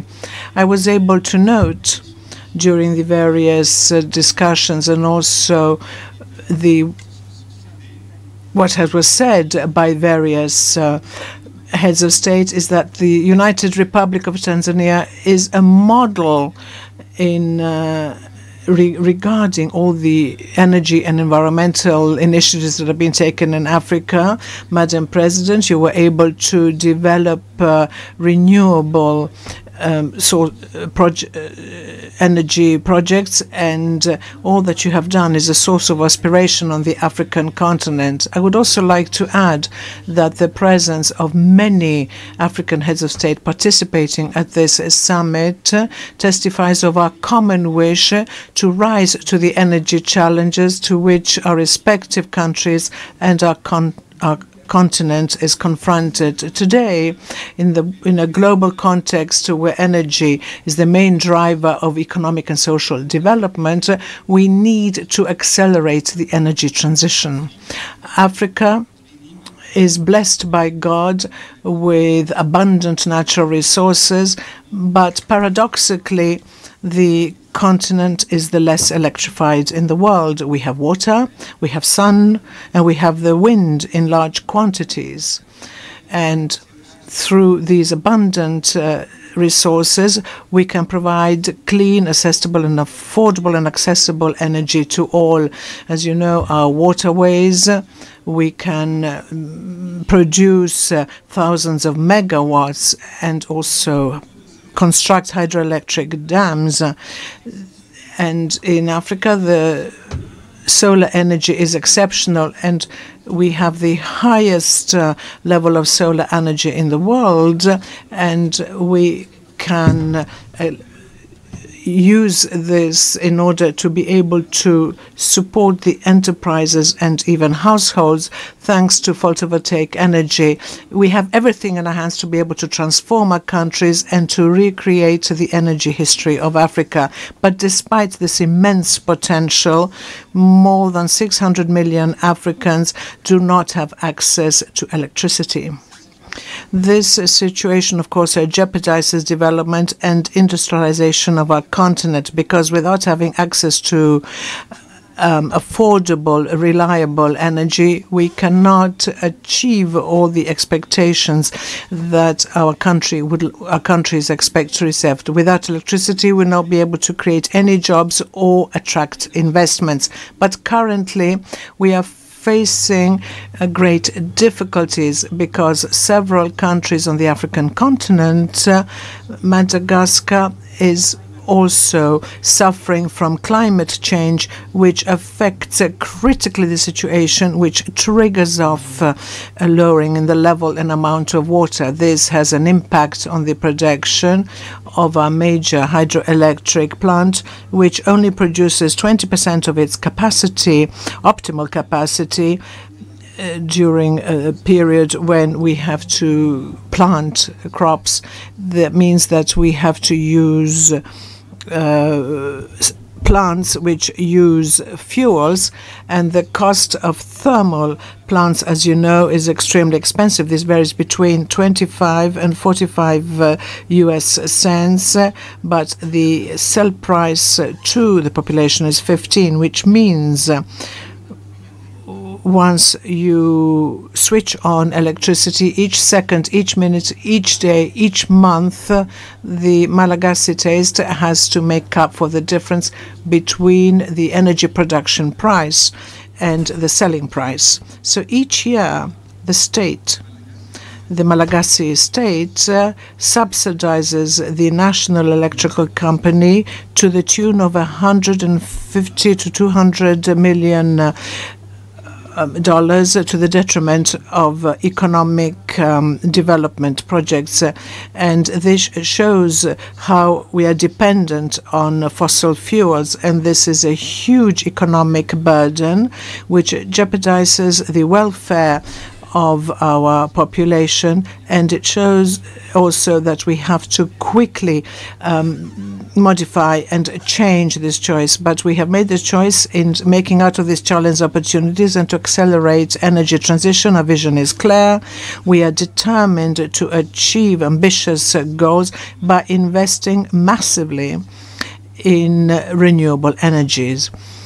And of course, this complies perfectly with the prospects of the declaration that we have just signed today here in Dar es Salaam and the Agenda 2063 of the African Union. In fact, what are we going to do? In fact, it is a commitment on my part, and President Asadina is totally aware and is familiar with the efforts that we're making in Madagascar. We have started by installing 50 megawatt solar parks. This is just a beginning, and we're not going to stop there. But as of this year, we are even going to invest up to 250 megawatt additional ones for solar energy in order to reach 1,000 megawatts, and this we will do with the participation of the private sector. Having said this, we'll be able to save between $130 and $150 million on a yearly basis by investing in the 250 megawatts of solar energy. And in 5 years' time, we also wish to install and make available hydroelectric projects that will be able to provide 280 megawatts on the national network. This energy transition, however, has to be conducted with a lot of support because it requires massive investments. The projects are there, they're not lacking. And as you're aware, dear friends, President Asadina, you know that in Madagascar we have more than 4 projects, but we need funding. But above all, the true obstacle resides in the access to financing at a concessional rate. And it is here and now that I am launching an appeal to our technical and financial partners, requesting them to accompany our projects by accelerating the availability of funds, because energy is not only to produce electricity, but also it brings light and to take our populations out of the obscurity and to be able to develop, and above all, to fight and eradicate poverty, not only Madagascar, but throughout our respective countries, and especially throughout the entire African continent. With agriculture and infrastructure, energy is the way towards growth. This fight cannot be done alone. We need African and world solidarity. I encourage all institutions like the African Development Bank, the World Bank, and all the technical and financial partners to invest further in initiatives that are linked to energy. Today, by signing the Dar es Salaam Declaration, we recommit ourselves to contribute to its development. These commitments are not just sheer promises, but they're concrete actions to better be part of a clear vision, namely provide Africa with clean, affordable and durable energy without anybody being left behind. To provide reliable energy to our people. It is a possible mission. It's a promise that we owe to our people, to the future generations, and to the youth that is full of hope, which expects of us concrete actions. Let us implement the solution. Let us mobilize the necessary resources, and let us act with faith and determination, and we will attain our wish together. We will build the Africa that we want. Thank you. Excellency, President Rajoelina, your optimism and your passion for what is the most critical issue of our time, access to electricity, is palpable, and we want to thank you for your contributions. You've talked about the paradox of abundance, which again is a continental issue, turning resources into engines of development and transformation, and your commitment to invest heavily in renewable energy, given the availability of affordable finance. I believe that both yourself and your colleagues are well on your way to success. I'm going to come next to President Hichilema of Zambia. Your country is one of 12 here in Dar es Salaam that has a compact. At home, you've committed to reversing energy shortages and increasing energy to meet both domestic, commercial, industrial needs in your country, of which there are many, not to talk of mining. As you talk about your compact this afternoon, as an accomplished entrepreneur yourself, what role and what visibility do you see for the younger generation, the young entrepreneurs of your country, to be a part of your very ambitious plan? Thank you very much, Your Excellency. Thank you very much. Thank you very much. I believe, I'm audible enough. Let me just follow in the footsteps of others that have come before us, this panel, myself, to thank President Samia Suluhu Hassan for hosting this summit and also for her hospitality. Thank you very much. I must also acknowledge my fellow heads of state and government that are here, and obviously Akin, IJ, who's I think moved on, my good friend there, Jay.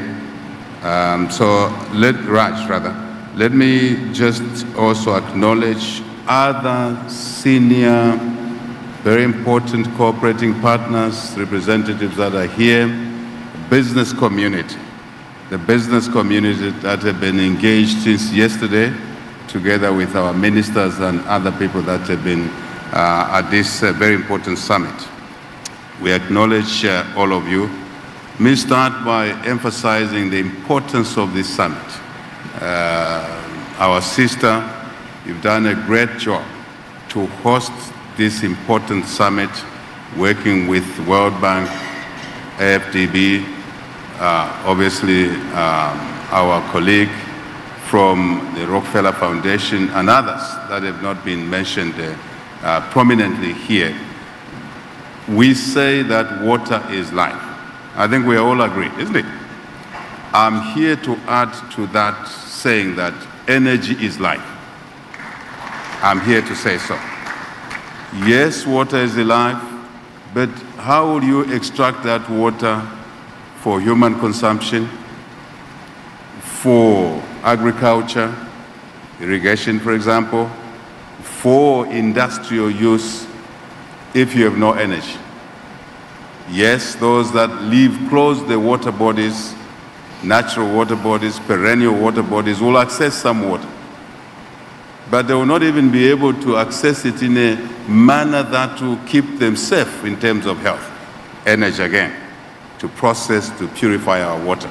So let's go away with an additional minimums that we should be saying that energy is life, as is water.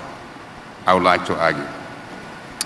From the outset, Zambia is committed to universal energy access to all our people in the country, in our regions, on our continent, as it is for our global community.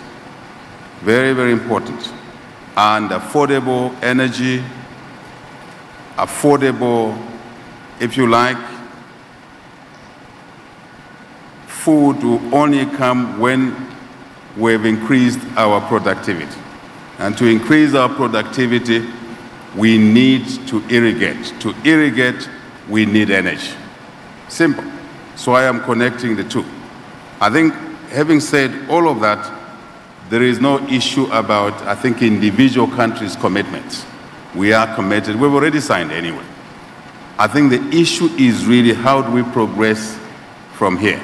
Let me put a bit of context in terms of Zambia.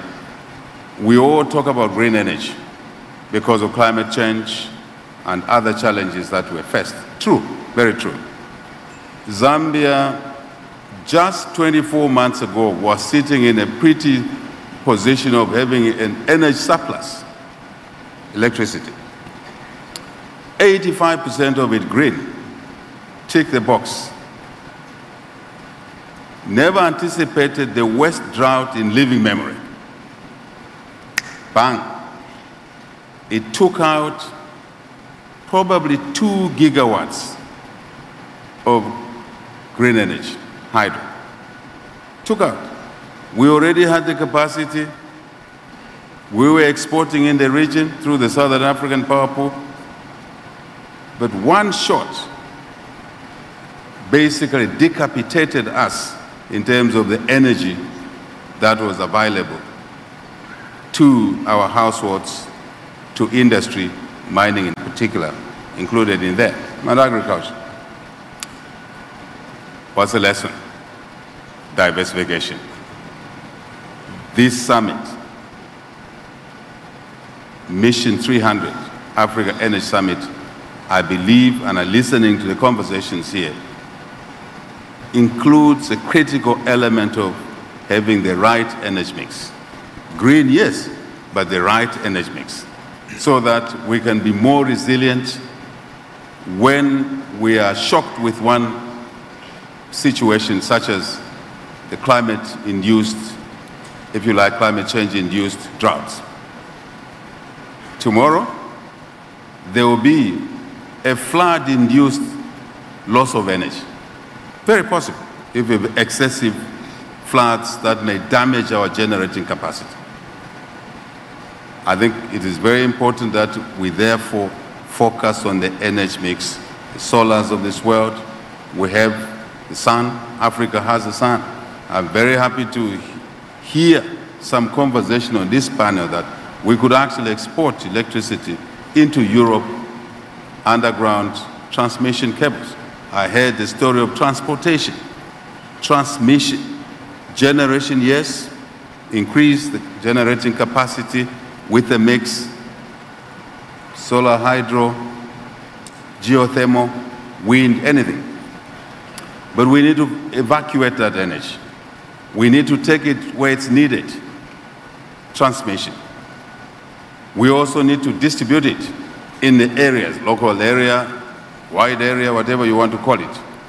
It's very, very important that this summit, and I know that I think the initiators, Akin and others, World Bank, you've looked into these issues.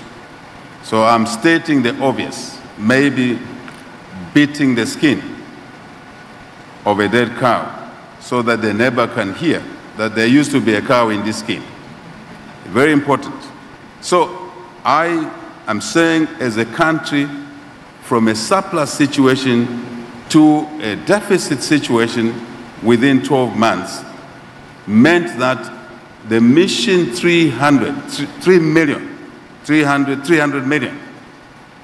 for us in Zambia started because of this imperative of the drought. So before this summit, we had already commenced doing work that I think aligns with Mission 300 Africa Energy Summit. Such as what? Again, I was listening. I'm a good listener. I listened. There was a panel member here who talked about the issue of inviting the private sector into this sector. We cannot avoid the private sector. You made a comment, moderate. We cannot avoid the private sector. Our national balance sheets are insufficient. I'm talking of government, taxpayers' money, and other sources are insufficient to achieve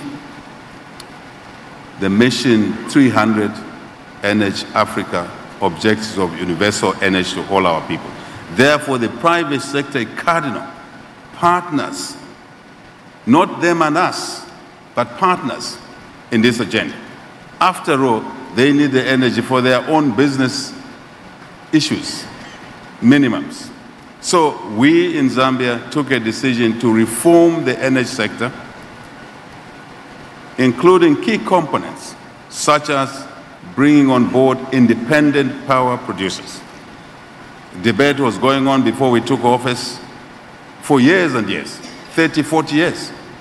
We decided to deal with that issue.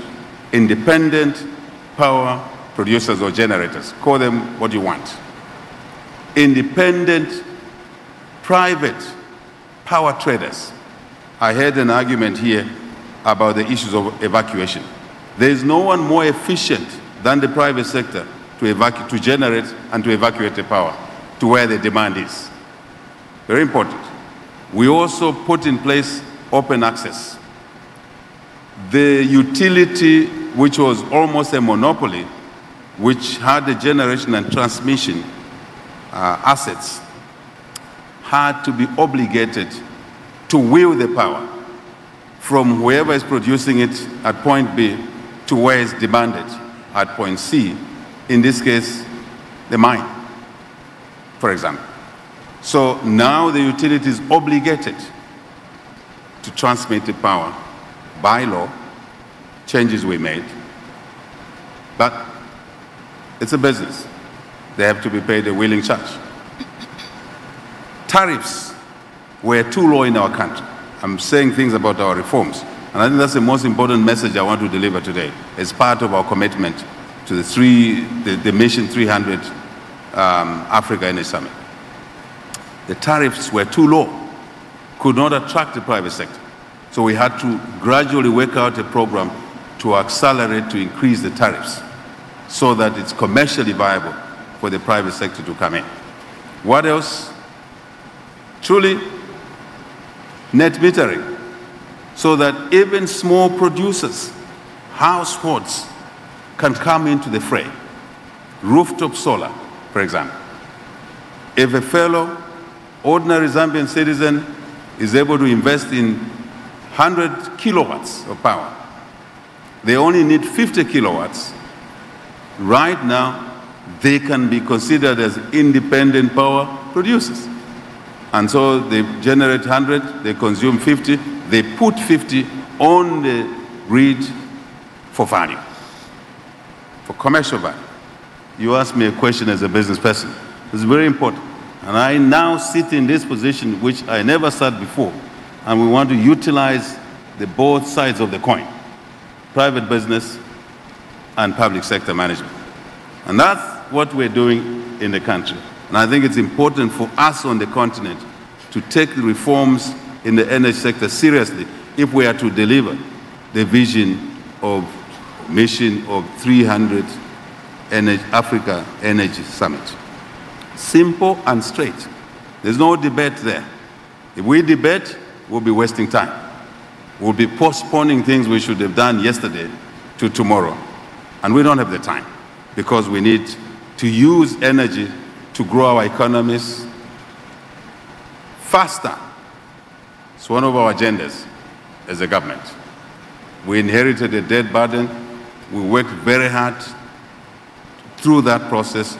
Now we've opened up the balance sheet and we're able to leverage on some of the things that I've heard being talked about here. So now, there's another aspect that we had to bring in ourselves called power blending. They're expensive sources. When you're in short supply, they're expensive sources, they're cheaper sources. In order to make it commercially sensible, you have to do the blending. So I want to end here by saying Zambia is committed, the reforms are in place. I want to encourage other heads of state to run on with the reforms in the energy sector, as you need reforms in other sectors to accelerate economic growth for our country's jobs, for our young people, business opportunities, and to look after the sick, the old, the weak in society. We have to generate value. Let me conclude by saying that it is important that we, as Africans, take commitments we make serious and not expect somebody to whip us. We must really drive ourselves. There's an imperative to drive ourselves. Partners are there to work with us, as we've seen here on this platform, but we basically must say charity begins at home. And it's good for our people, it's good for businesses, good for growth, it's good for commercial viability.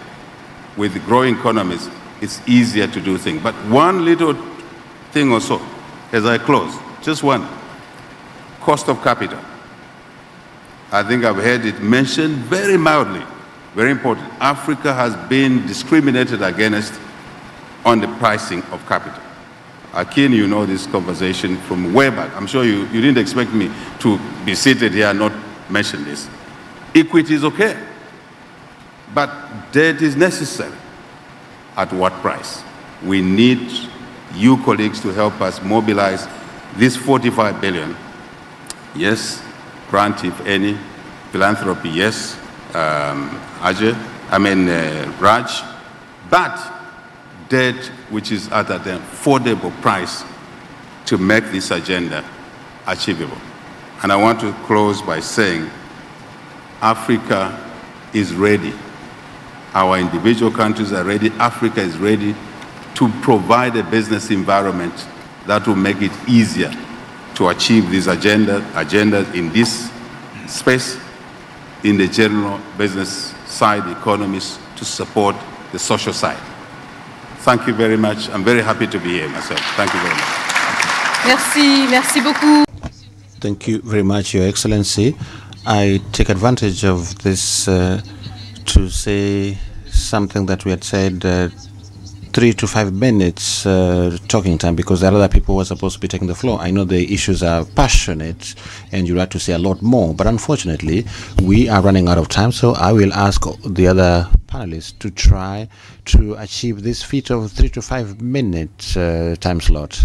So Mohamed Al-Menfi, the representative of the council in Libya. Libya, we know, is being rebuilt. When you say rebuilding the country, you're talking about energy needs, electricity needs. It is certainly one of the reasons that makes you to be here and to sign this declaration of Dar es Salaam.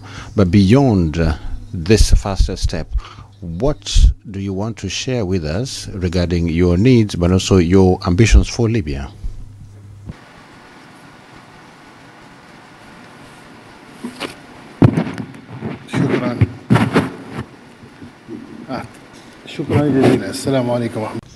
I would like to thank you. Assalamu alaikum.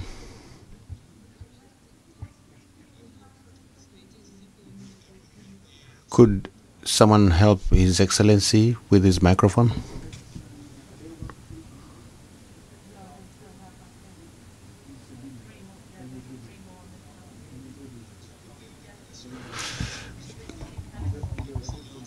Your Excellency, my sister, Dr. Samia Suluhu Hassan, the President of the United Republic of Tanzania. Your Excellencies, dear ladies and gentlemen, brothers and sisters, I would like to address you today as a politician and also as an African citizen who has the ambition to see prosperity right across the continent.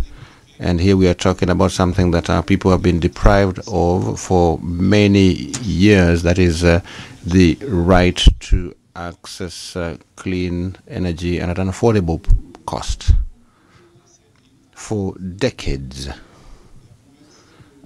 the promise of taking electricity to the millions of Africans has been out of reach, and many villages are in darkness. Children cannot enjoy lighting to read and write. We are deprived of energy, and this is a major stumbling block to development, and this is a threat to our future. So it is time now to put in place this ambitious project to provide electricity both to towns and the most far-flung villages, and we know that we have we are awash with renewable energy sources that we can tap into if we can use innovations like solar, wind, and hydropower sources. We also need to develop research.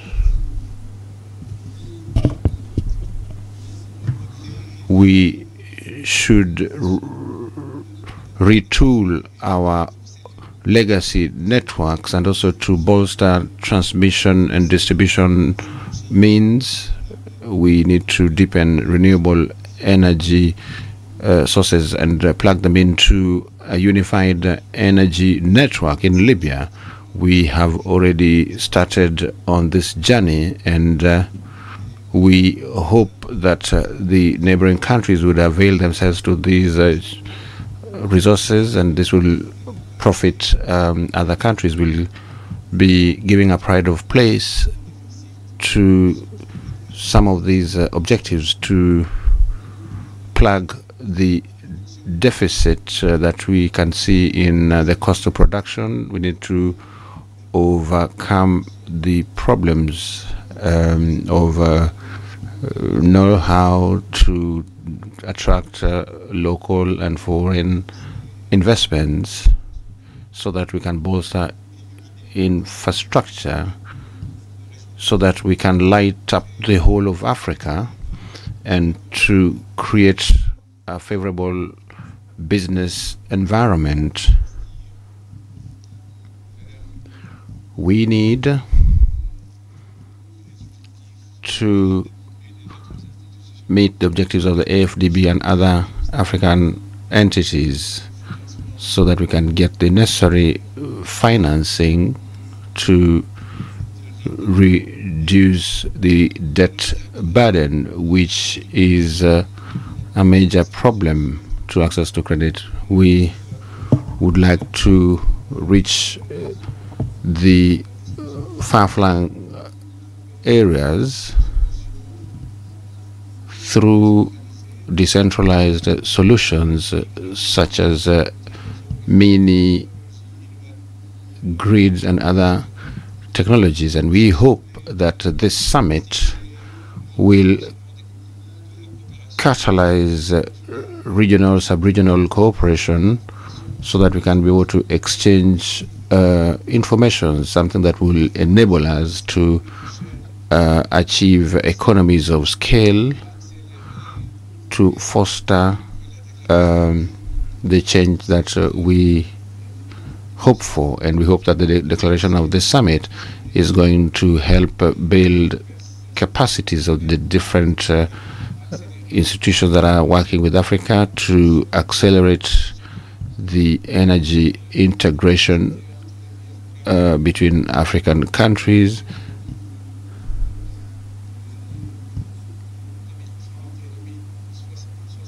As spelled out in Agenda 2030 and Agenda 2063, we need to double our efforts to provide energy to Africa to build a prosperous future in all the nooks and crannies of Africa, so that in every school, every hospital, every dispensary, every industrial park, there will be energy, clean energy. This is not a pipe dream. This is a plan to develop our countries. By way of conclusion, I laud all the efforts that have been expended to bring this declaration, the efforts that have been expended by countries to mobilize resources to get electricity.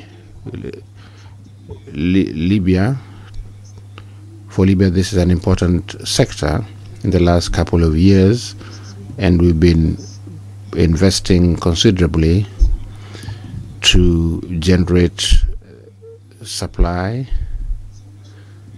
We need to retool the networks and also use new and renewable energy sources to address the consequences of climate change. And we have given the national utility with a budget of $8 billion in 2024.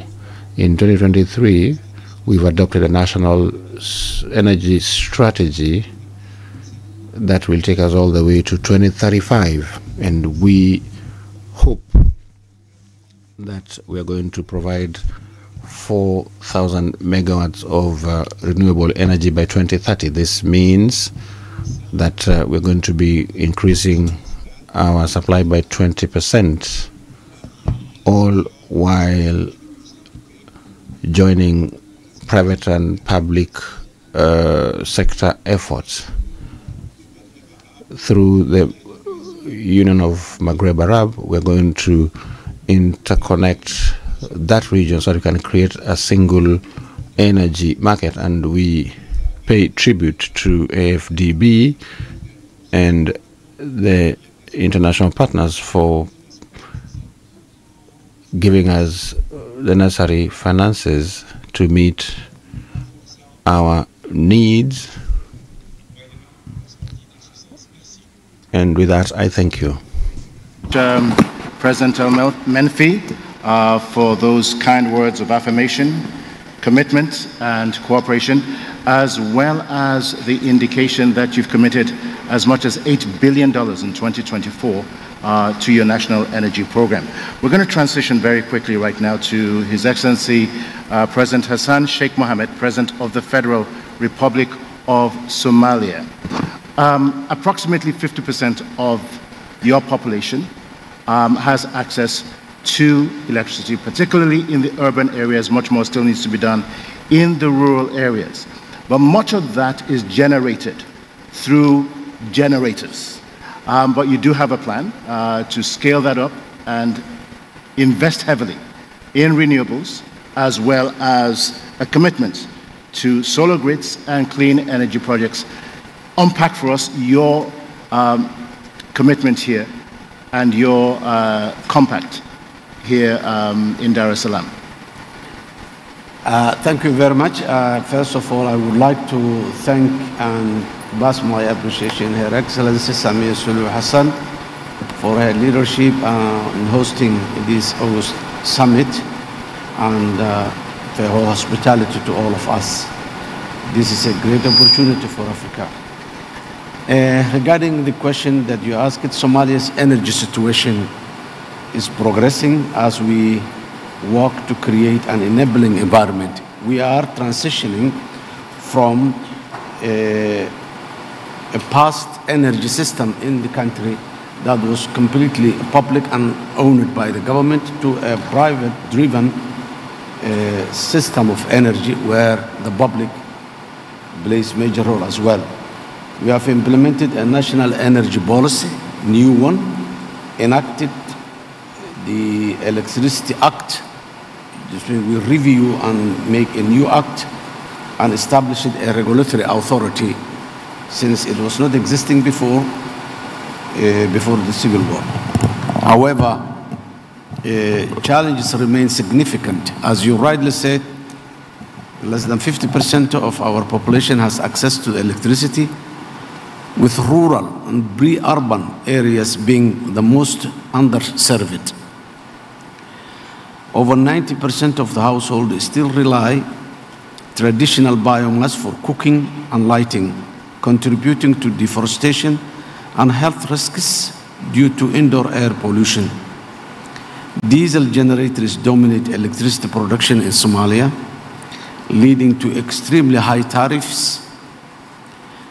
The combination of the limited access, high costs, and reliance on outdated infrastructure hinders economic growth and disproportionately impacts vulnerable communities. The energy sector is pivotal to Somalia's economy. That's a well understood concept. Economic growth without appropriate energy cannot happen, and that will also affect the revenue generation of the government.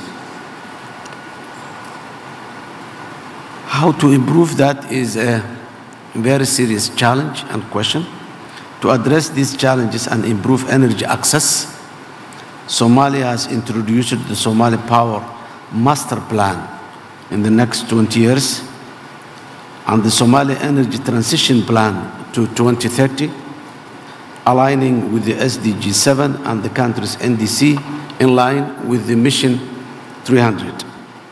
Key initiatives include prioritizing rural electrification as an off-grid electrical system, expanding energy access to underserved communities in the rural area, particularly in the recently liberated areas from the grip of the terrorists, increasing renewable energy as well, developing distributed renewable energy with plans to integrate 140 megawatts of solar capacity into the energy mix by 2026, at least covering 6 major cities in Somalia and the surrounding rural area. Scaling up also the clean cooking solution is another challenge that exists since we use the biomass electric system. Promoting and improving stoves and exploring electric cooking to reduce reliance on firewood and charcoal, which is creating a havoc to our environment, is a priority area. Mitigating environmental degradation is the aim of this approach. In Somalia, we are re-establishing and strengthening the institutions that handle and manage this thing, enhancing governance and regulatory frameworks to attract global investors is another major track among the policy that we developed recently. Regarding the seeking international support and partnership and collaboration, to achieve our ambitious energy goals, Somalia is seeking diverse forms of assistance and investment, including technical, which is supporting grid infrastructure investment and renewable energy deployment. In partnership and knowledge transfer as well, collaborating with global expertise to develop capacity in energy sector is what we are striving for. Our energy creation is at a rudimentary stage, but we have a very clear plans and national transformation agenda in terms of energy. Human capital is also fundamental to every success, as we all know. As our country progresses and the economy grows, public funding alone cannot achieve universal energy access. Therefore, we seek private investment, public-private partnership, and grants from international development partners as well. Somalia is committed to allocating resources to supporting these initiatives, working with the partners to maximize impact and ensure sustainability.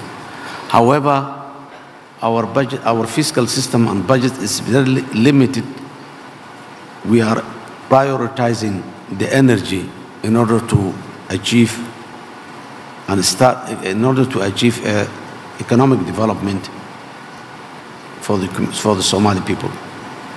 While the public funding remains a priority, it's clear that universal access requires collaborative effort. As many of speakers of my colleagues said earlier, that collaborative effort has to come from public and private, emphasizing utilizing the private resources that are available more than the public resources. These efforts and contributions from all stakeholders will be our major target for improving access of the electricity. I thank you. Merci. Thank you very much, Your Excellency, for sharing with us your needs, but also your ambitions for your country. Monsieur, Your Excellency Brice Oligui Nguema, we know that Gabon is in a transition period. That doesn't prevent you from addressing the problems in your country. If not, you are not going to be here in Dar es Salaam. In Gabon, we are seeing limited access to electricity, frequent blackouts. You found this situation when you ascended to power. Infrastructure that is supposed to be improved upon. could you please share with this meeting your ambitions for Gabon when it comes to sustainable access to energy for all? Thank you, Madam. Before I start, I would like to express my deep gratitude to Her Excellency Dr. Samia Suluhu Hassan, the President of the United Republic of Tanzania, for the warm welcome that has been accorded to me and my delegation since we arrived in Dar es Salaam. I would also like to thank the President of African Development Bank and the World Bank Group for the success of this summit. I would also like to recall that from Nile to the Congo, Zambezi to Congo, Africa has inestimable energy resource potential, more than Europe, where even compared to Latin America, the potential is there for us to see.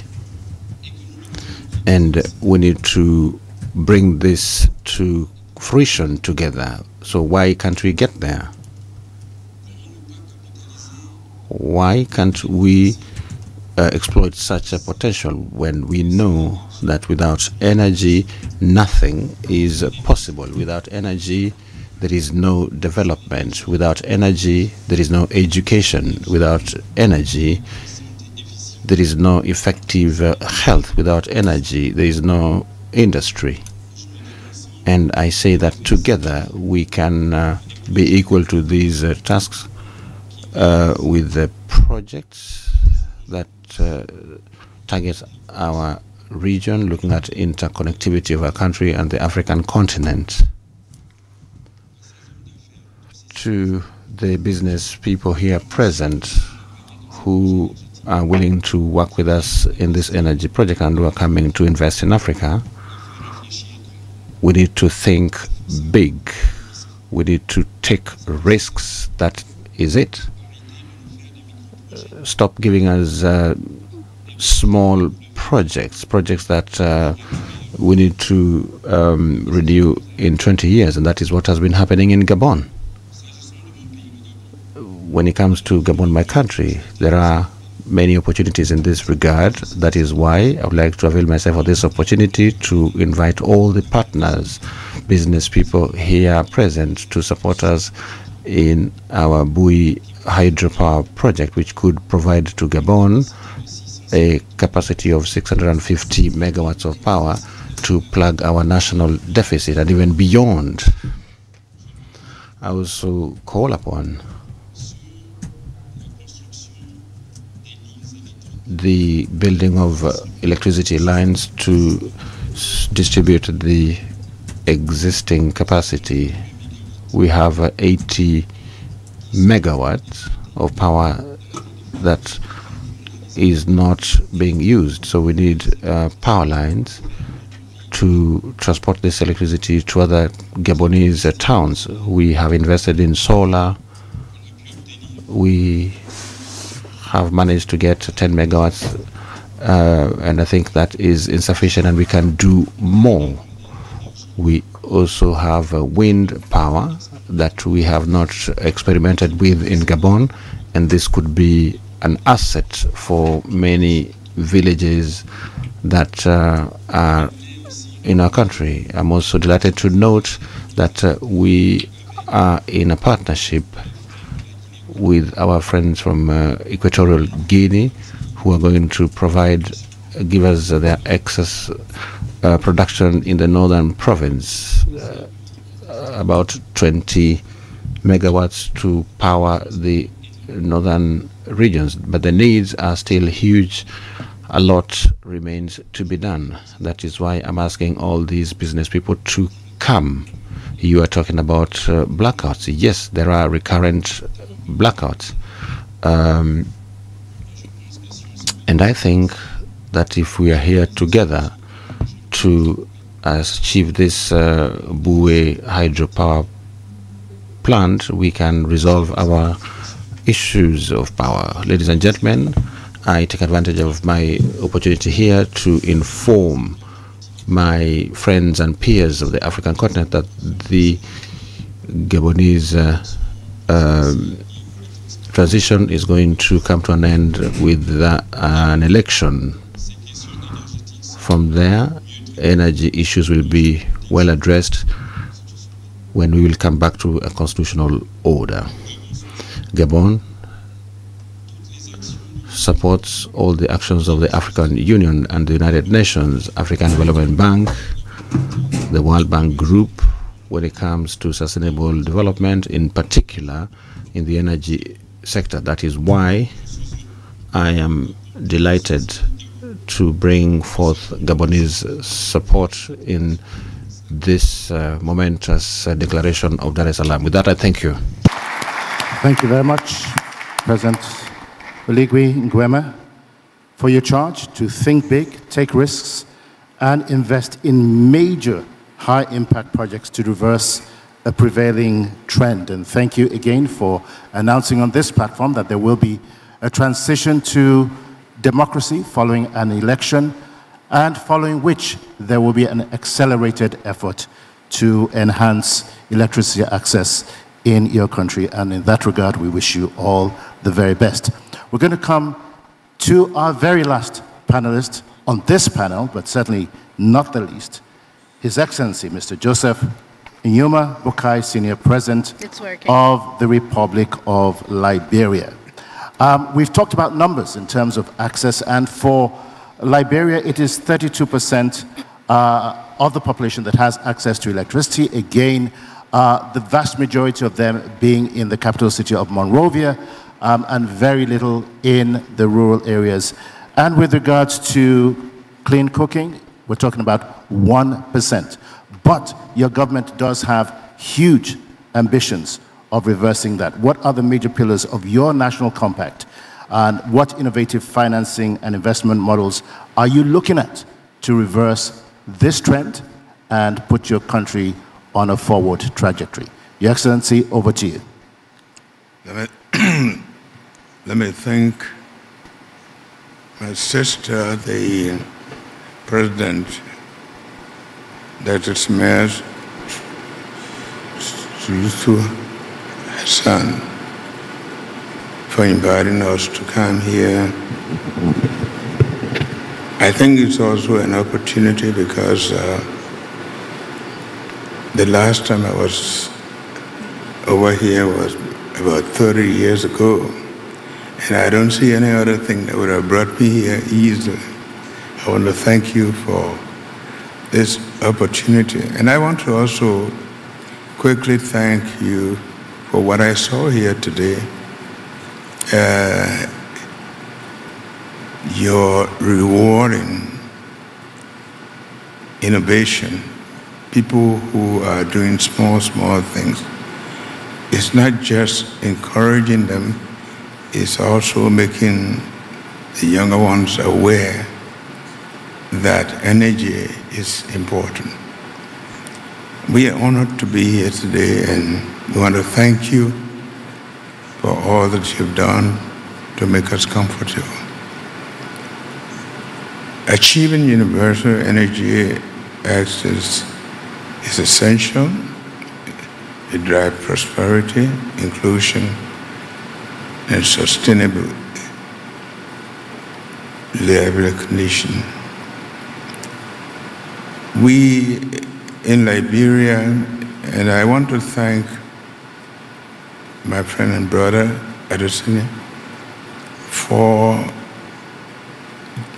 also working with partners like the World Bank, the Rockefeller Foundation, and also all of those who are contributing to helping us bring solution to our energy problem. I think also it's also a good management in terms of the African Development Bank taking that bold step to make itself available to be able to work with partners. We are excited to be here today to be among those that have been considered to listen to our energy problems and be able to contribute. We are doing a lot. In fact, we are very blessed in terms of availability of means by which we can improve our energy problem. The country is well watered. Liberia has one of the highest rainfall in the region. And we think that hydropower is, and I would think that the Senator knows about it more than myself, because he was the first who was suggesting this morning about how many megawatts we can get from our St. Paul River. And under the arrest agenda, power is very critical. We believe that we can bring a lot to achieving prosperity. We have 46% of the West African forest still intact in Liberia. So we have the advantage of being able to improve our electricity without affecting the carbon. Transforming our energy sector is the cornerstone of our national development. The plan arrests agenda for inclusive development. We have been working with the private partners. As a matter of fact, we have launched a lot of solar power projects. One of the last was at 20 megawatts. But we believe that this partnership will be able to help us to bring about speedy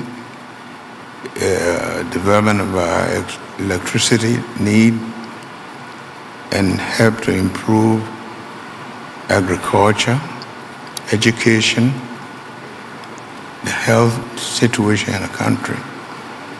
I don't see anything else that will matter most than electricity.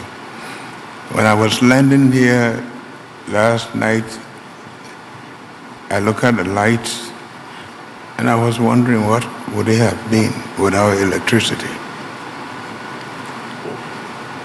Yes, it is true that only 33% of our population is connected, and we want to make good on that by making use of our water system to hydro, the solar, and also the meeting here today will enable us to connect us with potential partners.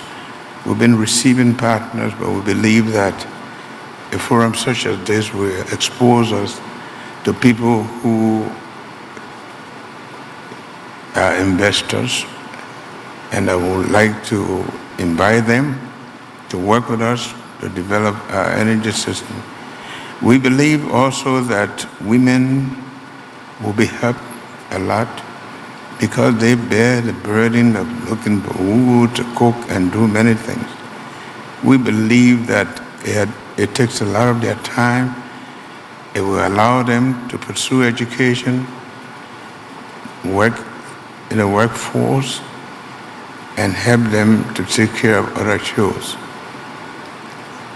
That is why through our National Energy Compact, we aim to electrify 100,000 households annually, leveraging both the grid expansion and distributed renewable energy solutions. Mr. President, I'm truly sorry. I would just like to remind you that we have to conclude, unfortunately, because we are running out of time. Sorry about that. That's always the disadvantage of being the last. So we are fully committed. We believe that this commitment that we have made today is a commitment that we're going to adhere to. We are very much interested in it. We do not put our signatures on anything that we don't believe. And we can assure you that Liberia is going to be moving towards sufficiency in energy production because we believe energy is crucial to development. Thank you. Thank you very much. Thank you very much, Your Excellency, President Nyuma Bukai Sr., again for laying out for us your country's ambitions, the desire to leverage your country's immense natural resources and attracting regional and global investors with the goal of providing 100,000 households with electricity in a year. Again, we want to thank you, Your Excellency, as well as all of our excellencies. Again, I say this one more time, and I've seen a number of you on different panels over the years, but I can tell from all that you've articulated and from all that you've showcased that this is no longer business as usual. This is the most critical issue of our time, and it shows in your presentation, in your preparedness, in your plans.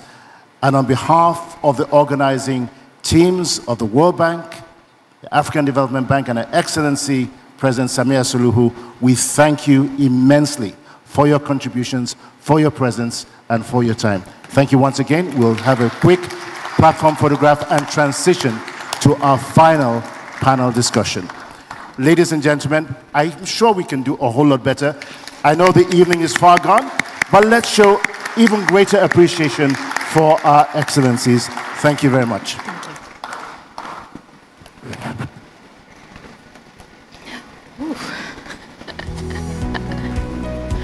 Will you please gather?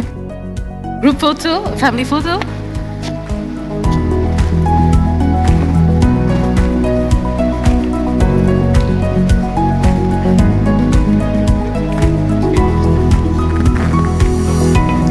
To come closer. She's inviting you to come closer. Excellencies, distinguished guests, ladies and gentlemen, we've had the pleasure of having on the stage His Excellency Dr. Hassan Sheikh Mahmoud, President of the Federal Republic of Somalia. He joined in slightly late. I did not recognize his presence when I did earlier on, so we are delighted and honored to have had him. But I also would like to recognize the presence of Honorable Karim Badawi. Thank you very much. Minister of Petroleum and Mineral Resources of the Republic of Egypt.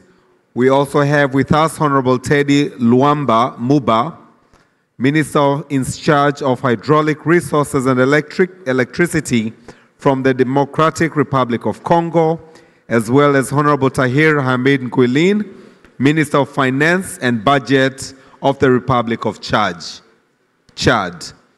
All the ones I've mentioned, Your Excellency, are representing the heads of state.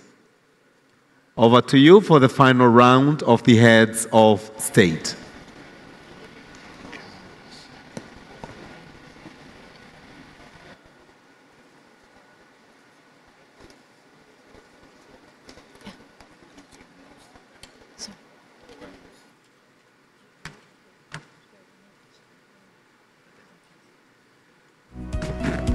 All right, distinguished ladies and gentlemen, excellencies, we are fast coming to the close of what really has been very, very robust panel discussions this afternoon, really critical for where we are going as a nation.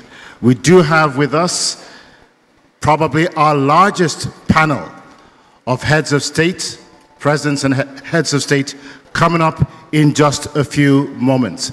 So as some of our excellencies either take their seats or as they depart the room, we will begin our very next session.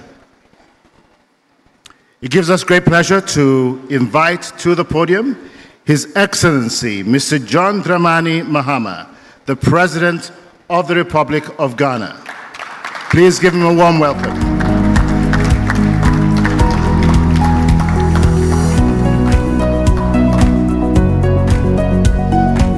As the newest excellency on the continent, it is understandable that he's not able to make his way out of the ring, but we will allow him to come onto the podium in a few moments.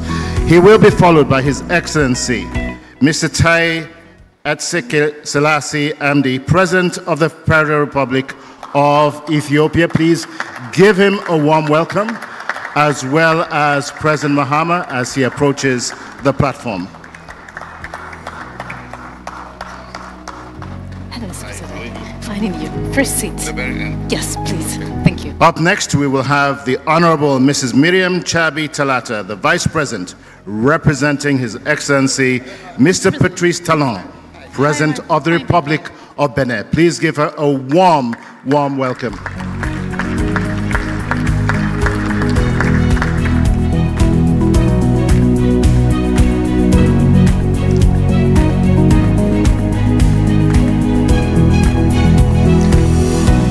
Okay, here she comes. Again, please give her a warm welcome. And up next, we will have the Honorable Mohammed B.S. Jallo, the Vice President representing His Excellency, Mr. Adama Barrow, President of the Republic of Gambia.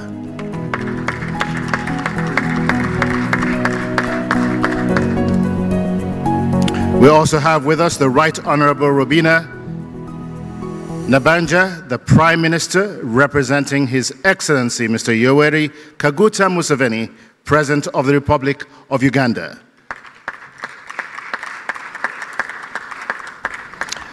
And His Excellency will be followed by His Excellency Ali Lamin Zain, Prime Minister representing His Excellency Abdurrahman Chiani, President of the Republic of Niger.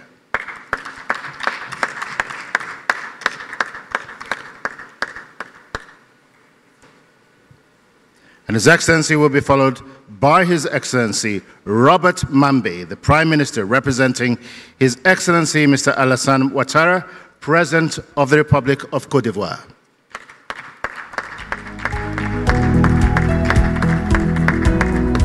We also have with us His Excellency Dr. Patrice Emery Trovoada, the Prime Minister and Chief of Government representing His Excellency Carlos Villanova, President of the Democratic Republic of Sao Tome and Principe. With that being said, distinguished ladies and gentlemen, I'm not sure if this is the complete list. Once I see a show of hands, we will proceed immediately. It looks like that is the case. There are a few excellencies who are not in the room right now, and they are represented by prime ministers or vice presidents, and those are the ones that we see on the platform. I believe that is the case. So with that being said, I will hand over to my dear colleague, Marie-Angèle Touré, to kickstart our first session, okay. Or rather our first question. Should we both end or be seated? Okay. I think that might help. We can bookend each of our panelists. So which side do you want to be on? Anyway, here. I'll let you take the shorter distance. Excellency. Excellency. Thank you very much. Merci beaucoup. Thank you very much. Alors. Excellencies, ladies and gentlemen, I'm going to ask you once again a huge favor. This time, I'm going to make sure that you comply with this favor, and I'm going to say it in French and English to make sure that it has been properly conveyed. What we're going to do in this panel is to simply, and I know it's going to be a challenge for some of you, but I'm sure you will rise to this challenge. Let us leave anything that you have in writing. You don't read. Let's just talk to the audience. That's what we want. We want a connection with the audience. We want you to share with us what you experience here in Dar es Salaam within 3 minutes. En 3 minutes, chacun. 3 minutes will be granted to each delegate. Please try and summarize what you have experienced and to share your ambitions, your objectives with the audience for your country. And I'm going to be there to remind you every time that the clock is ticking. I'm going to start off with Ghana, if you will allow me.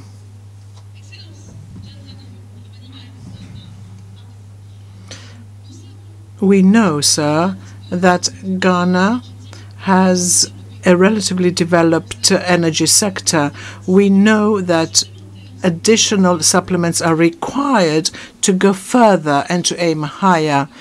Is this the main objective which has brought you here to Dar es Salaam, or other reasons that have encouraged you to come here to sign this declaration? I accord you 3 minutes, sir. I came here to share our experience with everybody else, because Ghana represents what to do and what not to do. We've had our positives and we have our negatives. In our rush to achieve universal access, we made many mistakes, but we're correcting them.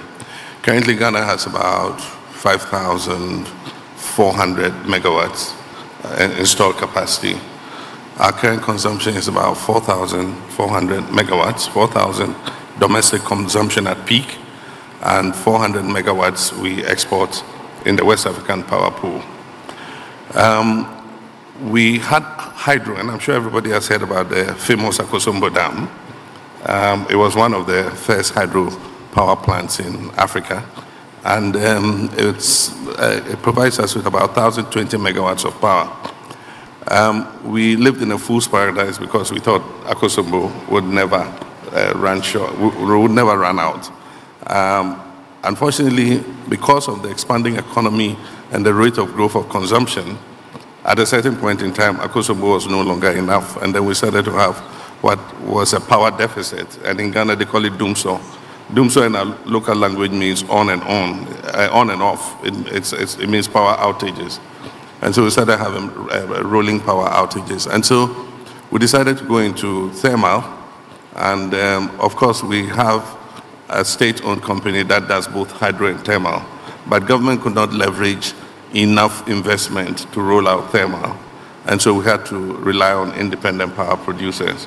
And so we have independent power producers and a state-owned generating company that does both hydro and thermal, so there's a bit of competition there. Now, we also came out with our renewable power policy, which says that renewables must account for 10% of total generation. Currently, renewables account for about 132 megawatts, and so that is far less than 10%. 10% should be about 500 megawatts and above, and so we're ramping up on solar. Most of our generation is gas-fired. About 80% is gas-fired because we have upstream gas, and so we're using it for gas to power. We supplement with fuel oils. That's about 20%, and so our intention is to increase to 100% gas to power. We have some oil fields that are still being explored, and there's indication that there's more gas there. And so we're sure that in the next couple of years, we should be able to generate all our thermal electricity from gas. If that happens, then it means that we'll be able to increase how much power is available to our people. Ghana implemented the National Electrification Program, and because of that, we've been able to cover almost the whole country. Currently, we have 89% access to electricity. We have just about 10% left, and by the end of the year, we should be at 90%. The bulk of what is left are communities that are isolated and far from the grid, and extending the power to those communities is going to be difficult. And so we're looking for an off-grid solution where we get private partnership to be able to reach those communities. We're establishing a renewable energy fund, which will help to speed up availability of solar solutions, both for households, for public buildings, and for remote rural communities. And so we're going to set up that fund, and we're going to raise funding both from domestic sources and from international sources. We hope that when we're able to ramp up the gas, we should be able to provide enough LPG to eliminate use of fuel wood, and be able to have we have a cylinder circulation system that would exchange cylinders for rural communities and rural women.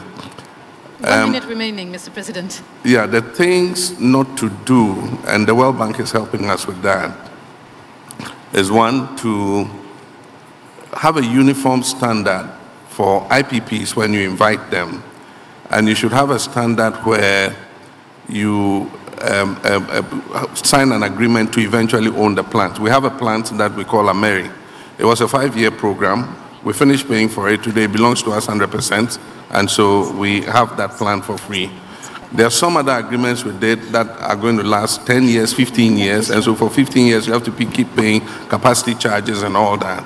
And so the World Bank is going to help us to be able to review those agreements and see how we can make them standardized for anybody who wants to come in and produce power. But the final thing is you must get your last mile right and get the governance, especially if it's a state-owned utility, you must get it right.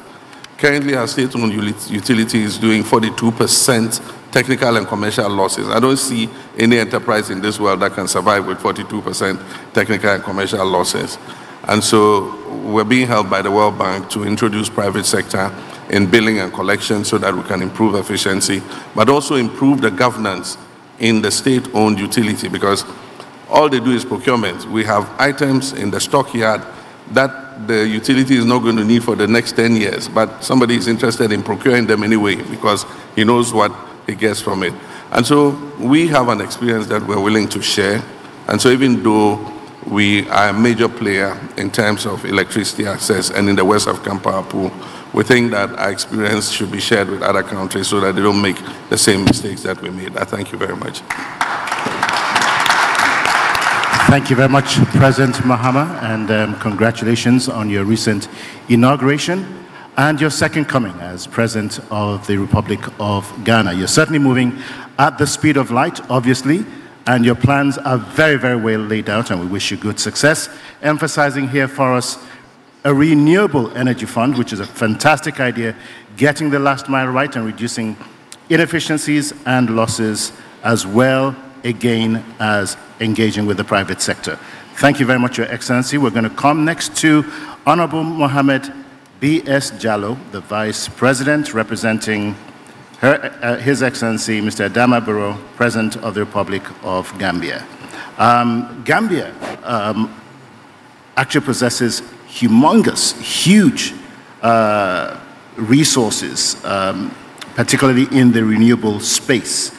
But for the most part, your country depends on imported fossil fuels. To address this challenge and to create economic opportunities, what is it that your country is going to do? What is it that you're committing to here in Dar es Salaam during this Africa Energy Summit? Your take. Thank you very much, Your Excellencies. Let me take this opportunity to thank Her Excellency Samia Suluhu Hassan and other for hosting us on behalf of His Excellency President Adama Barrow and all the partners, the ADB, World Bank. In the Gambia, our leadership remains steadfast in its commitment to transforming the energy sector. Our target is ambitious yet achievable. Universal access to electricity by the end of 2025 is our target. Coupled with uninterrupted power supply and a diversified energy mix, with 60% of electricity generated from clean and renewable energy sources by 2030. With the support of our development partners, particularly the European Union, the World Bank, and the African Development Bank, the Gambia has made remarkable strides. Upon completion of ongoing projects, we expect electricity access to reach 90% by June of 2025. However, significant work remains. To electrify the remaining 10% of the country encompasses 300,000 people across 18,000 households and with 65 communities. We need to mobilize an additional $70 million. Moreover, to enhance our power supply system, we must expand and upgrade the 200-kilometer high-voltage transmission line to establish a national grid, which is estimated at $75 million. With a total investment of $145 million, the Gambia is well positioned to achieve universal electrification ahead of schedule, provided we secure the required resources. As we align our efforts with the commitments made at COP28, we must prioritize adoption of renewable energy solutions. In this regard, The Gambia has already taken a significant step by commissioning its first 23 megawatt utility scale solar plant in 2023. Moving forward, we plan to implement an additional 150 megawatt solar capacity with 50 megawatts already tendered on an independent power producer basis. To realize the remaining 100 megawatts, we seek support through financing and guarantees. Finally, I wish to express the Gambia's profound gratitude to the development partners for their unwavering support and commitment to Africa's growth. This summit represents an opportunity for meaningful dialogue and strengthened engagement between the continent and its partners. Let us seize this moment to turn aspirations into actionable solutions. So I thank you very much. Thank you very much, Excellency. Thank you. Merci beaucoup, merci. Et je me tourne vers le président de l'Éthiopie. L'Éthiopie qui est un pays leader.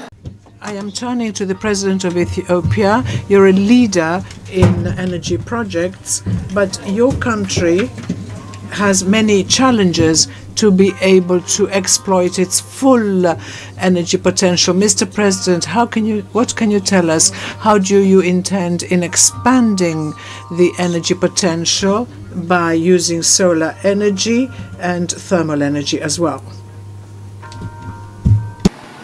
Thank you very much, Madam. I wouldn't resist your challenge to speak in 3 minutes. Rarely leaders appreciate challenges.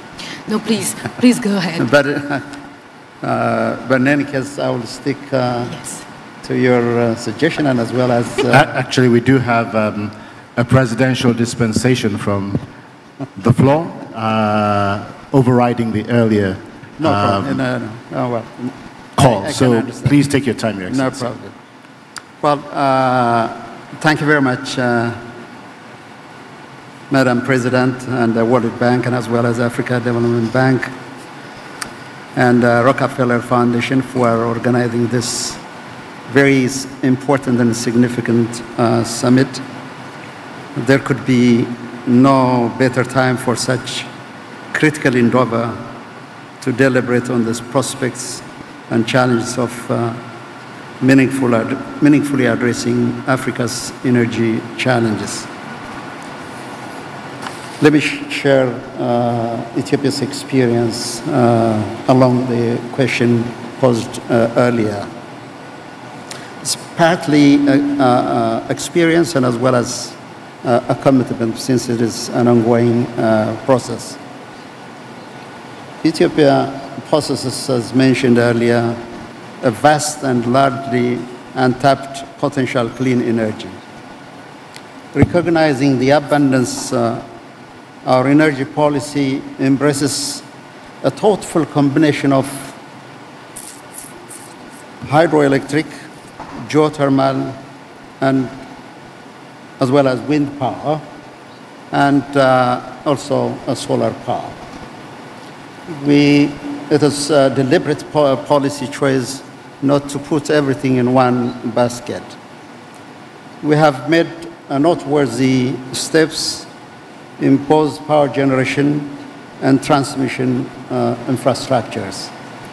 Our current installed capacity now surpasses 6,000 megawatts, and we are targeting 13,000 megawatts by 2028. When I was young, I was an electromechanic. Before I joined a university, I served in one of the huge substation back then. It was maximum capacity was 100 megawatts. This is some 40 years ago. And back then, this is indeed a huge power that is presumed to suffice a country of back then probably about 35 or 40 million. But over the years, and as I mentioned earlier, with the deliberate policies, we were able to put in place over 6,000 and just looking to have about 13,000 in about 4 or 5 years' time. Currently, we export also clean energy to Djibouti, Kenya, Sudan, and now set to export to Tanzania with the humble provisions of Her Excellency the President. We're just eyeing also to export to South Sudan and planning to complete the preparation phase.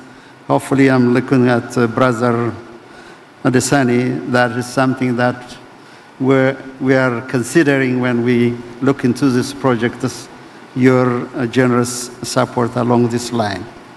We have devised a Pan-African roadmap eyeing to connect certain countries in our regional energy connectivity schemes. One takeaway is that the cornerstone of our approach is active engagement of the entire citizenry.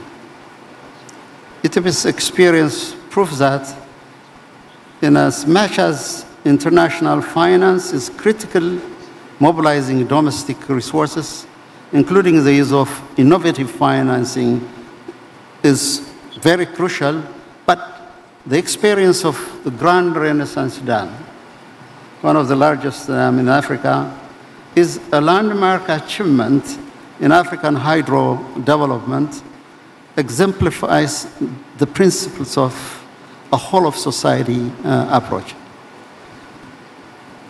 It is a $5 billion project. It's up and running. Out of the $5 billion, $1 billion is a public contribution. $1 billion. It is indeed very, very critical. As long as we galvanizing the society, they will definitely support in our energy improvement programs.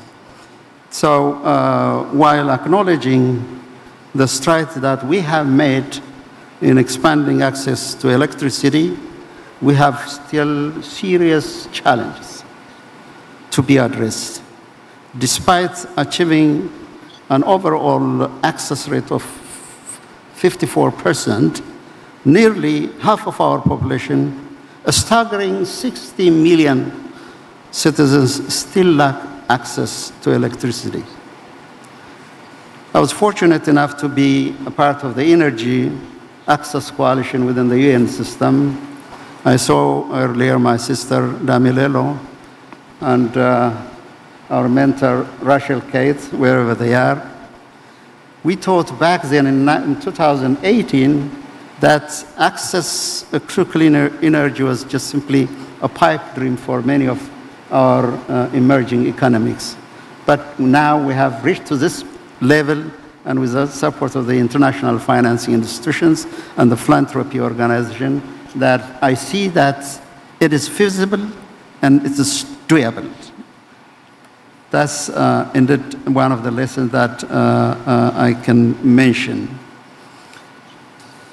However, to address this critical gap, we have set a national program achieving universal electricity access by 2028, which requires electrification of an average 3.4 million households annually. This ambitious endeavor requires substantial investment, demanding annual investment of $1.8 billion, amounting a total of close to $10 billion over the 4 or 5 years period. Furthermore, we face significant challenge of high transmission and distribution loss due to aging infrastructure. Enhancing the efficiency of our grid is paramount to ensure a sustainable and efficient delivery of electricity to all citizens. 3 key commitments. First, we have not only developed a robust policy framework, but also established a strong foundation of foreign institutional reform to ensure efficient and effective implementation of energy infrastructure projects. Second, we have put in place a significantly improved environment for private sector engagement in the energy sector. As part of creating an increasingly attractive environment for private sector investment, we fostered conducive policies for public-private partnership. and independent power producers. Our approach will be, isn't it, always be guided by the imperative of balancing between accessibility with affordability. Those who contributed over $1 billion to generate hydroelectricity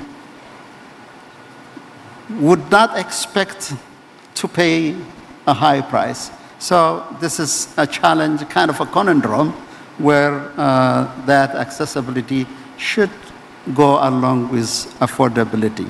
Third, we pursue these endeavors in close collaboration, of course, as I mentioned earlier, with development partners, including the World Bank, the African Development Bank, and other leading financial institutions and philanthropic organizations. This strategic approach is clearly with a proven track record of success. We have done it with Africa Development Bank, not only on electricity, but also on other projects. Who would expect that, heat-resistant wheat farm, which we have never introduced in Ethiopia for many years, would end up taking to the highest level crop production in Ethiopia. Annually, about 170 million quintals of wheat, with the support of and with some creativity, innovative approach with the African Development Bank. So, finally, initiatives such as Mission 300 are not only important, but also indispensable to the successful realization of our national development energy. We'll do our part, and we will count on you. My sincere appreciation and thank you. Thank you very much, Your Excellency Tai Made, President of the Federal Democratic Republic of Ethiopia. There's absolutely no doubt that your country will increase your energy capacity from 6,000 to 13,000 megawatts in 4 to 5 years, as you have said. What you have done in the last 4 or 5 years, in conjunction with the African Development Bank and others, in the area of wheat, leaves absolutely no doubt that you will succeed in that endeavor, and we wish you all the very best. Well, you've talked about taking advantage of regional cooperation, becoming a clean energy exporter, and enhancing regional connectivity along with 13 other countries. Again, as we move forward, I want to say that yes, there have been so many energy endeavors on the continent, but there has never been anything like this, pulling together all of the players and providing significant resources to make this dream possible. Excellencies who have been on the panel, and those of you who are here, again, we say very thank you for your contributions. We're going to go next to the Honorable Robina Nabanja, Prime Minister representing His Excellency Mr. Yoweri Kaguta Museveni, President of the Republic of Uganda. Well, Uganda has tremendous renewable resources, but energy poverty is still a challenge. It's still a significant issue. What remedies, what creative solutions, and what projects is Uganda working on to address this energy gap and improve the livelihoods of Ugandans? Thank you so much.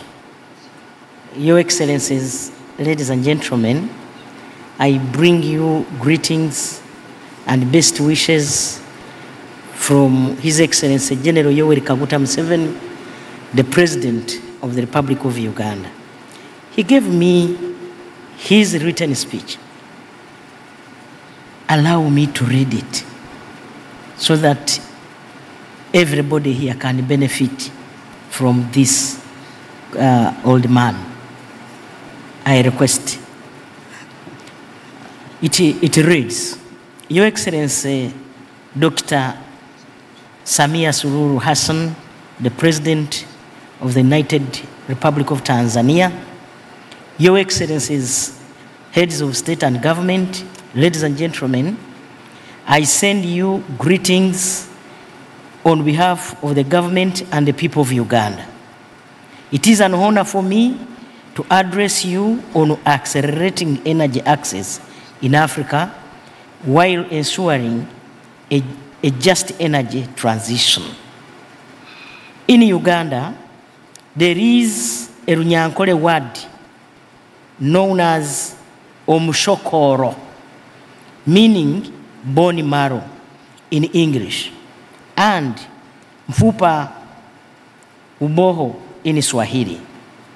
When you get a disease of the bone marrow known as leukemia, the chances of survival are limited. Therefore, the bone marrow of an economy is the cost of electricity, railway and water transport, the cost of labor and money in addition to peace and security. When the unit cost of electricity, transport, labor and money is low, the cost of production automatically lowers, hence the increase in the profit margin. It is subversive for leaders to neglect investment in key sectors of energy, railway and water transport. No investor can be attracted to any economy to make losses. The cure to Africa's underdevelopment is value addition to the raw materials for industrialization. Therefore, there is a need for increased access to affordable power to support industries and protect our environment. Uganda has been on a journey to lowering the cost of electricity for industrial use to $5 per kilowatt. To some extent, this has stimulated industrialization, attracted investors, and created jobs for our people. Uganda's energy policy is to increase access and consumption of clean energy through 1, increase the access and utilization of electricity. 2, increased generation and transmission capacity of electricity from the current 2,051 megawatts to 52,000 megawatts by the year 2040 through the energy mix policy, hydropower, solar, nuclear, and wind, to mention but a few. Increased adoption, that's number 3, and use of clean energy, and promoting utilization of energy efficient practices and technology.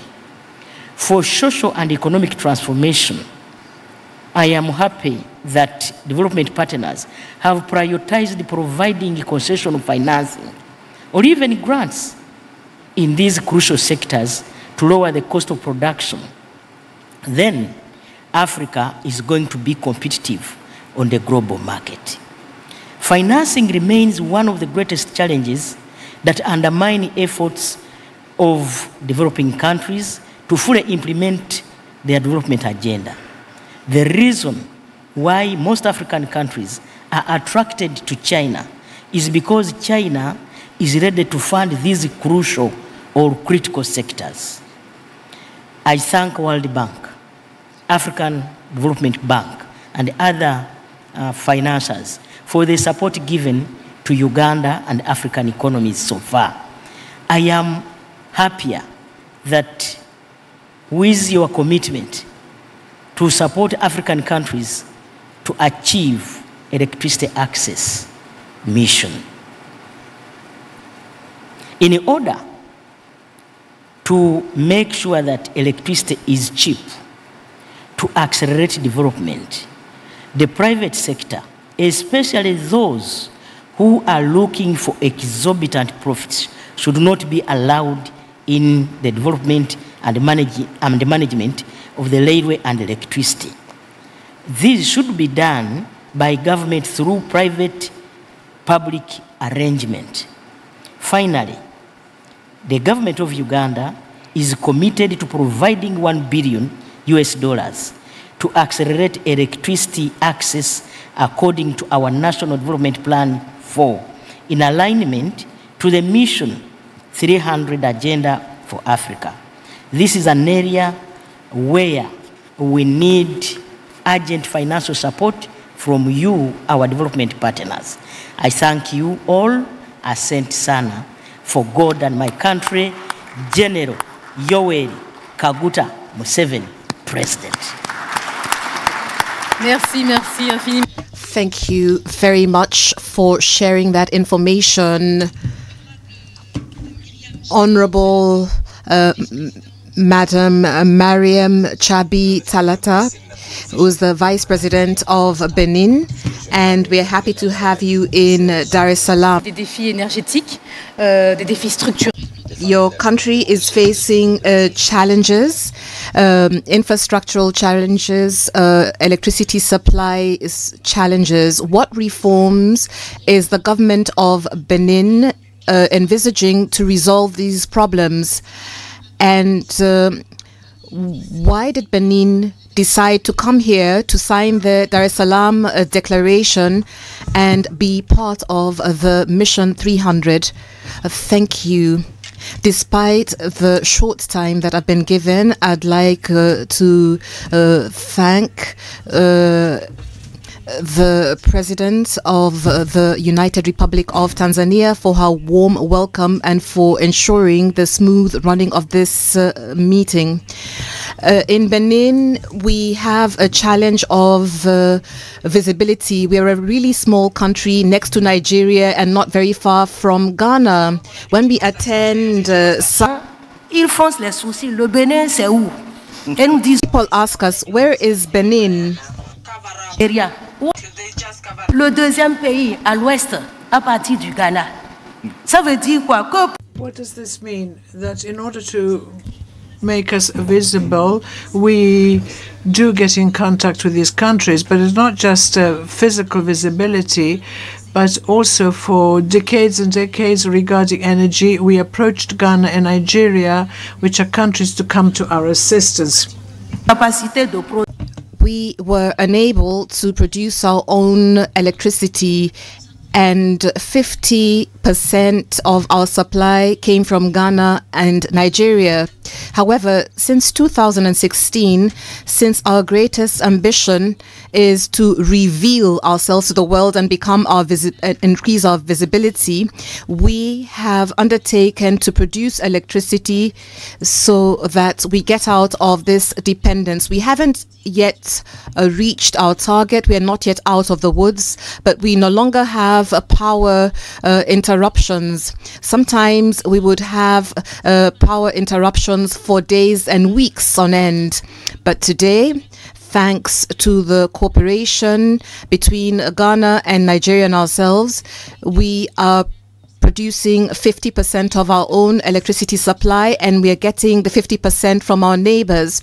We are able to cover our needs in the urban areas, at least at 70% and 30% in rural areas. We are producing solar energy, thermal energy, as well as hydroelectricity, but the quantities are insufficient.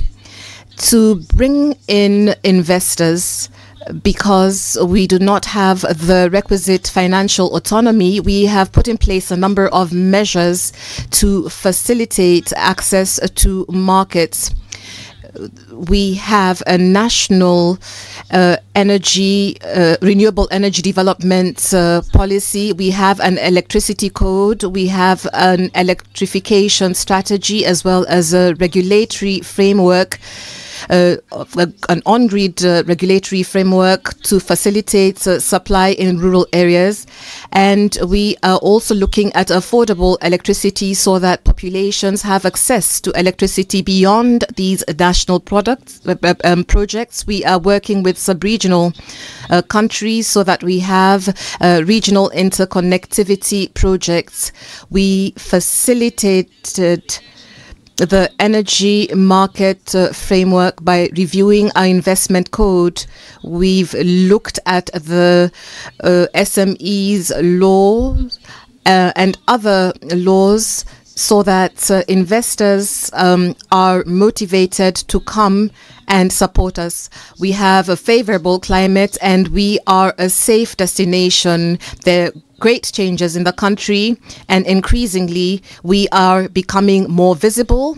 We are now trying to get out of the dependence culture. I know there are investors here in this hall, and I'd like to say that the business climate is really good.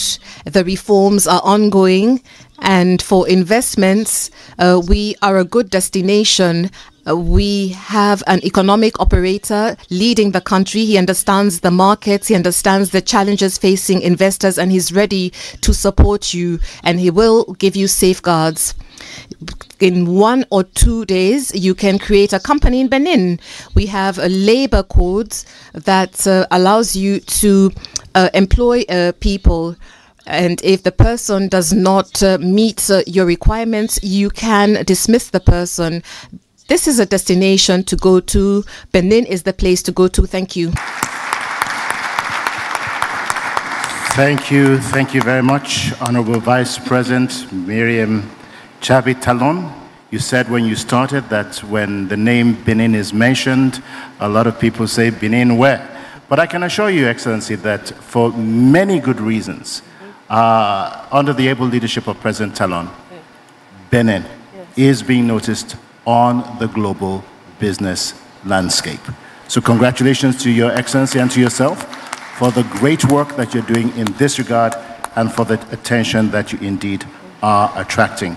We're going to come next to His Excellency Manuel Osa Nsua, Prime Minister representing His Excellency Teodoro Obiang Nguema, Basogo, President of the Republic of Equatorial Guinea. At 66% energy access in Equatorial Guinea, that's pretty high for most African countries, but it is dependent primarily on oil and national gas reserves. Oh, he's not in the, I can't see all the way to the end. I do apologize. Thank you very much, Mr. President. Sorry, it's quite a distance over here, but I do apologize. That's a mistake of the head and certainly not the heart. We will transition to Côte d'Ivoire and to Niger. So at that point, I'll hand over to Marie-Angèle to take the lead on that. I believe that you have both questions, Niger and Côte d'Ivoire. Monsieur le Honorable Prime Minister Robert Begré Mambe, I'd like to ask you a question. I come from Côte d'Ivoire, and therefore I'm really interested in what's happening in my country. Côte d'Ivoire, in terms of energy, has embarked on a number of initiatives. There's a very high demand, particularly in Abidjan. When you took the decision to come to Dar es Salaam and participate at this Africa Energy Summit, and this is at a larger scale than Abidjan, we're talking about reaching 300 million people. What drove you to come here? What was the reason?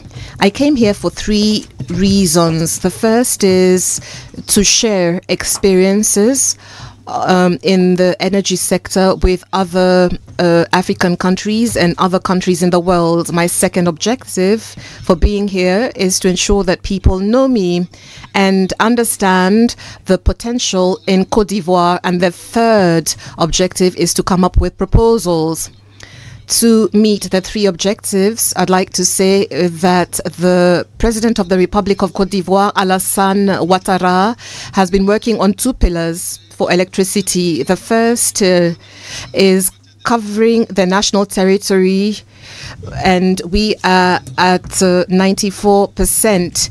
The second is the access rate or the connectivity rate, and to succeed we've been using this mechanism known as the electricity connection policy, affordable electricity connection policy. With $1.5, the population can access electricity, and we've been able to do this with the support of the AFDB and the World Bank, that I would like to sincerely thank. Under those two pillars, we've been able to achieve a higher number of megawatts, and we have gotten 30% of investment from the government and 70% from the private sector. For private operators, Côte d'Ivoire is a land of opportunities in the area of electricity. To understand why it's a land of opportunities, I'd like to say that there are various segments that you should consider. The first is water, and second is gas, and then hydrocarbons. Fourthly, you have solar energy, and then you also have wind energy. So you have a lot of potential in Côte d'Ivoire. I'd like to add that you have biomass, and you have agricultural wealth that constitutes a good source for electricity. So we have 5 or 6 potential sources of electricity. The proposal that we would like to make to the AFDB and the World Bank is as follows, and the President asked me to thank his sister, the President of the United Republic of Tanzania, the World Bank, the African Development Bank, and the Rockefeller Foundation for the opportunity made for us to meet here. We need to have windows with concessional interest rates, as well as long maturity periods. The impact of no electricity is very, very severe. Second proposal is that when we look at the potential of hydropower and biomass, we need a good technical expertise for research and development, and that would be done in the realm of international cooperation. In Côte d'Ivoire, we've been launching tenders, and we'll be launching tenders next month to have 200 megawatts of connectivity at an affordable price, a competitive price. And the third proposal is that we wish to facilitate self-production, so we can connect populations to electricity. We are here to share our experience, Madam Moderator, and to tell investors that Côte d'Ivoire is a land of opportunities. It's a country of hospitality. We are an electric hub.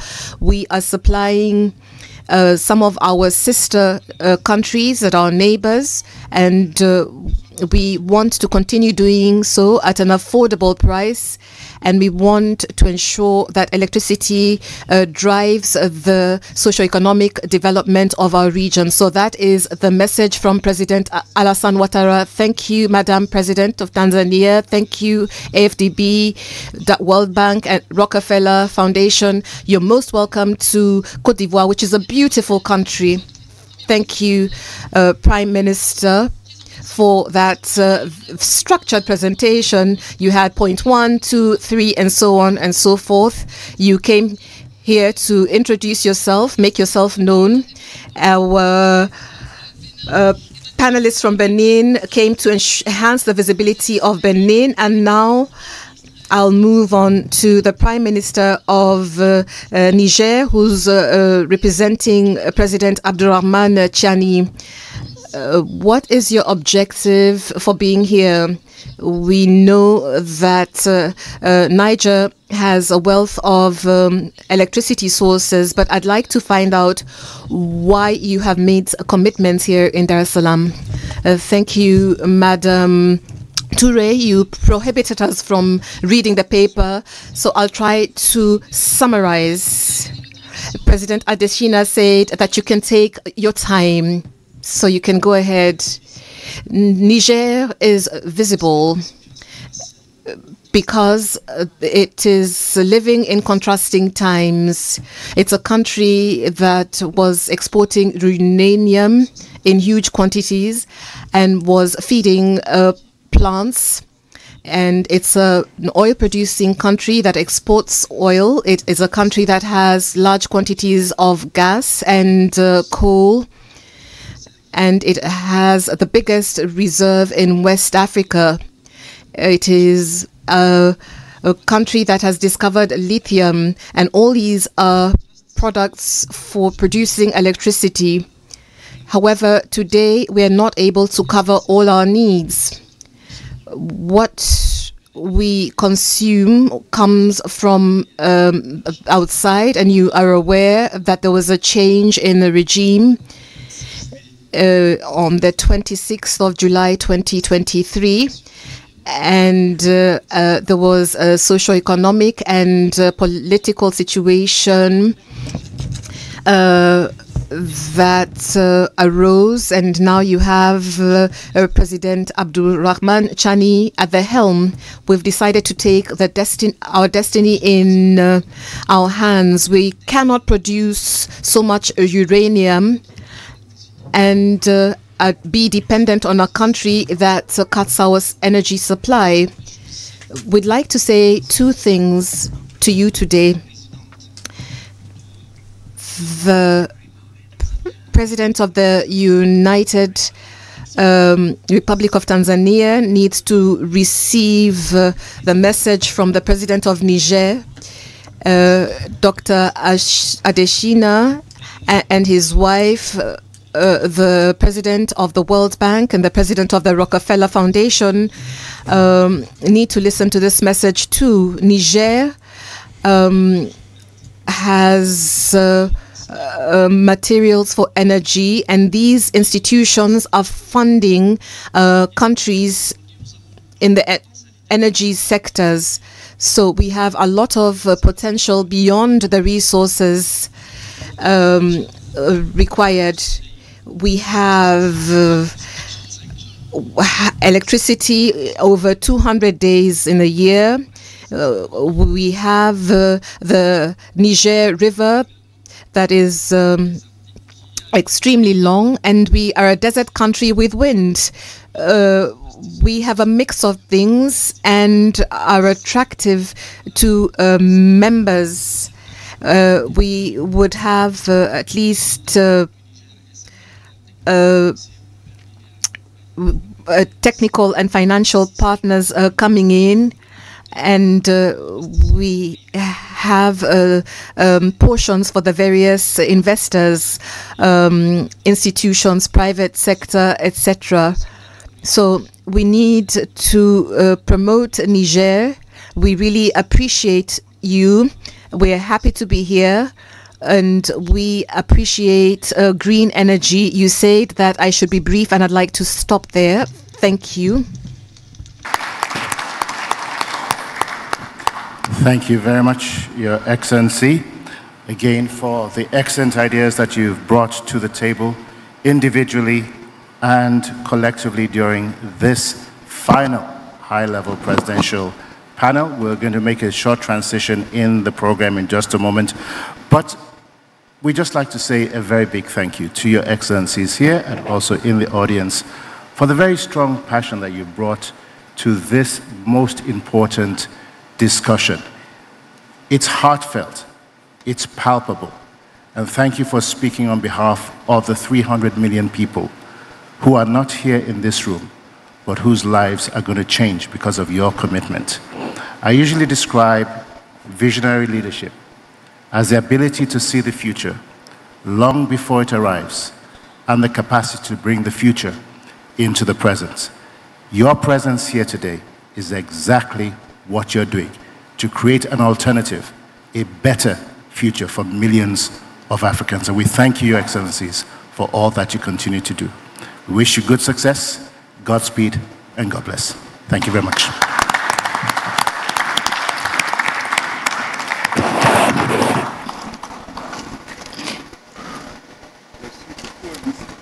Fine.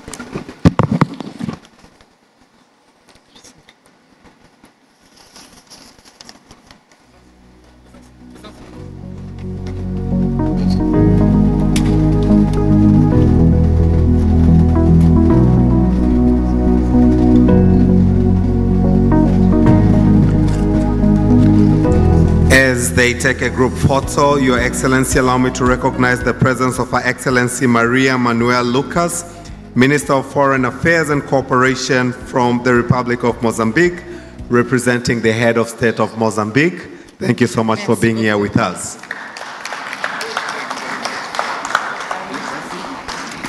Thank you very much, Mr. President.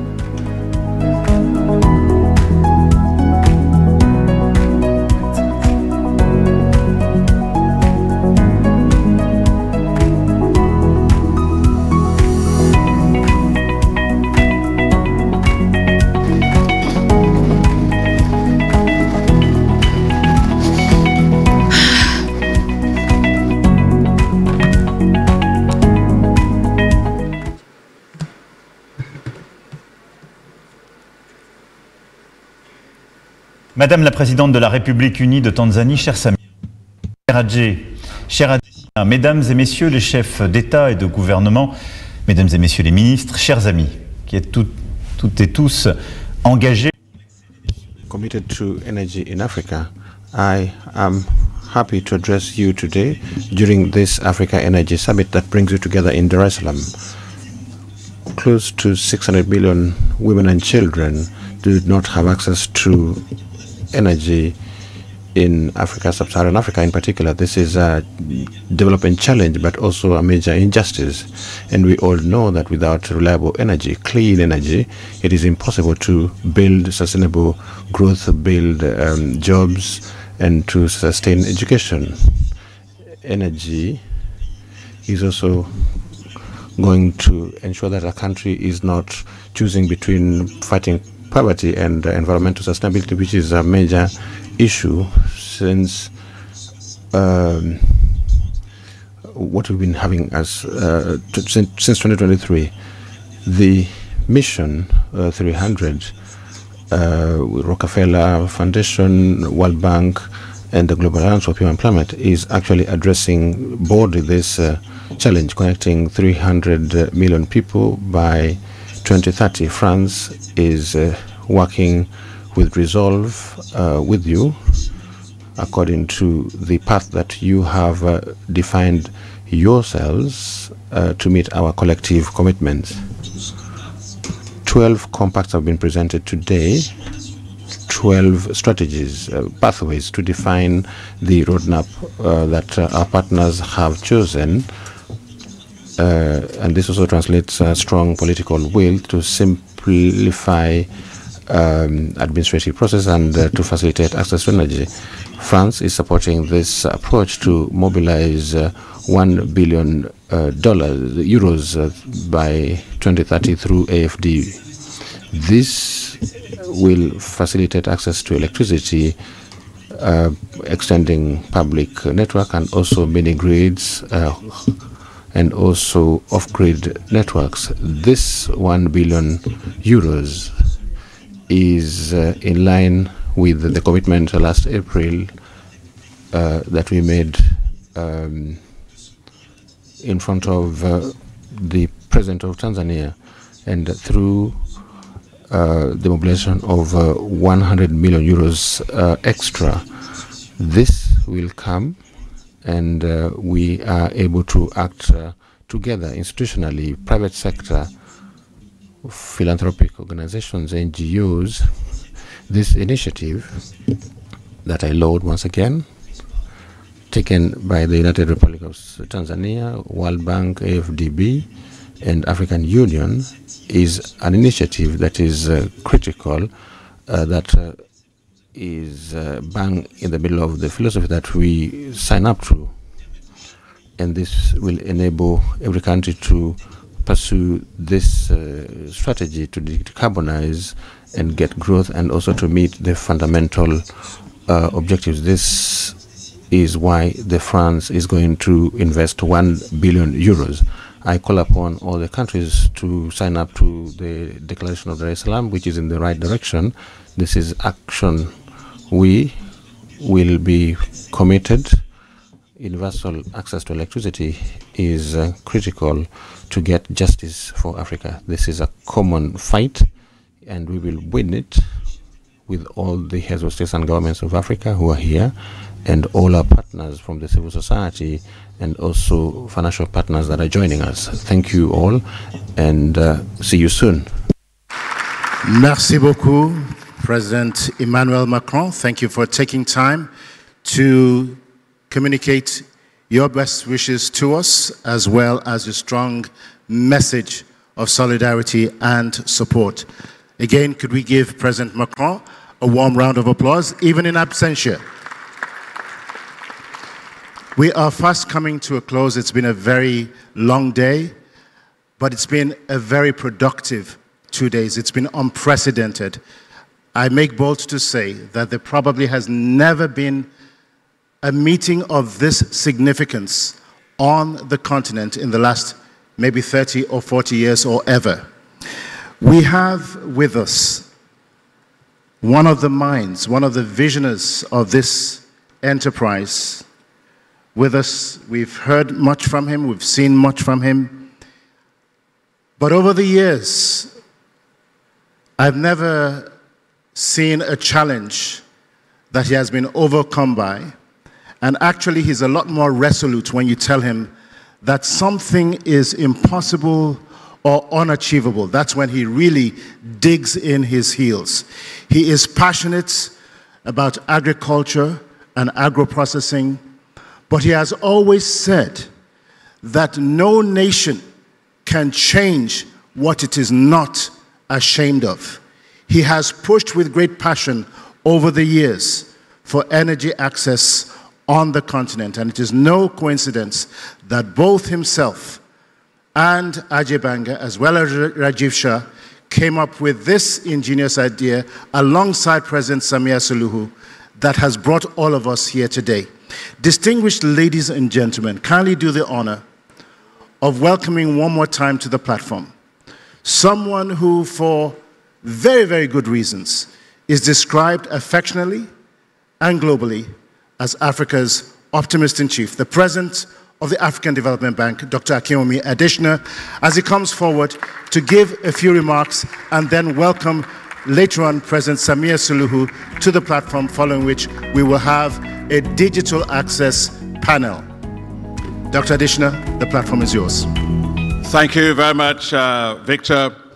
Your Excellency, President Samia Suluhu Hassan, President of the United Republic of Tanzania, Your Excellencies, heads of state and government that are here, honorable ministers, prime ministers, vice presidents, and all dignitaries that are here today, and of course, Raj Shah, my dear brother and friend, President Rockefeller Foundation, Ajay Banga, and all of his team. It's good to be here towards the end like this. Now, when Victor was talking about me, you would think that I achieve all these things all by myself. But actually, no, because I have a renewable energy at home. And that renewable energy behind me is my wife, Grace. So I have so many megawatts of power, of wisdom, of grace, of prayers behind me, because it's been a very, very stressful thing, but I can't be who I am today without Grace. So please help me thank her, because she makes it possible.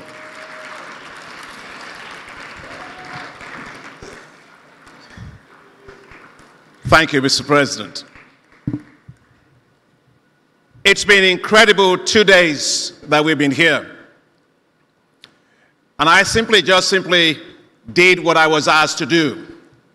Ajay Banga, President of the World Bank, myself, and Raj Shah, with a great support group around us, launched off on the Mission 300.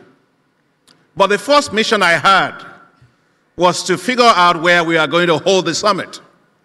And that was the first part of the mission. And it didn't take me, I didn't even think twice. I said I wanted us to have it right here in Tanzania.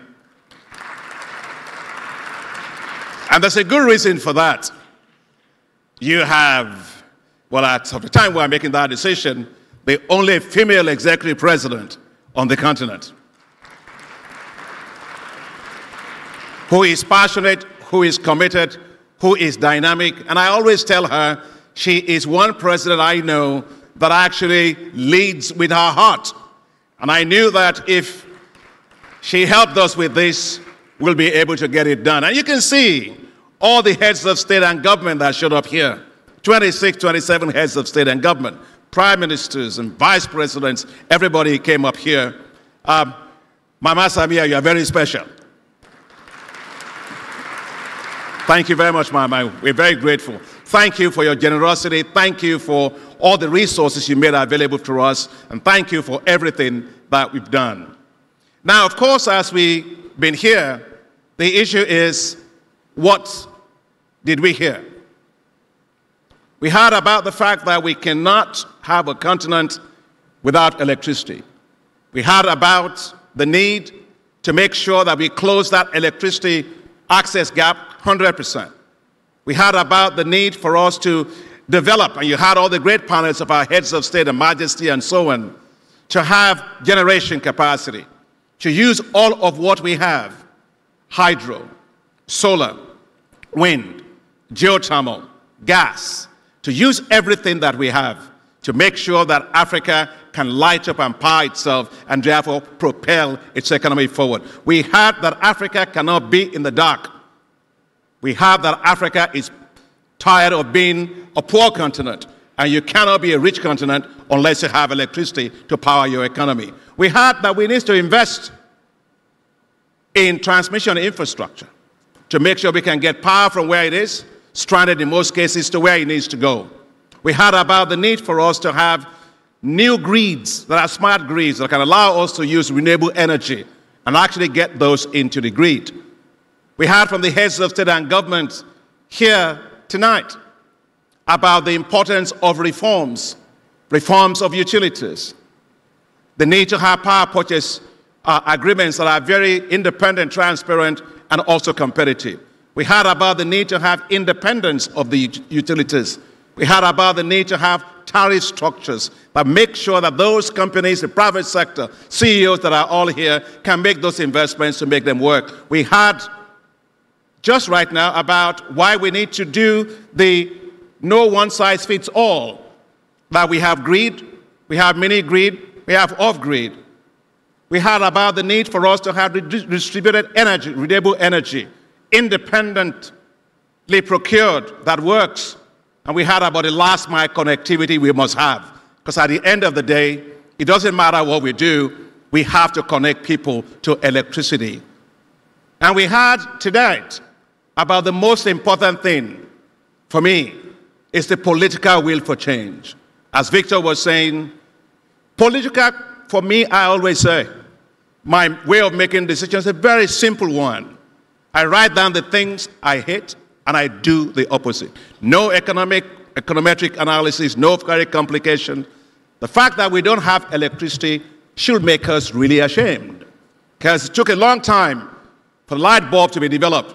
But now we are going to power ourselves and remove that shame. We can develop, and we must develop with pride. And that's what our heads of state have done today. I listened to what the president of Liberia said. He said, we don't put our signatures, and I'm sure he was talking to everybody, we don't put our signature into things we do not believe in. Our hearts of our heads of state are here. That's why they all came. And we want to thank you. Please help me in thanking them. Thank you for your commitment. Thank you for your passion. Thank you for your drive. Thank you for the way in which you have taken this as a matter of heart, not a matter of the head. And we know that with you we can succeed, because political will is the currency of development. And today we have all that political currency here with us today. What else did we do? Ajay Banga is not here. It's my friend Anna is here representing Ajay Banga somewhere there. We talked about how we are going to finance all of this. From the World Bank, from the African Development Bank, with support of the Rockefeller Foundation, mobilizing all the other foundations together in a tremendous way. The Global Energy Alliance for People and Planet.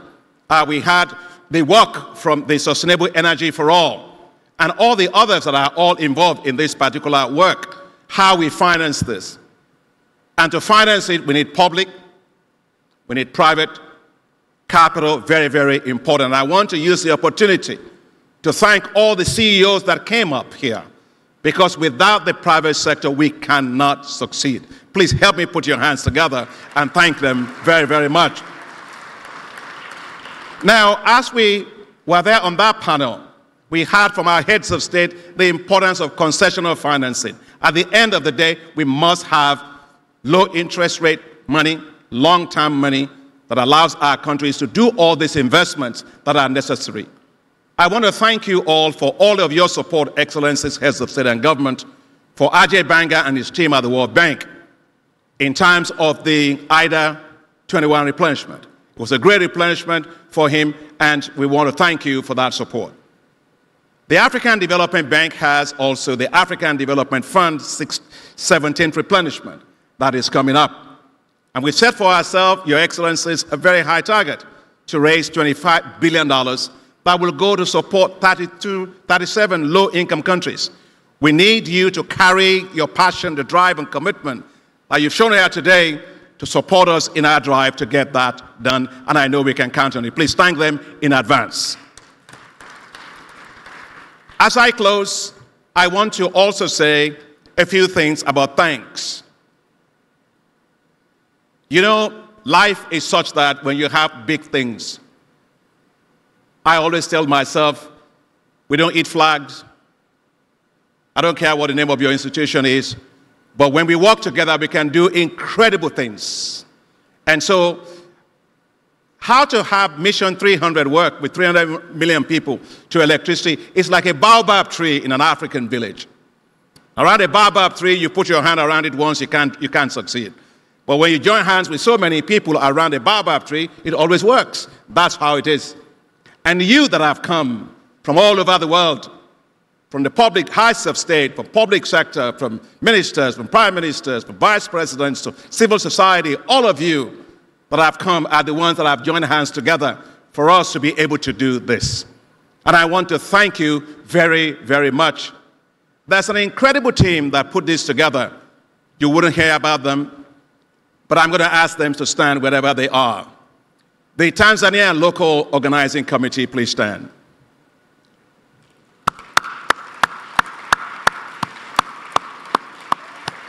The incredible team from the World Bank that have been working on this, please stand.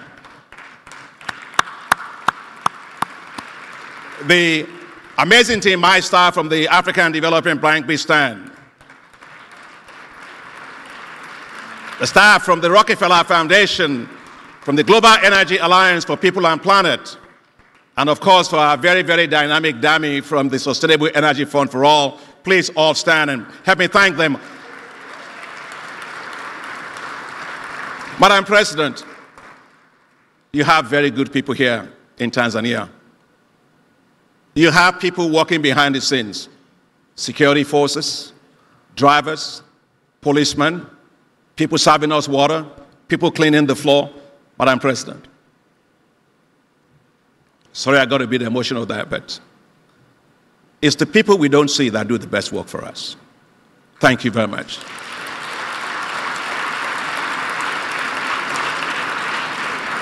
As I close, I would like to end with something that was off-grid, but I need to bring it into main grid. Yesterday, or before I go there, let me say, Madam President, as we go to the African Union Summit, I want to thank the African Union Commission, because this work is actually in response to what the African Union has been doing, the Agenda 2063, but also, and I don't know whether the Commissioner for Energy for the African Union Commission is here, but if she is, please transmit our appreciation to His Excellency Musa Faki, the chairperson of the African Union Commission. And as we go for the AU Summit, Madam President, we're now in your hands. Help us take all the things from all your colleague heads of state to make sure that this is reflected inside of the resolution of our heads of state and government just in February. And I know that we are in safe hands with you on that. Now, to close, yesterday was a big day. Not because of just the summit, but because yesterday was President Samia Suluhu Hassan's birthday. And because we didn't have the opportunity to celebrate her, we were all off-grid. Now I have to bring us back to on-grid. I would like you to please join me in standing, Your Excellencies, as we sing it both in English, in French, in Swahili, in Arabic. C'est la même chose. Happy birthday to you. Happy birthday to you. Happy birthday, President Samia. Happy birthday to you. May the good Lord bless you. May the good Lord bless you. May the good Lord bless you, President Samia.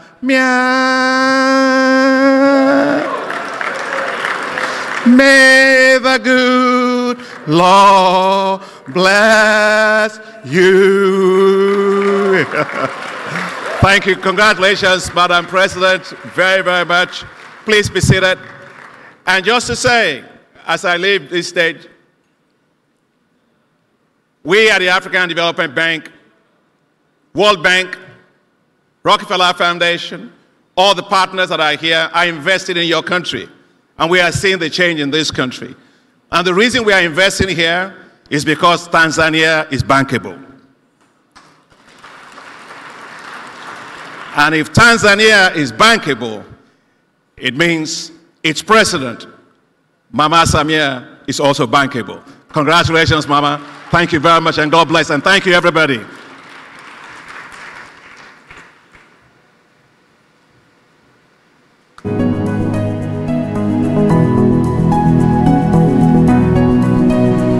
Let's give a big round of applause as she comes for the closing remarks. Karibu sana, Mama.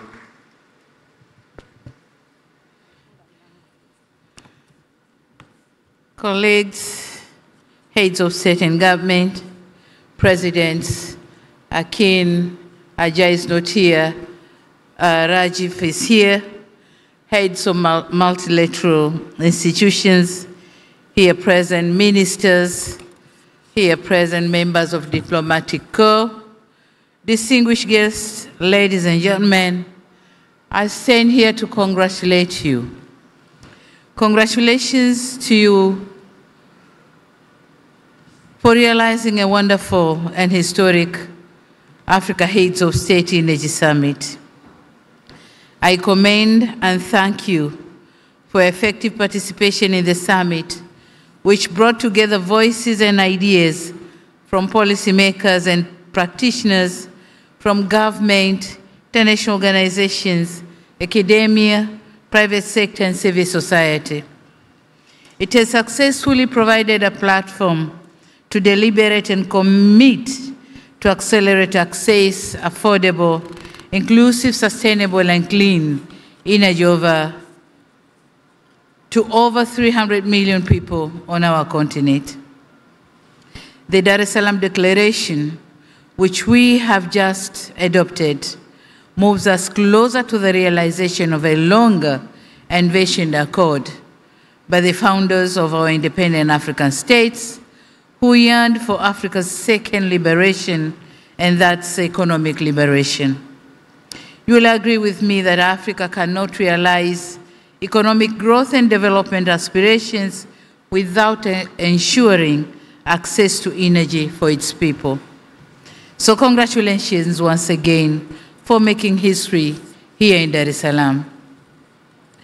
Excellencies, ladies and gentlemen, it has been our honor to host this auspicious summit and to play our part in contributing to light up our continent. In addition to discussing how to ensure access, we also address the best approaches of achieving energy affordability and sustainability. Chiefly, we deliberated on the need to mobilize adequate resources from various sources for realizing our common energy access goal, with a significant role for the private sector. I'm confident that the compacts and commitments made here in Dar es Salaam will shape Africa's energy landscape up to 2030. Excellencies, as we depart Dar es Salaam, we carry with us rich roadmaps for actions to accelerate energy access.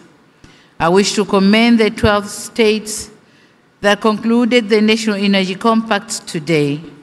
I understand that the 12 governments have only pioneered and many others will join us in the future. I also wish to thank all our partners for your meaningful participation over the past 2 days. As we take the necessary policy steps, the energy compacts avail us an opportunity to demonstrate our ability to work together to meet the aspirations of our people, as well as the global development targets. As we wrap up this summit, the real work commences on the ground. Significant challenges still lie ahead in addressing Africa's energy deficit. We are optimistic that the rallying call made at this summit to all stakeholders, governments, development partners, financiers, and innovators to work together to realize the mission 300 will be answered. With these brief remarks, I now have the honor to officially declare the African Heads of State Energy Summit now closed. Thank you very much. Merci beaucoup. Omte brigado, shukran, and asante sana.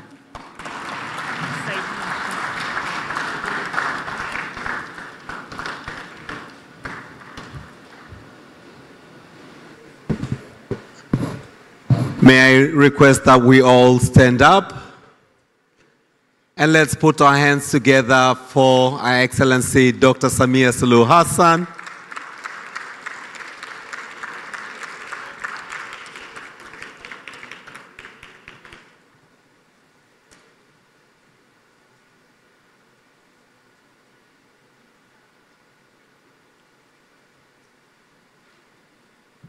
Distinguished delegates, we still have one final panel session, which is only 2 people that will speak for 5 minutes.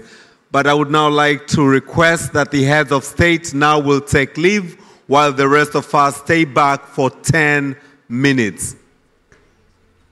May I request the heads of delegation to also follow Her Excellency Dr. Samia Suluhu Hassan, all the heads of delegation and the heads of states.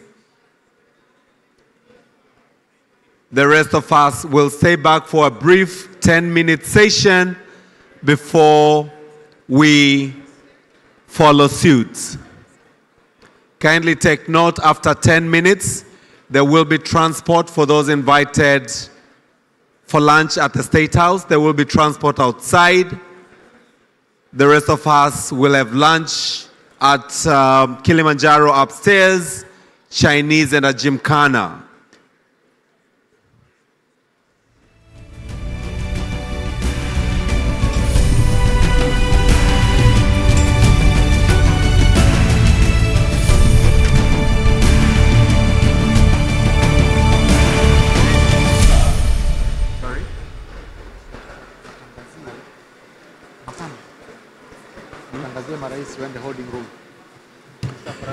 May I request all the heads of state to head to the holding room where the transport will be coordinated from there.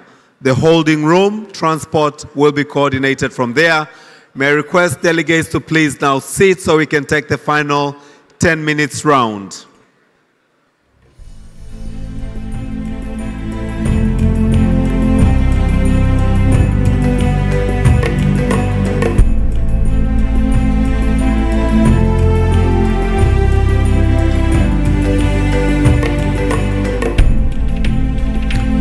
Can I invite to the stage Mr. Larry Madowo, correspondent from the CNN International.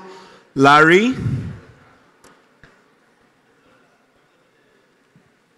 And one of the delegates has misplaced his mobile phone. It is with me. As long as you're able to open it up, then it is yours. Can I invite to the stage Larry?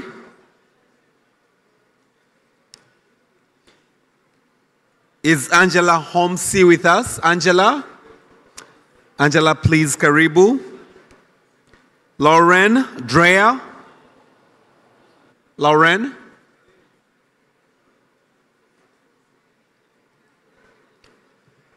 Distinguished delegates, the final session for the summit is looking onto the digital access and energy services that create powerful synergies that drive socioeconomic transformation.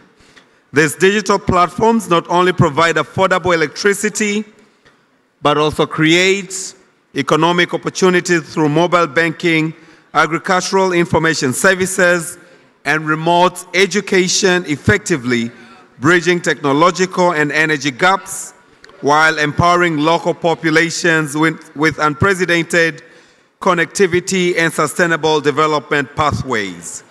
To lead us through this discussion, distinguished delegates, ladies and gentlemen, is none other but Mr. Larry Madowo, correspondent, CNN International.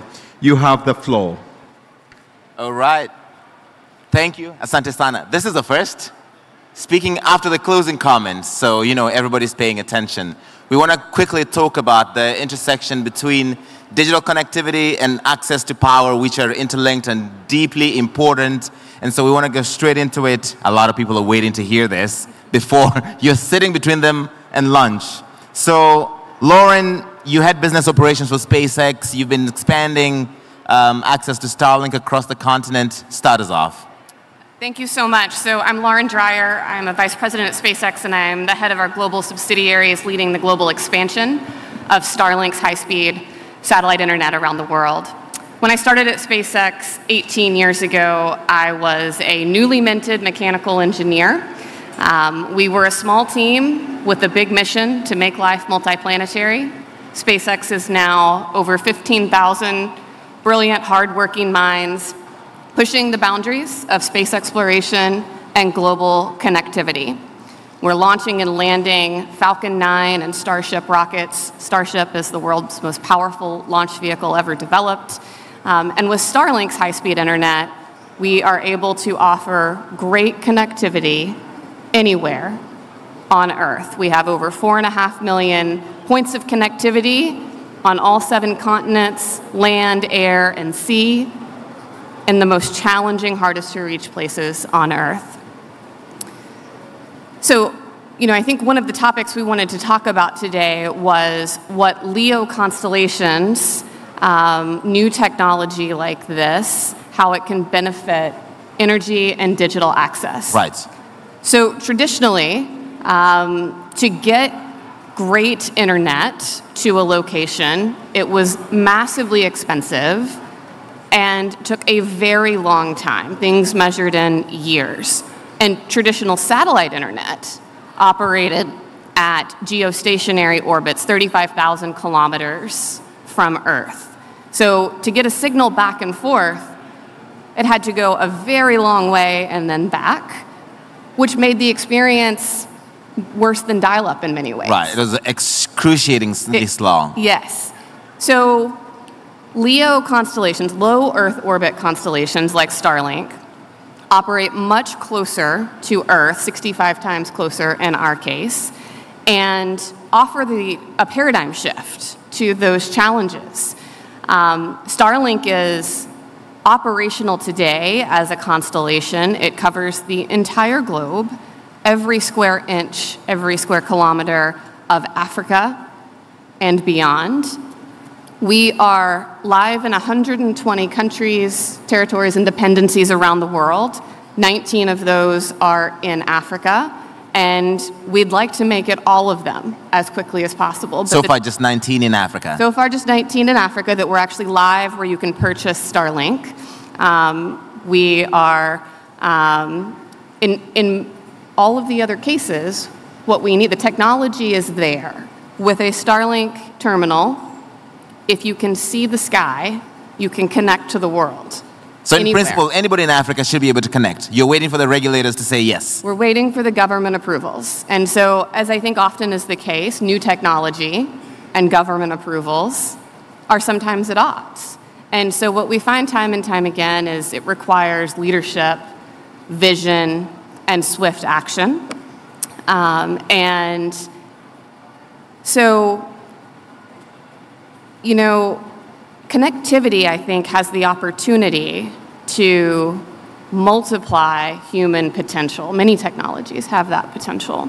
So if you connect a school, you're not just enabling those students to access digital libraries, you're also allowing farmers to access market prices. You're enabling individuals and small businesses to participate in the global digital economy. You're enabling people to share their culture as content creators. Right. And doctors can connect with specialists outside of their communities. It takes points of connectivity and makes networks of opportunities. Specific to energy, and I'm by far not the expert here, I'm thankful to have some esteemed colleagues who are much better at it than I am. But as I think about connectivity and energy, and particular to LEO constellations, what does it offer? So the Mission 300 partners that are out there doing great work, I think first, to have great connectivity via LEO constellations today means you can move faster. We can truly accelerate, which was sort of the topic today, acceleration. Because if you have great connectivity, you can plan faster, you can build faster. It breaks down a lot of barriers that can delay things. But once operational, then LEO satellites also offer the opportunity for truly reliable, real-time operational connectivity that many of these projects will require. Right. And then finally, even for areas that have terrestrial connectivity already, what LEO constellations offer is resiliency and redundancy should there be man-made disasters like cable cuts and taking out communications, or should there be a natural disaster, which we see time and time again around the world disrupting communication. All right. And Angela, this is a nice segue into your part of this energy conversation and a new partnership that you are about to announce. Thank you so much, Larry. So Ignite Power is a distributed renewable infrastructure company. What we believe is that you can actually deal with energy access and internet access hand in hand across the continent, leverages like distributed infrastructure for very vast majority of the people that are left unconnected today, which is what the Mission 300 is doing. Today, Ignite is operating in 16 countries across the continent. This group of companies is serving 17 million people on the continent. Actually, our name as of today is Ignite Energy Access because we now have signed an agreement to acquire the assets in Africa of NG Energy Access, which is really supporting the growth through joint operations across the continent. What we really believe is this is the next-gen infrastructure. Of course it is more affordable. Of course it is usually way greener and cleaner. But the most important part is like it's building a much more resilient infrastructure, which we think is the next gen that we're also seeing even in the West being embraced to a very large extent. And at the nexus of connectivity and electricity, there's two parts of it. There's the operation part and there's the end user part. At the operation part, we couldn't do what we do, which is serving like tens of millions of people in multiple countries across the continent, which most of the heads of states were in this room today, without like entirely digitizing your operation, with leveraging AI, machine learning to do optimization of operation and building a visualization model, without having fully advanced data in order to deal with your client base and your payment base. You also need very much so to build very strong, which we've done, monitoring, reporting, and verification system so that you expand full transparency of your work through your stakeholder, being government stakeholder or being like funding stakeholders and other investors out there. By doing that, you're really building like a resilient, transparent infrastructure for the people. But then, where you have the biggest, I would say, impact is when you really bring to those people not just electricity, but electricity together with internet. Okay. And they cannot go one without another. Because so there has to be a productive use of that electricity. Productive use, so it's important for farmers, it's important, but as well for household. How do you want to educate your children in the home if you neither have one of those two components? Because if you don't have electricity, you cannot charge your devices. But if you don't have internet for operating your devices, you cannot load like AI agent for education, healthcare portal for information, or economic, like business model that you can operate with both internet and power. So what we've done already, and we're an Abu Dhabi-based company, with the support of His Highness Sheikh Mohammed bin Zayed, the President of the UAE, and the Zayed Sustainability Prize that at COP28 a year ago, we already started powering schools across Africa with this bundle of solar energy to operate the routers and to operate the mobile payment splitters and everything around it, and putting them solar together with internet, and then to share with the community around them. Our goal here is to scale up that project, which has started last year, to 10,000 schools on the continent. We have the innovation technology at the product level. That's available. The second part of the equation is the distribution capabilities, and we build a Pan-African platform that is, again, cutting-edge technology, so we have that capabilities at Ignite. So by working together, these 10,000 schools being now rural schools being equipped for their students with electricity and internet is feasible today. There's nothing to wait for. All we need is to have our development and government partners to be on board, to prioritize the right schools in the right countries and move forward and just implement it. The key message of this conference, I think, for me, is that what M300 has done, which we've been big proponent of, we've been big believer of for many years, but what M300 now has been done at very large scale is really proving that both internet and power is not it's not like a discretionary need, it's not like a nice to have. It is foundational infrastructure that will unlock every single other SDG and every possible opportunity for Africa to build a brighter future. Right. And what M300 is doing, particularly I want to mention through its result-based finance element, is basically really showing that fact that this is infrastructure that has to be built with private-public partnership working hand in hand. We execute, we innovate, and we have the policy and right environment coming from our partners. And then we can do like universal coverage in this way. And with our calculation, just to say that number here, we believe that with just a fraction of all the incredible announcements that have been made here, like all the and the targets of the Mission 300 entire program, with just a fraction of that, we believe that we can, within the time frame, electrify 150 million people with distributed renewable energy solution. Oh, wow. That's half the target. Thank you so much. I know you've got to run and head to the airport, so we will let you know. We'll let you leave as soon as you want to. Feel free. Thank you so much. And Tom, you build towers, but also you have an interesting partnership with a power utility company here in Tanzania, TANESCO, that I want to hear about. Yeah, absolutely. So I'm CEO of Helios Towers. We own and operate around 15,000 towers across multiple countries. And essentially, we're a real estate and a power company for our customers who are the mobile operators. We provide power as a service, which means that each individual one of these sites is effectively a micro power station.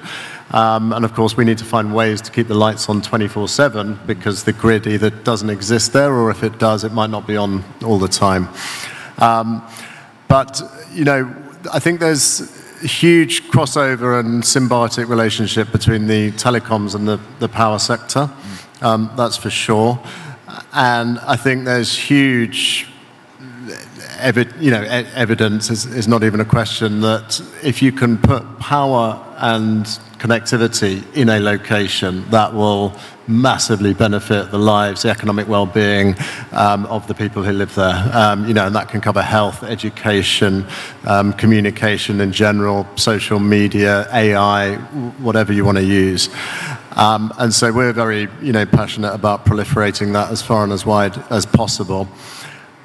We focus on customer service excellence, which means we want to have world-class and enable world-class services and connectivity across the markets in which we operate. And actually, one of those markets is Tanzania. In fact, our largest market is Tanzania. We've operated here for almost 15 years. We've invested about $750 million here over that time in furthering the digital infrastructure of the market. One of the things we've done well here is collaborated well with TANESCO, the national grid operator. And I think it can be the flag bearer of what could happen in other markets. We've had the most success with TANESCO, so thank you to TANESCO if you're in the room. And that's enabled us to connect around 800 telecom sites to the national grid over the last 5 years.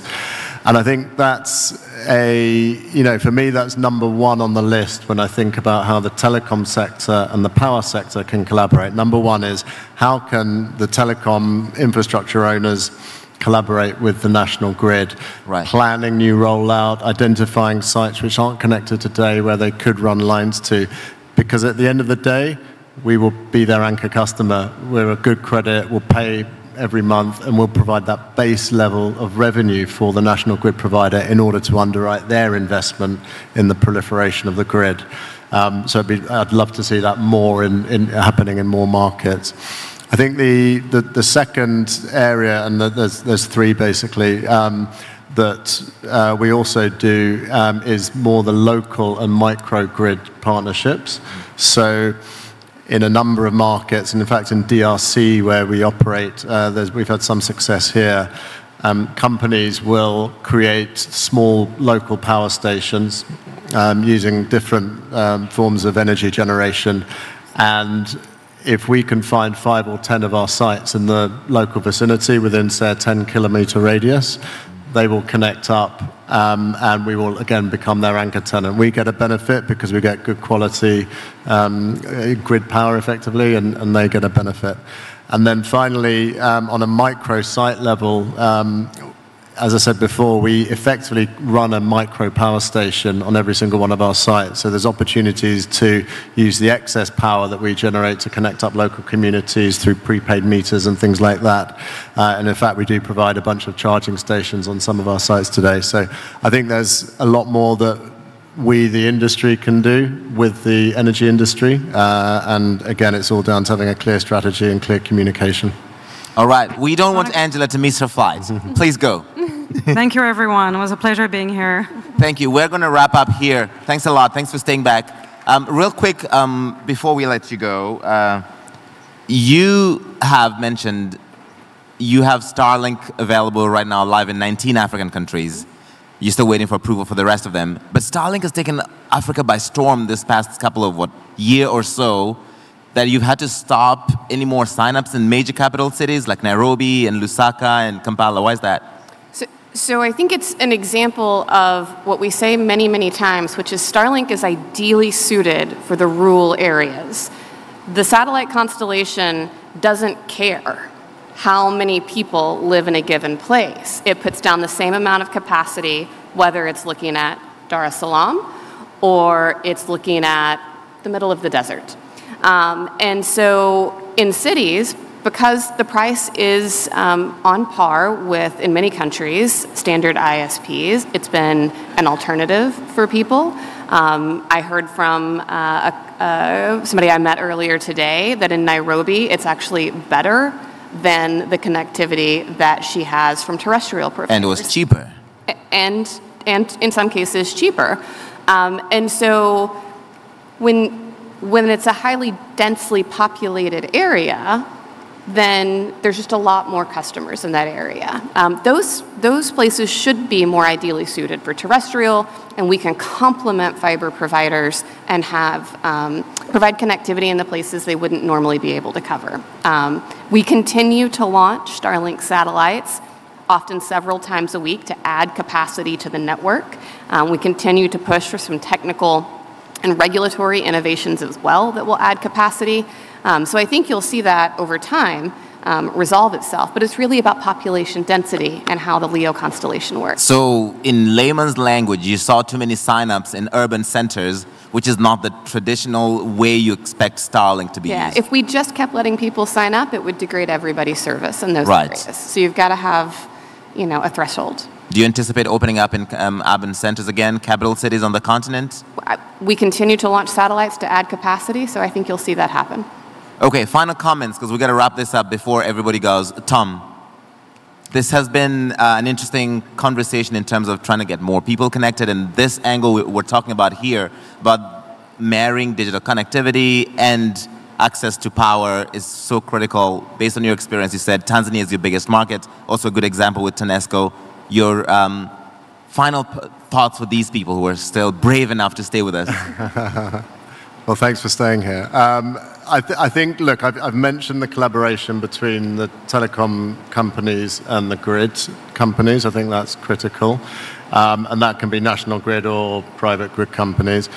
The other thing I would add, which I think would be massively beneficial, is the ability to do net metering, and for companies who actually generate power to have their excess power go back into the grid. And we'd find that hugely beneficial. I think the national grid operator would as well. And you know, I know it's being talked about in a few countries at the moment, including Tanzania. So I would encourage that to accelerate, because I think that'll provide a lot more power resilience for any country that does. Right. Lauren, anything to add? You know, I think I'll let everybody get on with their dinner at this point. I think it is not lunch. Lauren and Tom, thank you so much. And Angela, who's had to leave, thanks so much for staying back. And we'll give it back to you, sir.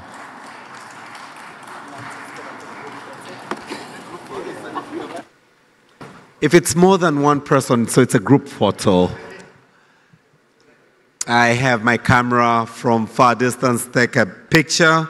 But ladies and gentlemen, we've come to the very final end of the Africa Energy Summit 2025. Mine is really to thank the Ministry of Energy of the United Republic of Tanzania, the World Bank, and the Africa Development Bank, the organizing committee, all our sponsors, exhibitors, entertainment, and all the technical team for having made Africa Energy Summit a great success. Up until we meet next time, let's just give each other a big round of applause. Thank you very much. I'm not sure if the Deputy Prime Minister would still wish me to recognize that we still have him with us in the room, but truly the Deputy Prime Minister and the Minister of Energy is still with us. Thank you very much for staying up to the very last minute, ladies and gentlemen. I wish you all the very best as we go to the M300. Africa Energy Summit, M300. Africa Energy Summit, M300. Africa Energy Summit, M300. Thank you very much.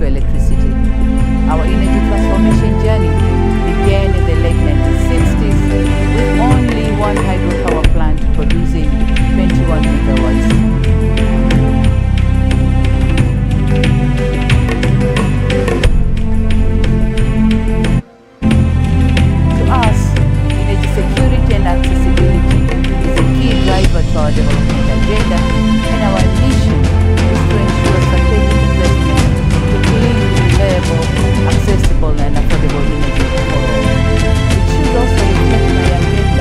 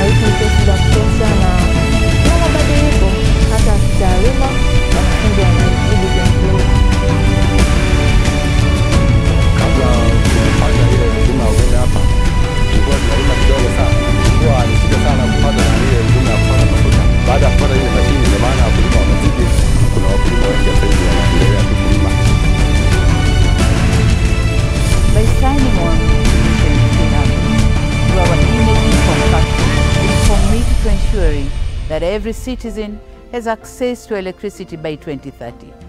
Today, as a president and a partner with shared vision, I invite you to reflect on this message to build a future of progress, prosperity, and sustainable development for all. In the country, we have moved ahead to provide sustainable and affordable electricity to the general population by increasing the generation capacity. Again, the connectivity and the transmission also has been improved. We have increased the access of the electricity to the people. Now we have 12,318 villages. They are all connected to the national grid. Tulianza kuendesha mitambo kwa kutumia umeme wa generator. Tulikuwa tunatumia mpaka 50% ya matumizi yetu ya kwa mwezi. Kwa hiyo ilikuwa ni inaongeza gharama. Mradi ulitufikia, gharama zilipungua kwa 1% kubwa sana. Energy is one of our crucial sectors that we are trying to invite our friends from across the globe to come to Tanzania to invest in the energy sector, particularly the renewable energy. Tanzania has huge resources of renewable energy, and we hope that through this particular summit we'll be able to attract friends, colleagues from across the globe to come to Tanzania to invest not just in any other sector, but particularly in the energy sector, especially in the renewable energy sectors. Leo imenifanya kuwa na stationary kwa sababu hapo awali nilikuwa sina uwezo wa kutumia hivyo vifaa, ila kulingana na umeme wa leo sasa hivi na stationary. We have advanced to the electrified train.